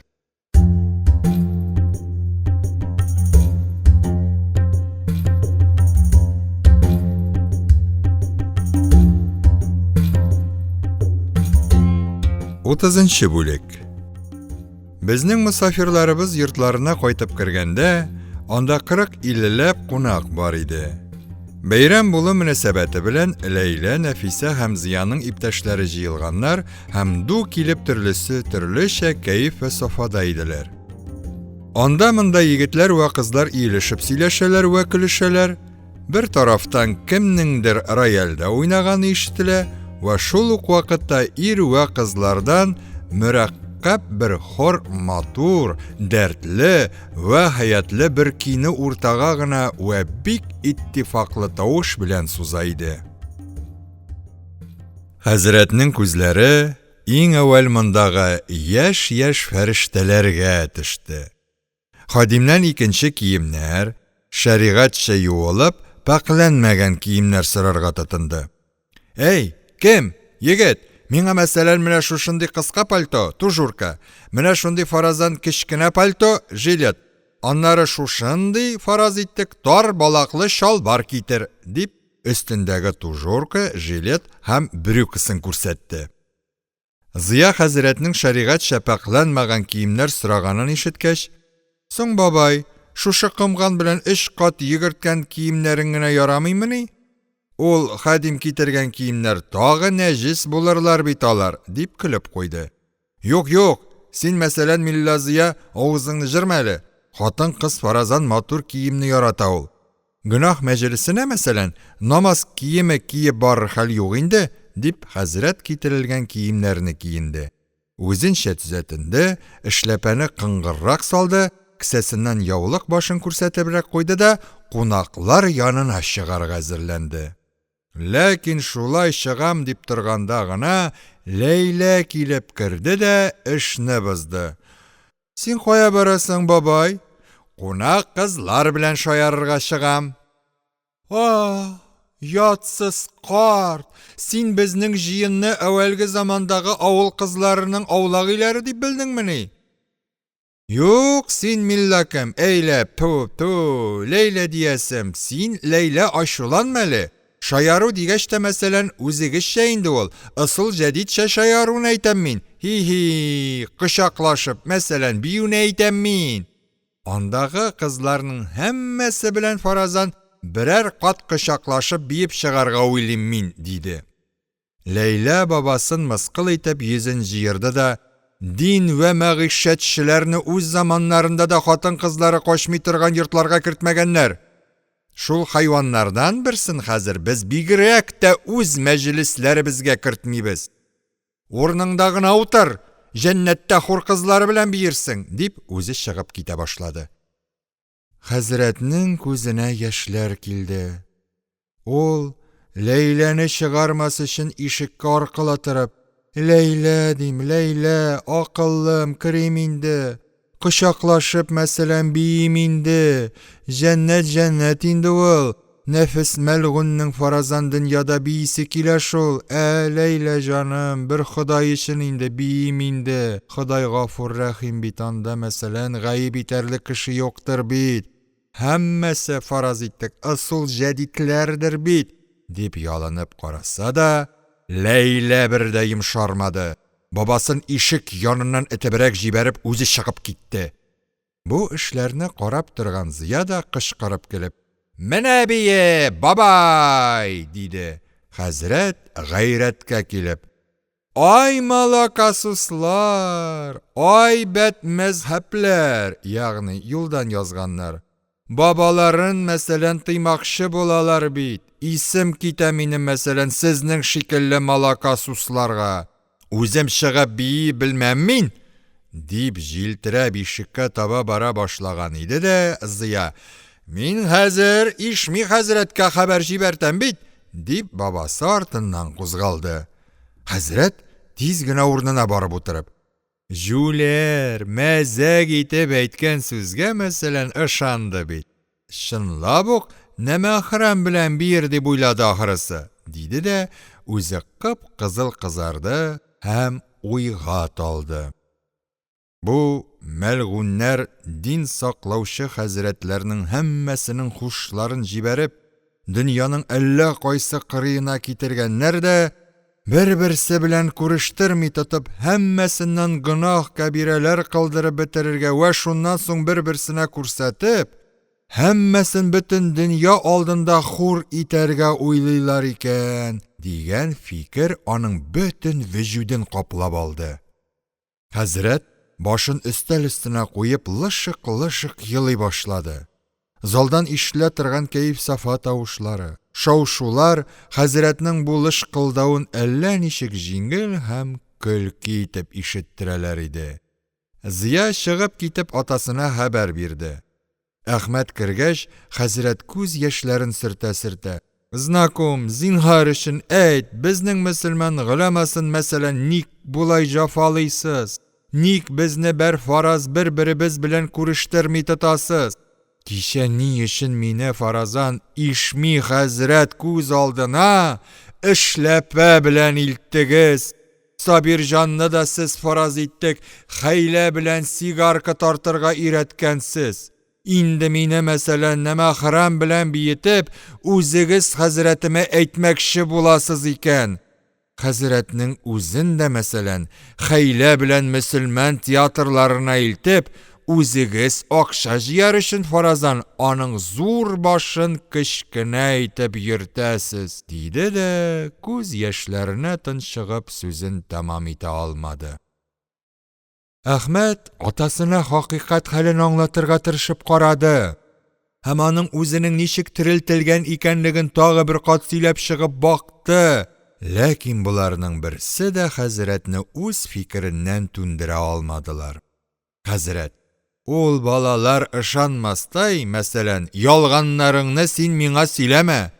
Фән белән терелткәннәр имеш. Фәнегез белән кырырсыз инде мәсәлән пычагымны», дип моназарага кереште. Әхмәт: «Менә иртәгә син терелтелгән юл белән моннан 51 ел әввәл вафат иткән бер хатынны терелтәбез. Теләсәң син дә карап торырсың. Менә шуннан соң минем белән моназара кылышырсың», диде дә чыгып китте. Фәтхулла хәзрәт бик аптырап уйланып калды да, бер минуттан соң кулына каләм кара алып, сихер кайтару дугасын язарга тотынды. «Көл, көл, көл сәр җиһан, көл, көл, көл мәян җиһан, көл, көл, көл паян җиһан, көл, көл һәммәи җиһан». Әгәр бу дуганы хәтеренә китереп язып чыгалса, хәзрәтебез иртәгә теге хатын тереләчәк җиргә барганда тагып бармакчы вә шулай итеп докторларның күз бууларына каршы тормакчы иде. Ләкин хәзрәтебезнең меңнәрчә тәссифенә каршы дугалыкның 11 көл һәм 4 җиһаннан башкасы хәтеренә килми иде. Бу рәтнәмәдән, ягъни сихер кайтаргыч дугадан өмет өзелгәч, ул ныктасыз гына итеп мәгүзәтәин, ягъни әгүзе бисмилла язды да, иртәгә бөти итеп тагып барыр өчен әзерләп куйды. 31-нче бүлек. Икенче көн иртән сәгать 10-нарда Әхмәт һәм Фәтхулла хәзрәт университетка килделәр һәм бер аудиторияга керделәр. Бу аудиторияны Фәтхулла хәзрәт таныды. Ул үзе берничә көн мөкаддәм шул аудиторияда терелтелгән иде. Зур гына бу бүлмәнең урта бер җиренә озынча аппак өстәл куелган вә аның тирәсенә тыйпка мөтәгаллик кораллар вә дәвалар тезелгән иде. Табутка салынган бер мәйет кертеп, ак өстәл өстенә куйдылар. Озакламады, бүлмәгә ак халат кигән доктор вә профессорлар да керә башладылар. Хәзрәт буларның берничәсен таныган шикелле булды. Чөнки үзе терелтелгән көнне бу кешеләрнең күбесен күргән иде. Профессор Мөслимовны хәзрәт бик яхшы таныды. Хәтта әвәлге тереклеге вакытындагы гадәтенчә баш киемен ике кулы белән кузгатып куеп, «Здравствуй, доктор» дияргә дә уйлаган иде дә, кинәт ул уеннан кайтты. Бу мәлгуннәр әвәлге заман докторлары шикелле мөселманга мәхәббәтле докторлармыни соң? Булар я урысның миссионер докторлары, я ысул җәдидче инкилабиуннан чуканмый урыс булган докторлар бит, дип уйлады. Профессор Мөслимов та хәзрәтне таныган икән. Ул елмаебрак кына хәзрәткә якын килде дә, «Исәнмесез?» дип күрешергә кул сузды. Хәзрәт: «Кул алышмыйча күземне буа алмыйсыңмыни?» Әхмәт сиңа мәсәлән минем күземне буарга куштымыни? Юк, анысы булмас инде дип кычкырып җибәрде дә, күзләрен акайтып артка чигенде. Аннан соң күзләрен будырмас өчен ярым кычкырып, ярым пышылдап «Кул әгузу бираббил фалак» сүрәсен укый башлады. Мөслимов белән Әхмәт Фәтхулла хәзрәт аңламый торган телдә әллә нәрсә сөйләштеләр дә, профессор көлемсерәп хәзрәттән читкә китте. Әхмәт тә өстенә ак халат киеп алып, ак өстәл янына юнәлде. Ак халатлы докторларның өстенә бераз карап торганнан соң Фәтхулла хәзрәт: «Ой, адәм көлкеләре! Булар да мәсәлән мөселман гыйләмәсенә охшар өчен ак җөббә фаразан кигән булганнар бит. Үзләре бишаралар кия дә белмиләр икән. Ал ягын мәсәлән артка, арт ягын алга фаразан киеп куйганнар», дип кычкырып көлеп җибәрде. Хадимнәр килеп, Фәтхулла хәзрәтне көлүдән туктаттылар һәм әгәр яңадан шулай шауласа, бүлмәдән чыгарачак икәнлекләрен белдерделәр. Хәзрәт эченнән: «Ни хәтле оят качкан дисәң дә, әдәм көлкесе булып каласылары килми үзләренең, гаипләрен әйтеп көлгәнне яратмыйлар», дип уйласа да, бүлмәдән чыгарылудан куркып, ихтираз итмәде. Мәетне табутыннан чыгарып, билдән югары ягы ачык хәлдә өстәл өстенә салдылар. Докторлар Фәтхулла хәзрәтне тергезгәндәге гамәлләрен кыла башладылар. Хәзрәт мәеткә бераз тегәләп карап торганнан соң, аны таныган шикелле булды. Ләкин кем икәнен тәгаен әйтеп җиткерә алмады. Менә хәтеренең алгы ягында гына бу хатынга бик охшашлы сүрәт тора. Ләкин 50 еллык үлем, кабер тереклеге ул сүрәтнең исемен оныттырган, билгеләрен җуйган. Докторлар үз эшләрен эшли торганда, хәзрәт зиһененең бөтен көчен җыеп күз алдындагы мәетне танырга тырышты.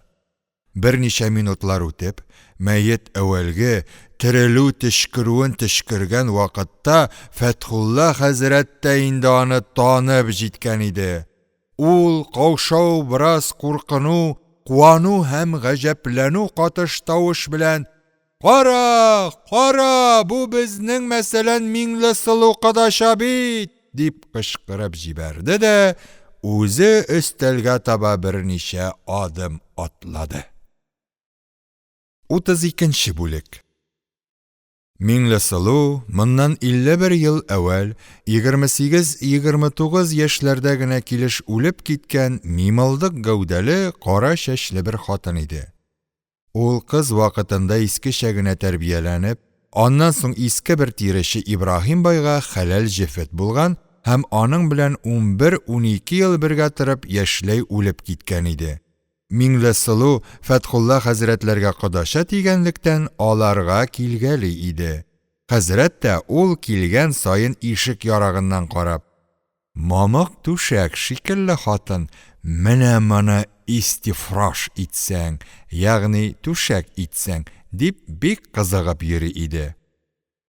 Әхмәт терелтер өчен атасының сөякләрен җыеп азапланганда, күрше кабергә күмелгән Миңлесылуның да сөякләрен тапкан һәм тәртипкә салып, Дәрелфөнүн, ягъни университет клиникасына тапшырган иде. Докторларның берәр сәгатьле хезмәтләреннән соң, Миңлесылу тәмам терелеп җитеп, тигез һәм куәтле тын ала башлады. Яңадан берәр 5 минуттан күзләрен дә ачып җибәрде. Докторлардан берсенең: «Хәлегез булса, торып утырырга тырышыгыз», дигән сүзе Миңлесылу абыстайны як-ягына карандырды. Ул үзенең як-ягында рус киемендәге татарча сөйләшә торган кешеләрне күргәч, аптырап һәм гаҗәпләнеп: «Кара әле бу чукынган урысларны! Мөселманча сөйләшкән булалар бит», дип кычкырып җибәрде. Бу вакытка кадәр бу эшләр күз буумы, әллә чынмы дигән фикер белән мәшгуль булып тавыштансыз гына торган Фәтхулла хәзрәт, Миңлесылу абыстайның тавышын ишетү белән фикереннән аерылып, үз-үзендә белешмичә: «Кадаша, каш! Монда әлхәмдүлиллаһи раббил галәмин мәсәлән, мөселман кеше басып тора», дип кычкырып җибәрде. Һәм Миңлесылуны шahvat белән карана-карана «Шәшеңне өрет тизрәк, шәшеңне өрет, шәш гаврат бигрәк» дип сүзен тамам итте. Хәзрәтне бүлмәдән чыгардылар. Миңлесылу абыстай берничә минутлар бу белеш түгел бүлмә, бу урыслар һәм бу каш мөселман кеше басып тора дигән тавыштан бөтенләй аптырашта калып ятты. Берәр минуттан соң абыстайны киендерә башлар вакыт җиткәнлектән, докторларның кайсылары бүлмәдән чыгып киттеләр. Ике хатын доктор Миңлесылуны торгызып утырттылар. Хадимә аңар киемнәр сынды. Ул тырып утыргач та үзенең кая килеп эләккән икәнлеген беләсе килеп: «Муя мужик кайда?» дип хатын докторлардан ире Ибраһимны сораган иде дә, аларның үзара татарча сөйләшкәннәрен ишетеп: «Әбе, валлаһи таш марҗалар битсез. Мөселман бабкалар була ди торганнар иде. Шул сез буласызмыни инде соң? Ирләрегез бармы соң сезнең? Булай урыс улак арасында хезмәт иткәндә алар үз диннәренә кыстамыйлармы соң? Бала чагаларыгыз шукынмыйлармы? Намаз укыганга әйбер әйтмиләрме? Тәрәтханәләре мөселман кешесе өчен уңайсыздыр бит. Ирләрегез ничек мондый җирдә хезмәт итәргә рөхсәт бирәләр соң? Әстәгъфирулла инде. Ир башым белән хатынымны япь-яшь урыслар арасында шыршу китереп йөртмәм. Хатын тамагын туйдыра алмаслык булсалар, нәрсәгә дип иләнеп торган булалар соң әҗәтканалар?» дип әллә никадәр сөальләр тезеп китә башлады. Хатын докторлар 19-нчы гасыр һәм 20-нчы гасыр башларының татар хатыннарын әдәбият аркылы беләләр иде. Шунлыктан алар Миңлесылу абыстайның бу сөальләрен көлемсерәп кенә тыңлап тордылар да, йомшаклык белән генә аңа хәзергәле күп сөйләргә ярамый икәнлеген, күп сөйләсә өзлегү ихтималы барлыгын белдерделәр. Миңлесылу абыстайның бу сүзләргә исе китмәде. Ул: «Бабка куша дип Ходай биргән телемне кисеп ташлар хәлем юк инде», дип хатын докторларга ачулы күз белән карады. Бу арада хадимәләр Миңлесылу абыстайны киендерә башламакчы булганнар иде. Ул үзенә бирелгән киемнәрнең марҗа киемнәре икәнен күреп, хадимәләрне этеп җибәрде дә, шарылдаган тавыш белән: «Ни, баым ашап йөрисез битле марҗалар! Марҗа сарафаны кияргә кешене әллә акылдан сапкан дип белдегезме? Үзегез марҗа булырга бик кызыккач та, бар кешене дә үзегез шикелле дип белдегезме әллә? Сарафаныгызны бик яратасыз икән, морза кызлары белән хосул җәдид хатыннарына бирегез», дип кычкырды. Хадимәләрнең гомерләрендә мондый былчырак сүзләр ишеткәннәре юк иде. Шунлыктан алар: «Бу хатын бичара әүвәлге тереклеге вакытында яман кәсептә йөргән хатын булырга кирәк. Юнлы хатын бу кадәр шакшы сүзләр белән тирги белмәс» дип уйладылар. Хатын докторларның яшьрәге: «Тфу, җирәнгеш хатын», дип кулын селкеп бүлмәдән үк чыгып китте. Картрак хатын доктор 20-нчы гасыр башларындагы татар хатыннарын үзе күреп белә иде. Шунлыктан ул Миңлесылу абыстайның сүгенү вә киреләнүеннән аптырамады. «Алай булгач, син ирең кияргә кушкан киемне кимисең икән. Бу киемне ирең Ибраһим алып кертте», дип Миңлесылуның кулыннан ала башлаган кыяфәт күрсәтте.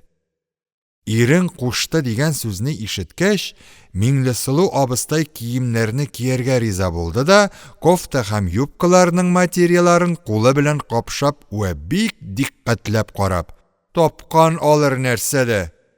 Нәрсәсе дисәң, нәрсәсе начар, төсе дисәң, төсе юк. Казан бае булып, хатыныма шушындый нәрсәдән кием тектерергә оялыр идем. Мин булсам, әстәгъфирулла инде. Сәлим бай хатыны да сарафан кия дә, ул ичмасам менә дигән нәрсәдән тектереп кия. Акчасын биргән инде ичмасам, төсе матур нәрсә карап алырга күзләре чыккандыр моның», дип ирен тирги киенергә тотынды.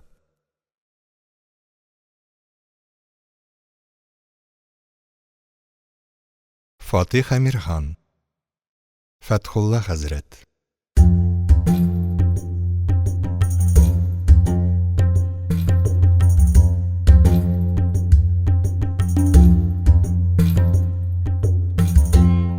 33-нче бүлек. Фәтхулла хәзрәт бүлмәдән чыгарылса да, аның ишеге яныннан китмәде. Тырышып бүлмә эче күренерлек бер ярык эзләргә тотынды. Ләкин бик пөхтә эшләнгән бу ишекнең бер җирендә дә андый ярык юк иде. Хәзрәт үз-үзенә генә: "Юк, бу эш түгел, мине бушка гына чыгармадылар аннан. Хилвәте сахихәдә калып, алар үзләре генә бер мөселман хатыны белән ниләр эшләмәсләр" дип мыгырданды да, бераз тәҗәссүс, ягъни сер белү вә бераз да зина алгайын, ягъни күз зинасы касыды белән идәнгә ятып, ишек астыннан бүлмә эчен карана башлады. Хәзрәткә Миңлесылуның бер беләге генә күренә иде. Ул төкреген авызының эченәрәк тартып, беләкләренең симезлеге, субханалла, күз генә тимәсен дип ятып торганда, аркасына кемнеңдер акрын гына типкәнлеген сизде. Хәзрәт урыныннан тиз генә сикереп торса, янында Ләйләнең басып торганлыгын күрде. Ләйлә күлемсерәп бабасына туп-туры карады да: "Ник идәндә уйныйсың, бабай?" дип сорады.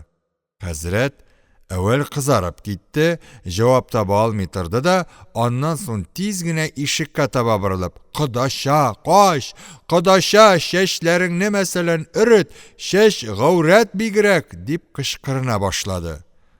Бары кычкырына бетергәч кенә ул Ләйләгә: "Бу бүлмәдә Миңлесылу кодача чәчләрен өртмичә ятып тора. Ишек астыннан шуны әйтим дип яткан идем әле дә, син килеп комачауладың. Безнең мөселман хатынына үзең белә торгансың, китап чәч өртергә куша", диде һәм эченнән генә: "Бабаң ул җавапка аптырамас ул" дип уйлады. Ләйлә чиркылдап көлде, аннан соң бабасын мыскыллап йөзен җыерды, ләкин ихтираз итмәде. Бу вакытта докторлар, алар арасында Әхмәт тә, бүлмәдән чыктылар. Профессор Мөслимов узып барышлый хәзрәткә карап: "Менә кул алышмыйча да күзеңне будык, хәзрәт", диде дә үзе көлемсерәде. Хәзрәт бик каты тамак кыра башлап, Мөслимовның сүзләрен ишетмәмешкә салынды. Әхмәт атасын университеттан алып чыгып китте. Хәзрәт берничә минутлар сүзсез өнсез уйланып барганнан соң үз-үзенә: "Гыйльме симия"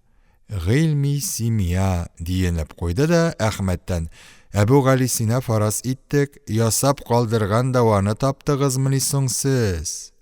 Мәгарәдән тапкансыздыр инде аны. Бу узып киткән карт шәехегезмени?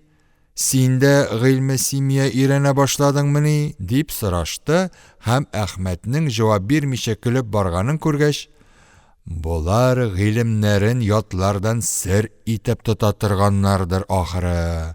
Ходай җыр җәберләреннән сакласын инде", дип уйлады да ла хәүләле укый башлады. Әхмәт кайтышлый хәзрәтне рәсемнәр музеена алып керде.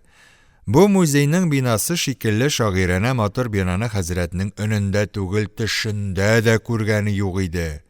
Зур бер залга керделәр. Ишектән керүгә хәзрәтнең күзләренә печән базарының көфер пешмагы күренде. Көфер пешмагы революцияга кадәр булган Казанда печән базары мәчете янында кадимче карагырук сәүдәгәрләрнең, динчеләрнең бергә җыелып тора торган урыннары. Алар шунда һәр төрле прогрессив вакыйгаларны һәм прогрессив элементларны сүгә, хурлый торган булганнар. Алдарак кына сыер шикелле зур гәүдәле, калын җилкәле, табак шикелле җәенке, сипкел төшкән битле бер татарның басып торуы аермачык күренә иде. Фәтхулла хәзрәт бу татарны күрү белән ике кулын алга сузып тотты да: "Аман, исәнме, Габдрәхим бай, бала чага сау сәламәтме?" дип йөгереп шуңар таба китте. Һәм Габдрәхим байның кулын сузмый торганны күргәч, бай әфәнде минем урысча киенгәнлегемә ачулана торгандыр дип уйлады да: "Халәте икрах, Габдрәхим бай, халәте икрах". Менә күрешик әле, һәммәсен сөйләрмен, ысул җәдитчеләрнең бөтен серләрен шишәрмен дип кычкырына, теге татарның янына барып җитте. Фәкать шул җирдә генә инде Фәтхулла хәзрәт бу татарның чын кеше түгел, бәлки рәсем генә икәнен һәм бу көфер пишмагы булып күренә торган нәрсәнең дә бик зур полотнога ясалган картина икәнлеген белде дә Әхмәткә карап: "Урыс дигәнең акча өчен әллә нәрсә ясар, җаный. Мин бөтенләй инде мәсәлән Габдрахим байның үзен күрәм дип торган идем", диде.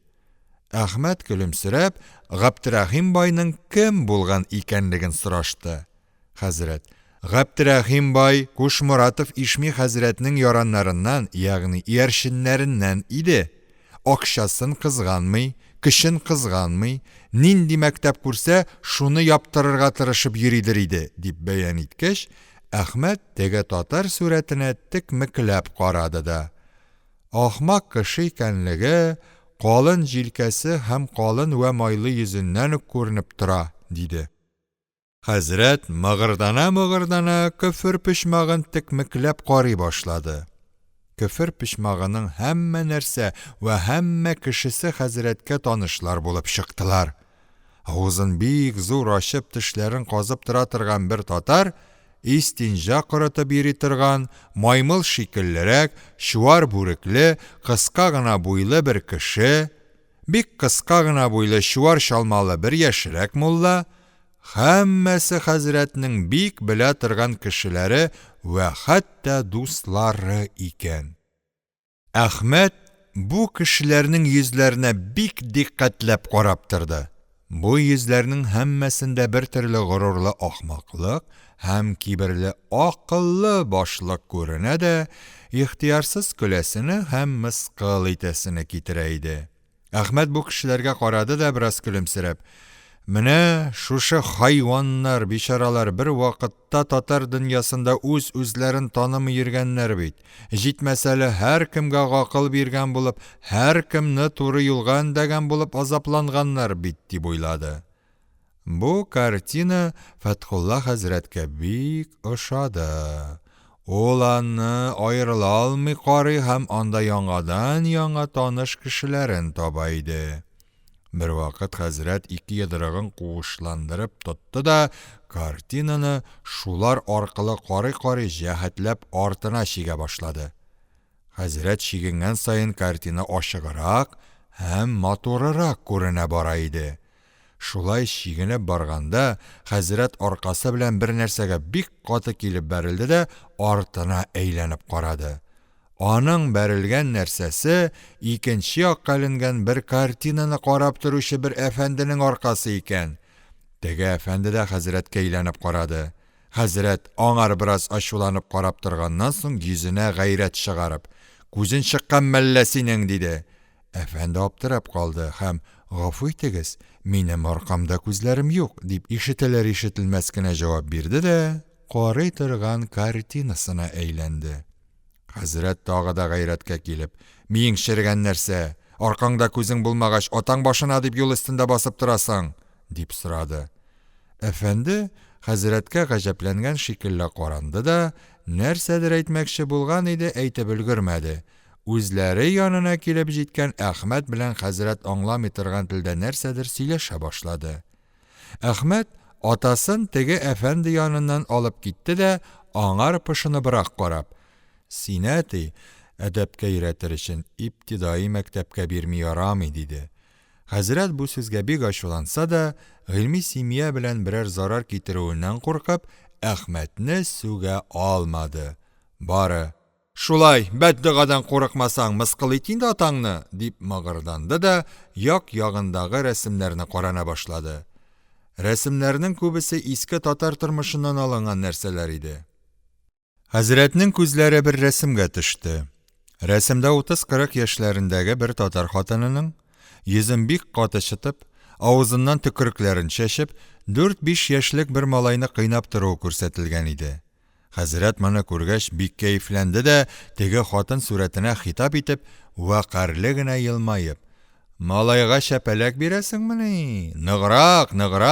Талны мәсәлән чыбык вакытында бөгеп калырга кирәк. Кечкенә вакытта бер фараз кыйналып үссә, зурайгач бәхетле булыр, дип кычкырды.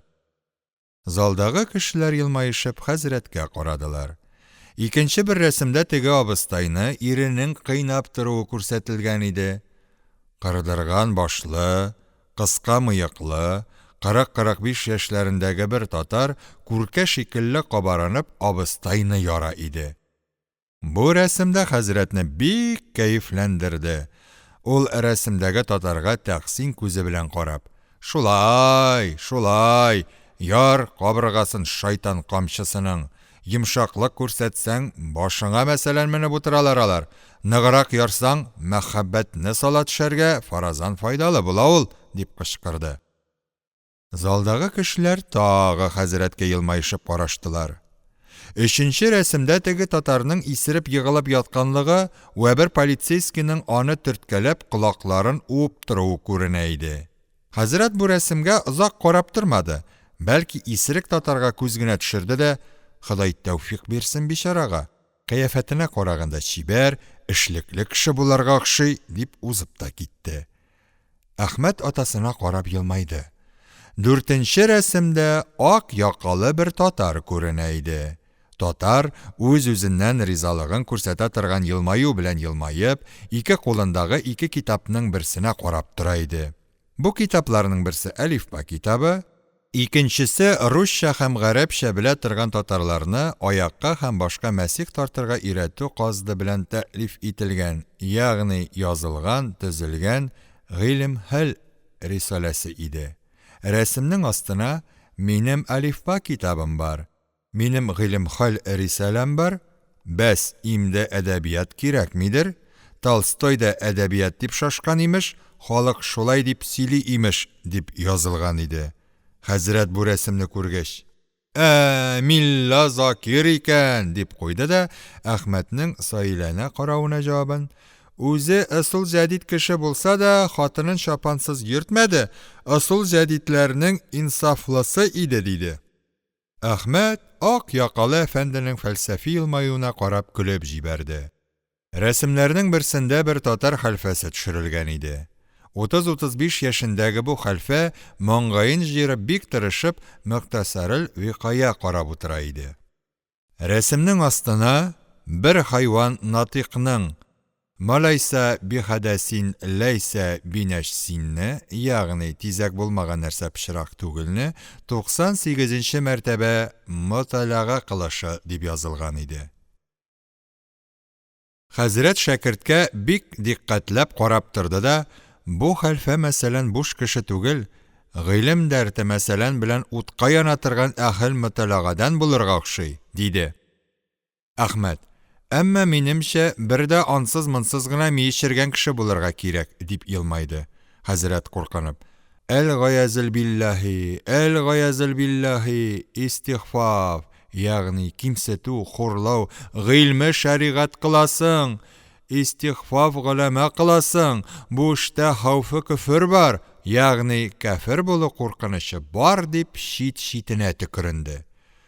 Тагын бер рәсемдә бер тәвәккәл бүрек, бер зур кара күл бүрек, бер ак бүрек һәм бер Бухари чалма төшерелгән дә, асларына гақлы сәлим шүлмәкләре дип язып куелган иде.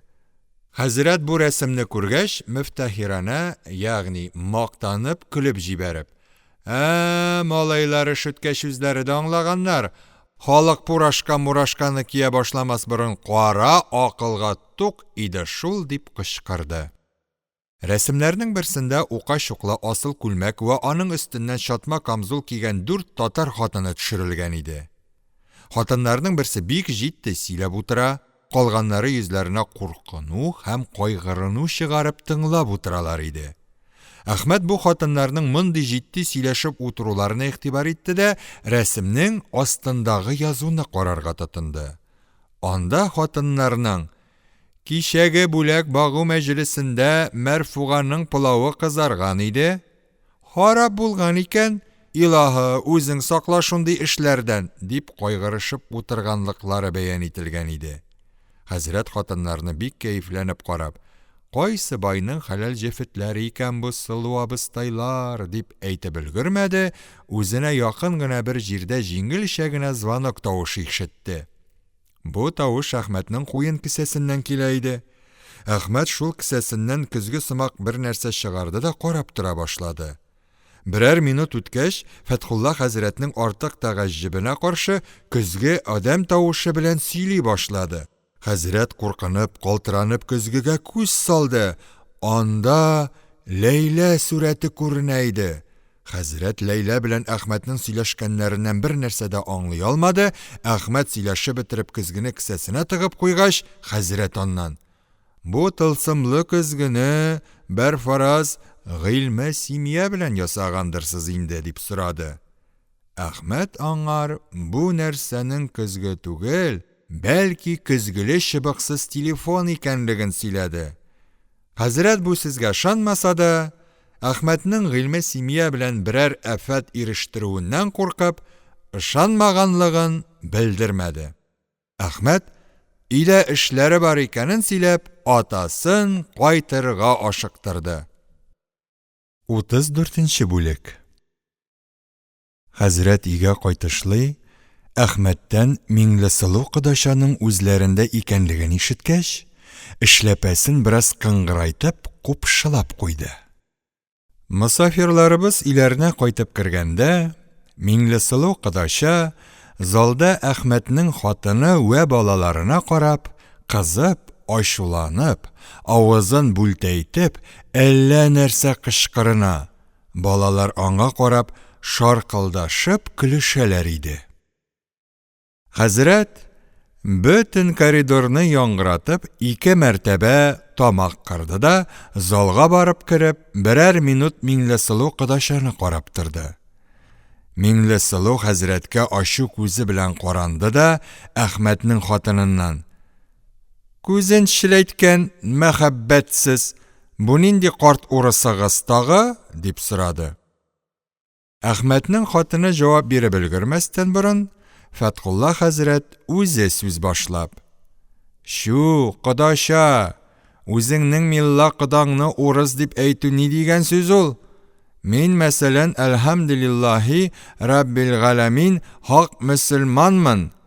Әле сиңа каш монда нәмәхрәм кеше бар дип әйтергә уйлап кына торадыр идем», диде. Миңлесылу кодаша хәзрәтнең сүзен ахырына кадәр тыңлап бетермәде.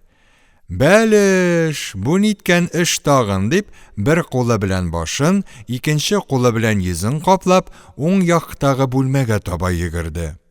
Һәм юл өстендә басып тора торган зыя белән бик каты бәрелеште, һәм 2 скамья вазылы бер өстәлне бәрелеп аударды да, дулап бүлмә ишегеннән кереп капланды.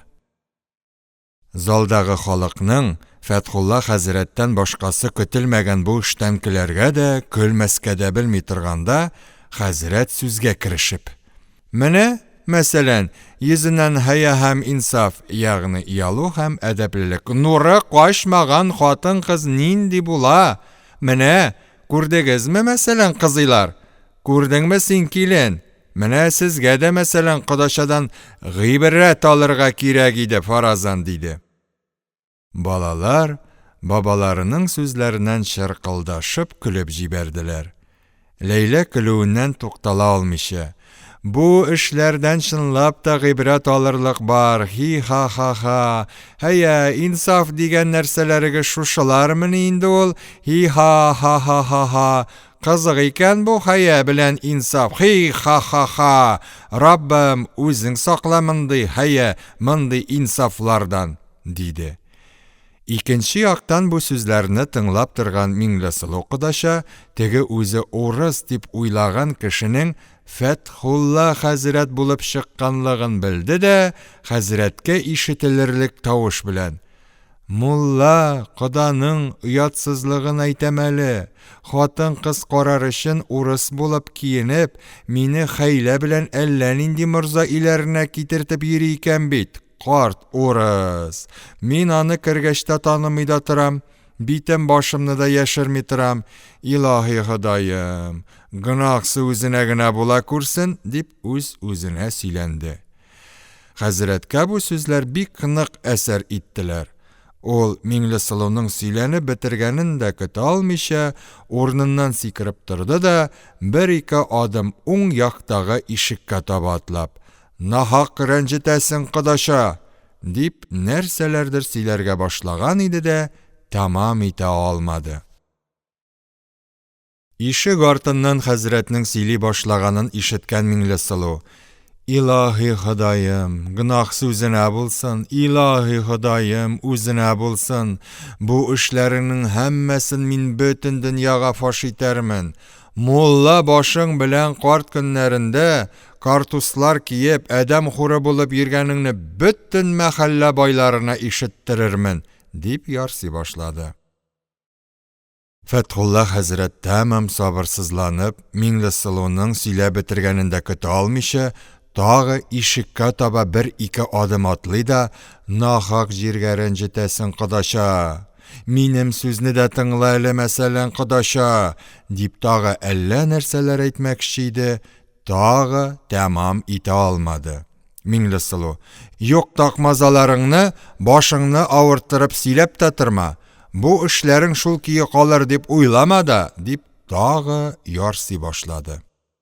Фәтхулла хәзрәт тагы сабырсызланды, тагы ишеккә таба бер-ике адым атлады да, тавышын бераз күтәрә төшеп, «Кодаша, дим, бер Ходай хакы өчен, мәсәлән, минем сүзне дә тыңла әле, дим», дип Миңлесылуның сүзен бүлдерде.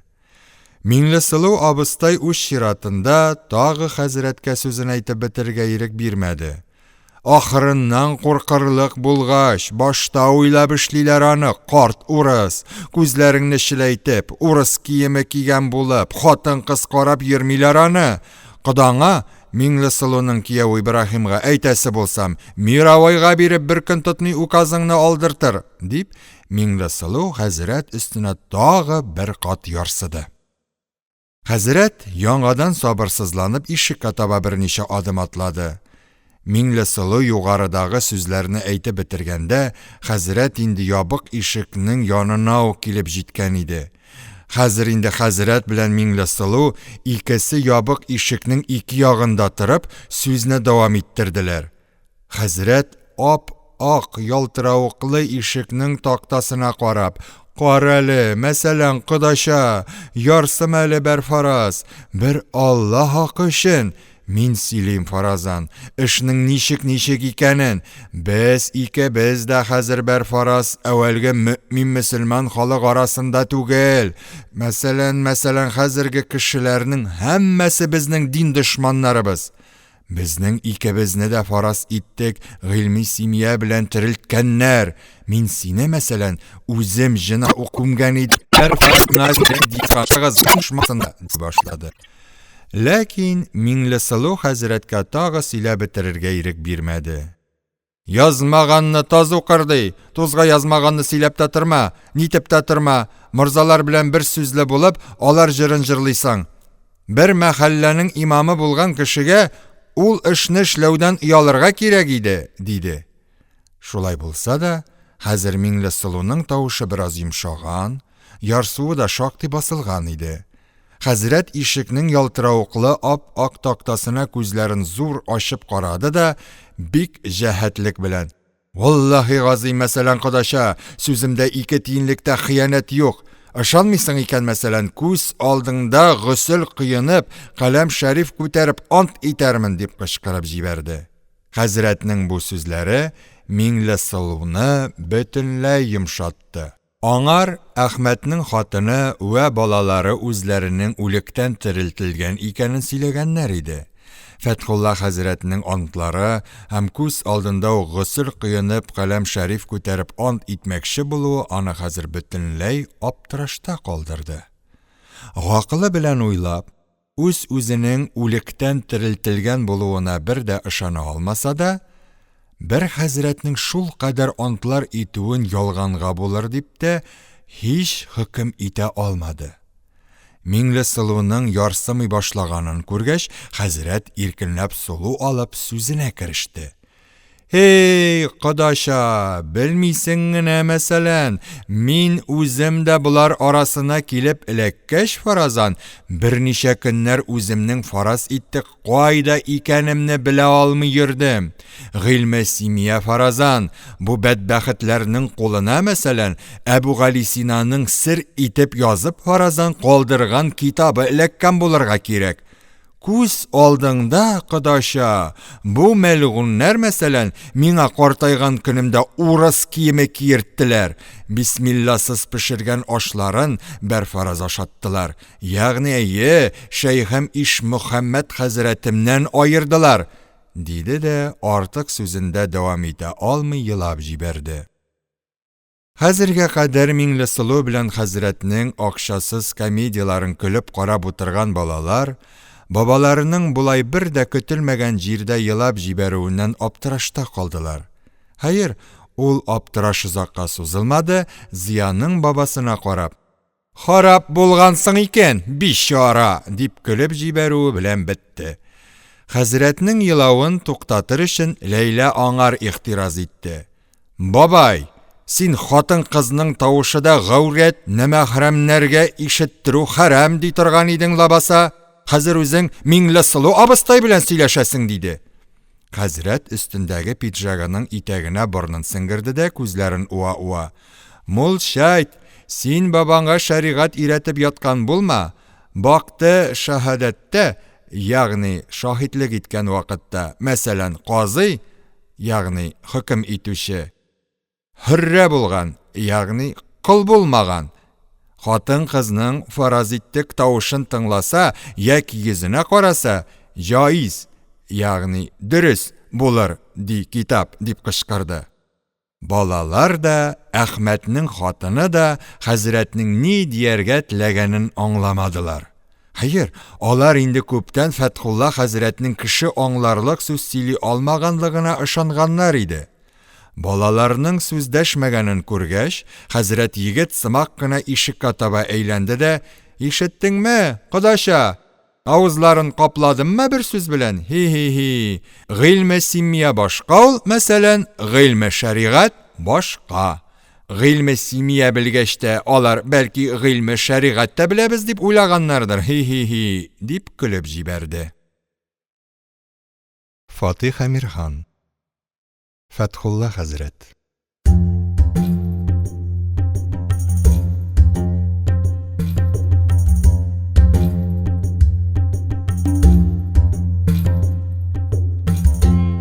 Утыз бишенче бүлек.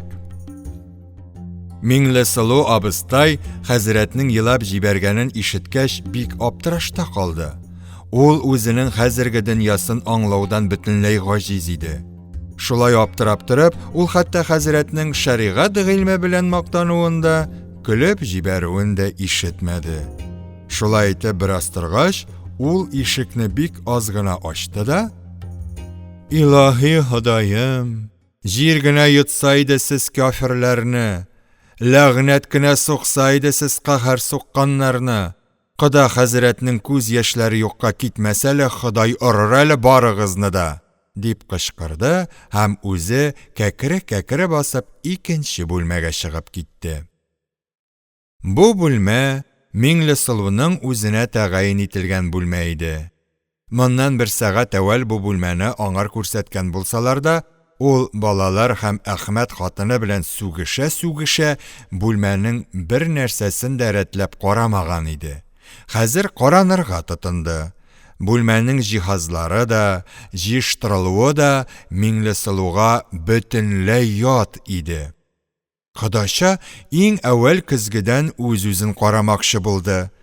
Ләкин көзге бик югары эленгән шикелле иде. Затсыз чукынчыклар, бер нәрсәне килештереп урынына куя белмәгәннәр. Көзгеләрен кай җиргәлгәннәр бит, дип Миңлесылу көзге эленгән турыга барып баскан иде, көзгенең үз-үзеннән түбәнрәк төшеп, карар өчен бик уңайлы урынга туктаганлыгын күрде. Миңлесылу хайран калып, «Пәрәмәш, бу ни хәл тагын?» дип кычкырып җибәрде дә, «Әллә пәри патшасының сарае микән бу?» диди уйланып көзгедән каранырга тотынды. Біраз қаранып тұрғаш, Миңлесылу абыстайға өзінің бите қара шикелле көрінді де, ул бизәү өстәл янына китте. Ул киткәч, көзге яңадан әүвәлге урынына менде. Миңлесылу абыстай бизәү өстәленнән бик тырышып эзләп тә кершән дә, иннек тә таба алмагач, эшеннән генә бер юньле нәрсәсе булмагач, бизәү өстәлләренә Т.М. дип уйланып, звонок белән Хадимәне чакырып, кершән иннек сорамакчы булды. Ерак түгел бер җирдә звонок тимәләре шикелле 3 тимә тора иде.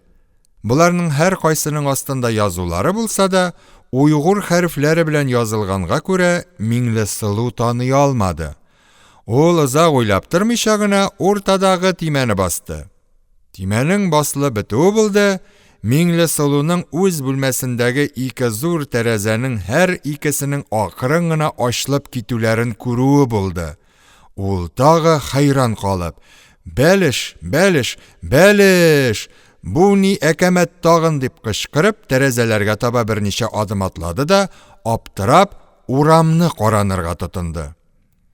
Ләйлә аны университеттан иләренә алып кайтканда, ябык автомобильгә утыртып алып кайткан иде. Шунлыктан ул урамны, хосусан күк йөзен күрә алмаган иде. Урамдагы зур-зур пулатлар, бөтенләй көзгедән ясалган мөзәйян сарайлар ва аларның салыну рәвешләре Миңлесылу кодачаны бөтенләй хайран калдырды. Тәрәзәләргә каршы сузылып киткән чиксез озын урамның арырак бер җирендә әдәм кыяфәтендә салынган бик зур бер йорт күренеп тора иде. Бу әдәмне күргәч, Миңлесылуның коты очты, тезләре тетри башлады. Кычкырырга теләде, кычкыра алмады. Аның башына бу әдәмнең гүҗбине гынык булучылыгы, тиз көннән дәрьяларның суларын эчеп бетерәчәклеге, бөтен шәһәрнең тәгамын ашап бетерәчәклеге килде.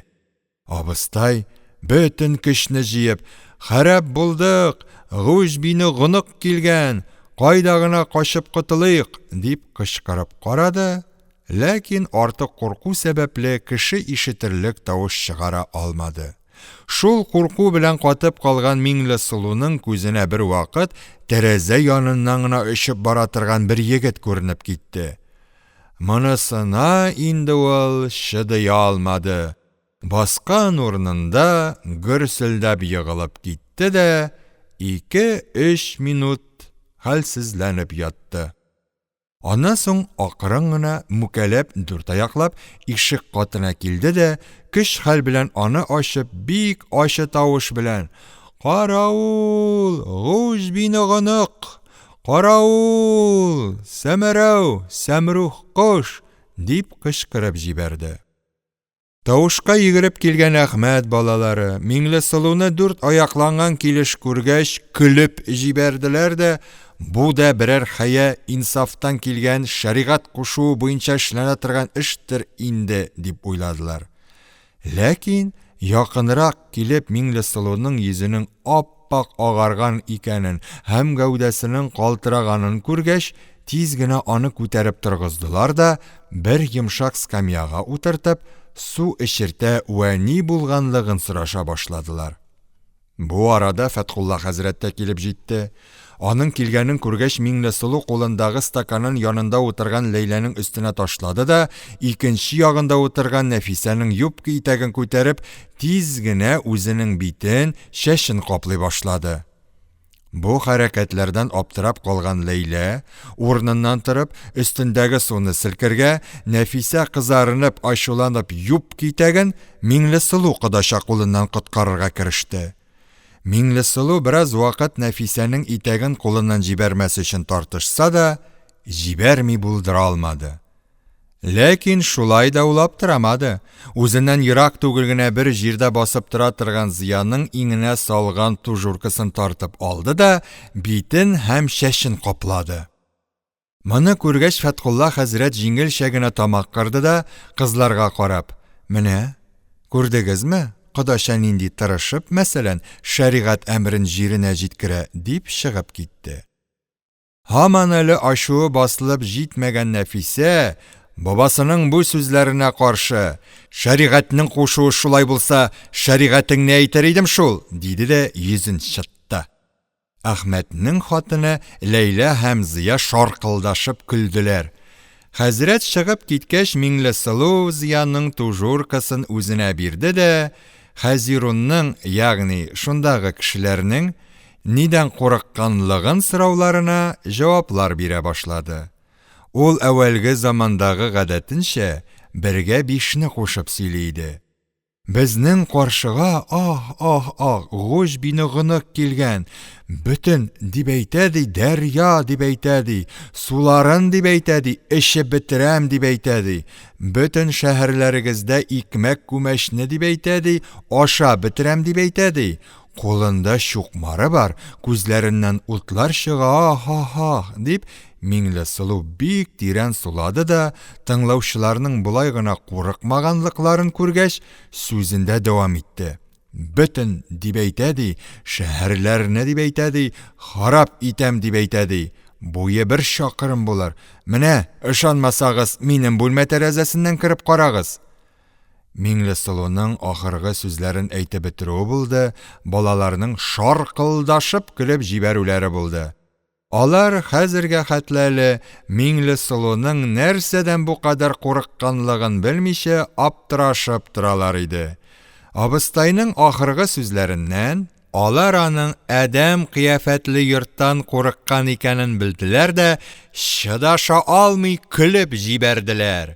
Миңлесылу аларга шуланып карады да, сүзендә яңадан дәвам итте. Сез авызыгызны җырмагыз әле, савытлары. Ул гына да түгел әле, Сәмәрәү кош йөри иде. Башы нәкъ әдәм башы, калган гәүдәсе кош гәүдәсе шикелле. Канатларының зурлыгын күрсәгез иде, илаһым. Бер очы мәшрикта, бер очы мәгърибтә, дип ул яңадан тыңлаучыларга карады. Һәм аларның бу сүзләре белән дә һаман әле курыкмаганлыкларын күргәч, тагын сөйләргә тотынды. Сәмәрәү кош әйтә ди, берәм бу шәһәрнең барча кешеләрен кафтавы артына ташып бетерәм дип әйтә ди. Инде бер хатынны 3 баласы белән шунда алып китеп ташлаган ди. Бу сүзләрне балалар ахырына кадәр тыңлап бетерә алмадылар, чыдый алмый көлешеп, икенче бүлмәгә чыгып киттеләр. Аларга Миңлесылуның оча торган кешедән куркуыннан бигрәк шул кадәр арттырып, шул кадәр ялган кушып, үзеннән чыгарып сөйләше көлке тоела иде. Әхмәтнең хатыны Миңлесылу кодашага теге Гуж бине Гыныкның әдәм кыяфәтендә эшләнгән бер йорт икәнен сөйләде дә, якын вә ачык күрсәтә торган төрле кораллар белән шул йортка каратып, көч-хәл белән ышандырды. Аннан соң теге Сәмәрәү кошның янына очырыла торган машина таккан кеше икәнен сөйләп, кодашаны күк йөзенә каратты. Анда әллә ни кадәр кеше очып йөри иде. Буларны күргәч, кодаша ачык гына тавыш белән бер ятсыз сүз кычкырып җибәрде дә, "Я Раббым, Ходаем, үзең сакла", дип нәрсәдәндер сыгынып куйды һәм тагы нәрсәләрдер әйтмәкче дә иде, өлгерә алмады. Ишектән балалар белән Фәтхулла хәзрәтнең килеп керүе аның сүзен бүлдерде.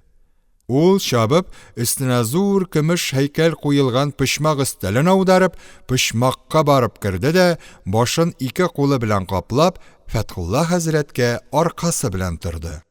Хәзрәт кулына сигара көле сала торган бер тарелка тотып кергән иде. Балалар тагы берәр гаҗәеп нәрсә көтеп, аны чолгап алган иделәр. Бүлмәгә кергәч тә, хәзрәт Миңлесылуның аркасына карап, "Каялы, кодаша, бисмиллаһир-рахманир-рахим, мәсәлән, менә шушы тәлинкәне юып эчеп җибәр әле, фараз иттек", дип почмакка таба килә башлады.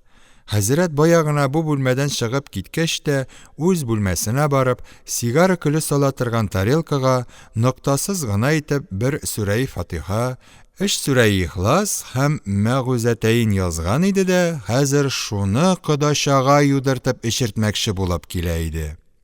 Куркуларыңа шифа булып китер фаразан. Тәлинкә эчүнең мәсәлән күп авырудан файдасы бар аның. Мәрхүмә остазбикәгә мәсәлән көн аралаш диярлек тәнинкә язып эчереп торадыр идем. Өмрендә бер фаразан зыяндаш авыруы күрмәде. Гомерендә бер фараз иттек, пәри җеннән җыр җафа күрмәде. Башы авыртса да, мәсәлән, карт, тәлинкә яз әле, ди торган иде. Эше авыртса да, мәсәлән, шулай ди торган иде. Мәрхүмә аш казаны бозылып үлде дип хәзрәт Миңлесылуга якын ук килде. Миңлесылу үзеннән ерак түгел бер җирдәге өстәлнең өстенә ябылган хәтфә эскәтерне тартып алып, башына бөркәнде дә, хәзрәттән тарелканы алып: Алла риза булсын, кода. Әле үзем дә кода хәзрәткә тәлинкәләр җибәртеп яздырып алыйм дип уйлап кына торадыр идем. Сәдакасын Ибраһим кодан кайткач җибәрермен, Алла боерса, диде. Хәзрәт вакар белән генә: Ярый, кодача. Ходай мәсәлән шифасын бирсен. Сәдакасы качмас, анысы ашыгыч түгел, дип караң-караң гына басып акырын гына чыгып китте. Ул чыккач, Миңлесылу башына бөркәнгән эскәтерне салып, өстәл өстенә ябып куйды да, икенче өстәл өстендәге графин суы белән бутый-бутый, тарелкадагы язу карасын изеп, эчеп тә җибәрде. Бу эшләрне Миңлесылу бик ашыгып җитезлек белән эшләгәнгә күрә, Әхмәтнең хатыны да, балалары да туктатырга да өлгермәделәр. Бары эшле беткәч кенә Ләйлә: Нишләвегез, Миңлесылу абыстай, язу карасы эчтегез бит, ул бик зәһәр нәрсә бит, менә инде кыса-кыса гаҗиз булырсыз, дип кычкырып җибәрде. Балаларның мондый эшләрне 20нче гасыр башындагы татар тормышыннан алып язылган романнарда укыганнары булса да, алар бу эшләрне бераз арттабырак язылганга хисаплыйлар. Аз гына булса да гакыл шикелле нәрсәсе булган кешеләргә көлке тоелырлык мондый эшләрнең чынлап та тормышта булган икәненә күңелләре белән ышанып җитә алмыйлар иде. Кирәк бабаларының кыйланышлары ва кирәк Миңлесылу абыстайның шушы 2-3 сәгать эчендә эшләп өлгергән эшләре хәзер аларны теге романнарда язылган нәрсәләргә ышанырга мәҗбүр итә башладылар. Зыя көчкә генә кычкырып көлеп җибәрмичә чыдап Миңлесылудан: Язу карасы курыкканлыктан шифалымыни? Дип сорады. Ләкин абыстай моңар җавап бирә алмады. Аның күңеле бик каты булганып, кысасы килә башлаган иде. Ул көчкә генә бер скамьяга утырып өлгерде дә укшый башлады. Харап иттегез, чукынчыклар, сугыш шакшы су икән, сугызга гулы дәва кушып куйгансыз икән. Ак, бак, сугызны сихерләтеп куйдырган икәнсез. Ак, бак, миннән иремне суындырырга килисез икән. Ак, бак, гак. 36нчы бүлек. Хәзрәт инде бу вакыйгалардан соң үзенең яңа дөньяда икәнлегенә тәмам ышанып җиткән булса да, үзенең үлгәннән соң терелгән икәнлегенә ышана алмый иде. Берәр сәгать уйлаганнан соң хәзрәт үзенең хәзерге тереклеге турысында шушында бер карарга килде. Асыл җәдидчеләр тырышып та диянәтле карт хәзрәтләрне асыл җәдидәгә кертә алмагач, бик аптырашканнар. Йөдәшкәннәр дә Петербургка барып үзара бер җыелыш ясаганнар булырга кирәк. Ул җыелышта Гасфунский, Милла Галимҗан, Габдрәшит казый, Ризаэддин казый, Гыйльман ахун углы, Бигиев Муса, Буби Мәхдүм, Максуди Хадилар тагы әллә кемнәр булганнар булырга кирәк. Бу фасык җәдидчеләр бик күп киңәшеп, бик күп сөйләшеп, үзләренең диянәтле карт хәзрәтләрен һәм суфи вә диндар мөселман байларын асыл җәдидкә авыштыра алмаячакларына тәмам ышанып җиткәч, Әбу Галисина язып калдырган сихерле китапны эзләп табып, гыйльме семья аркылы эш күрергә карар биргәннәр булырга кирәк. Шуннан соң һәммәсе берәм дөньяның төрле якларына китеп, шул китапны эзли башлаганнар булырга кирәк. Урыс миссионерлары бу эш өчен аларга акча биргәннәр булырга кирәк. Миссионерлардан алган акча җитмәгән җирләргә Әхмәт бай биргән булырга кирәк. Эзли торгач, җәдитчеләрнең берсе берәр мәгарәдән теге серле китапны тапкан булырга кирәк. Шуннан соң әгъваннарына кайтып күрсәткән булырга кирәк тә, алар барысы гыйльме симиягә өйрәнгәннәр булырга кирәк. Җәдитчеләр гыйльме симия белеп җиткәч, нишлиселәре билгеле инде. Алар нинди бер тәкъва, диндә салабәтле, ягъни ныклы имам яки бай күрсәләр, аларның һәммәсен әфсен укып йоклатканнар булырга кирәк тә, дөнья үзләренә генә калгач, халыкка аларның фетнә-фасатларын аңлатырлык кешеләр калмагач, бик тиз заманның эчендә бөтен кешене урысча укытып бетергәннәр һәм миссионерлардан акча алып, үзләренә шундый зур пулатлар салдырганнар. Шушындый гаҗәп арбалар ясатканнар. Хатын-кызларына марҗа шикелле булып йөрергә кушканнар булырга кирәк. Менә шушы фетнә вә фасатларны кылып бетереп, максатларына ирешкәч, Иблис мәлгунны канатларын селкеп-селкеп куаныр чиккә җиткергәч, дин диянәтле хәзрәтләрне һәм вә башка мөселманнарны озак йокыларыннан берәм-берәм уята башлаганнар булырга кирәк.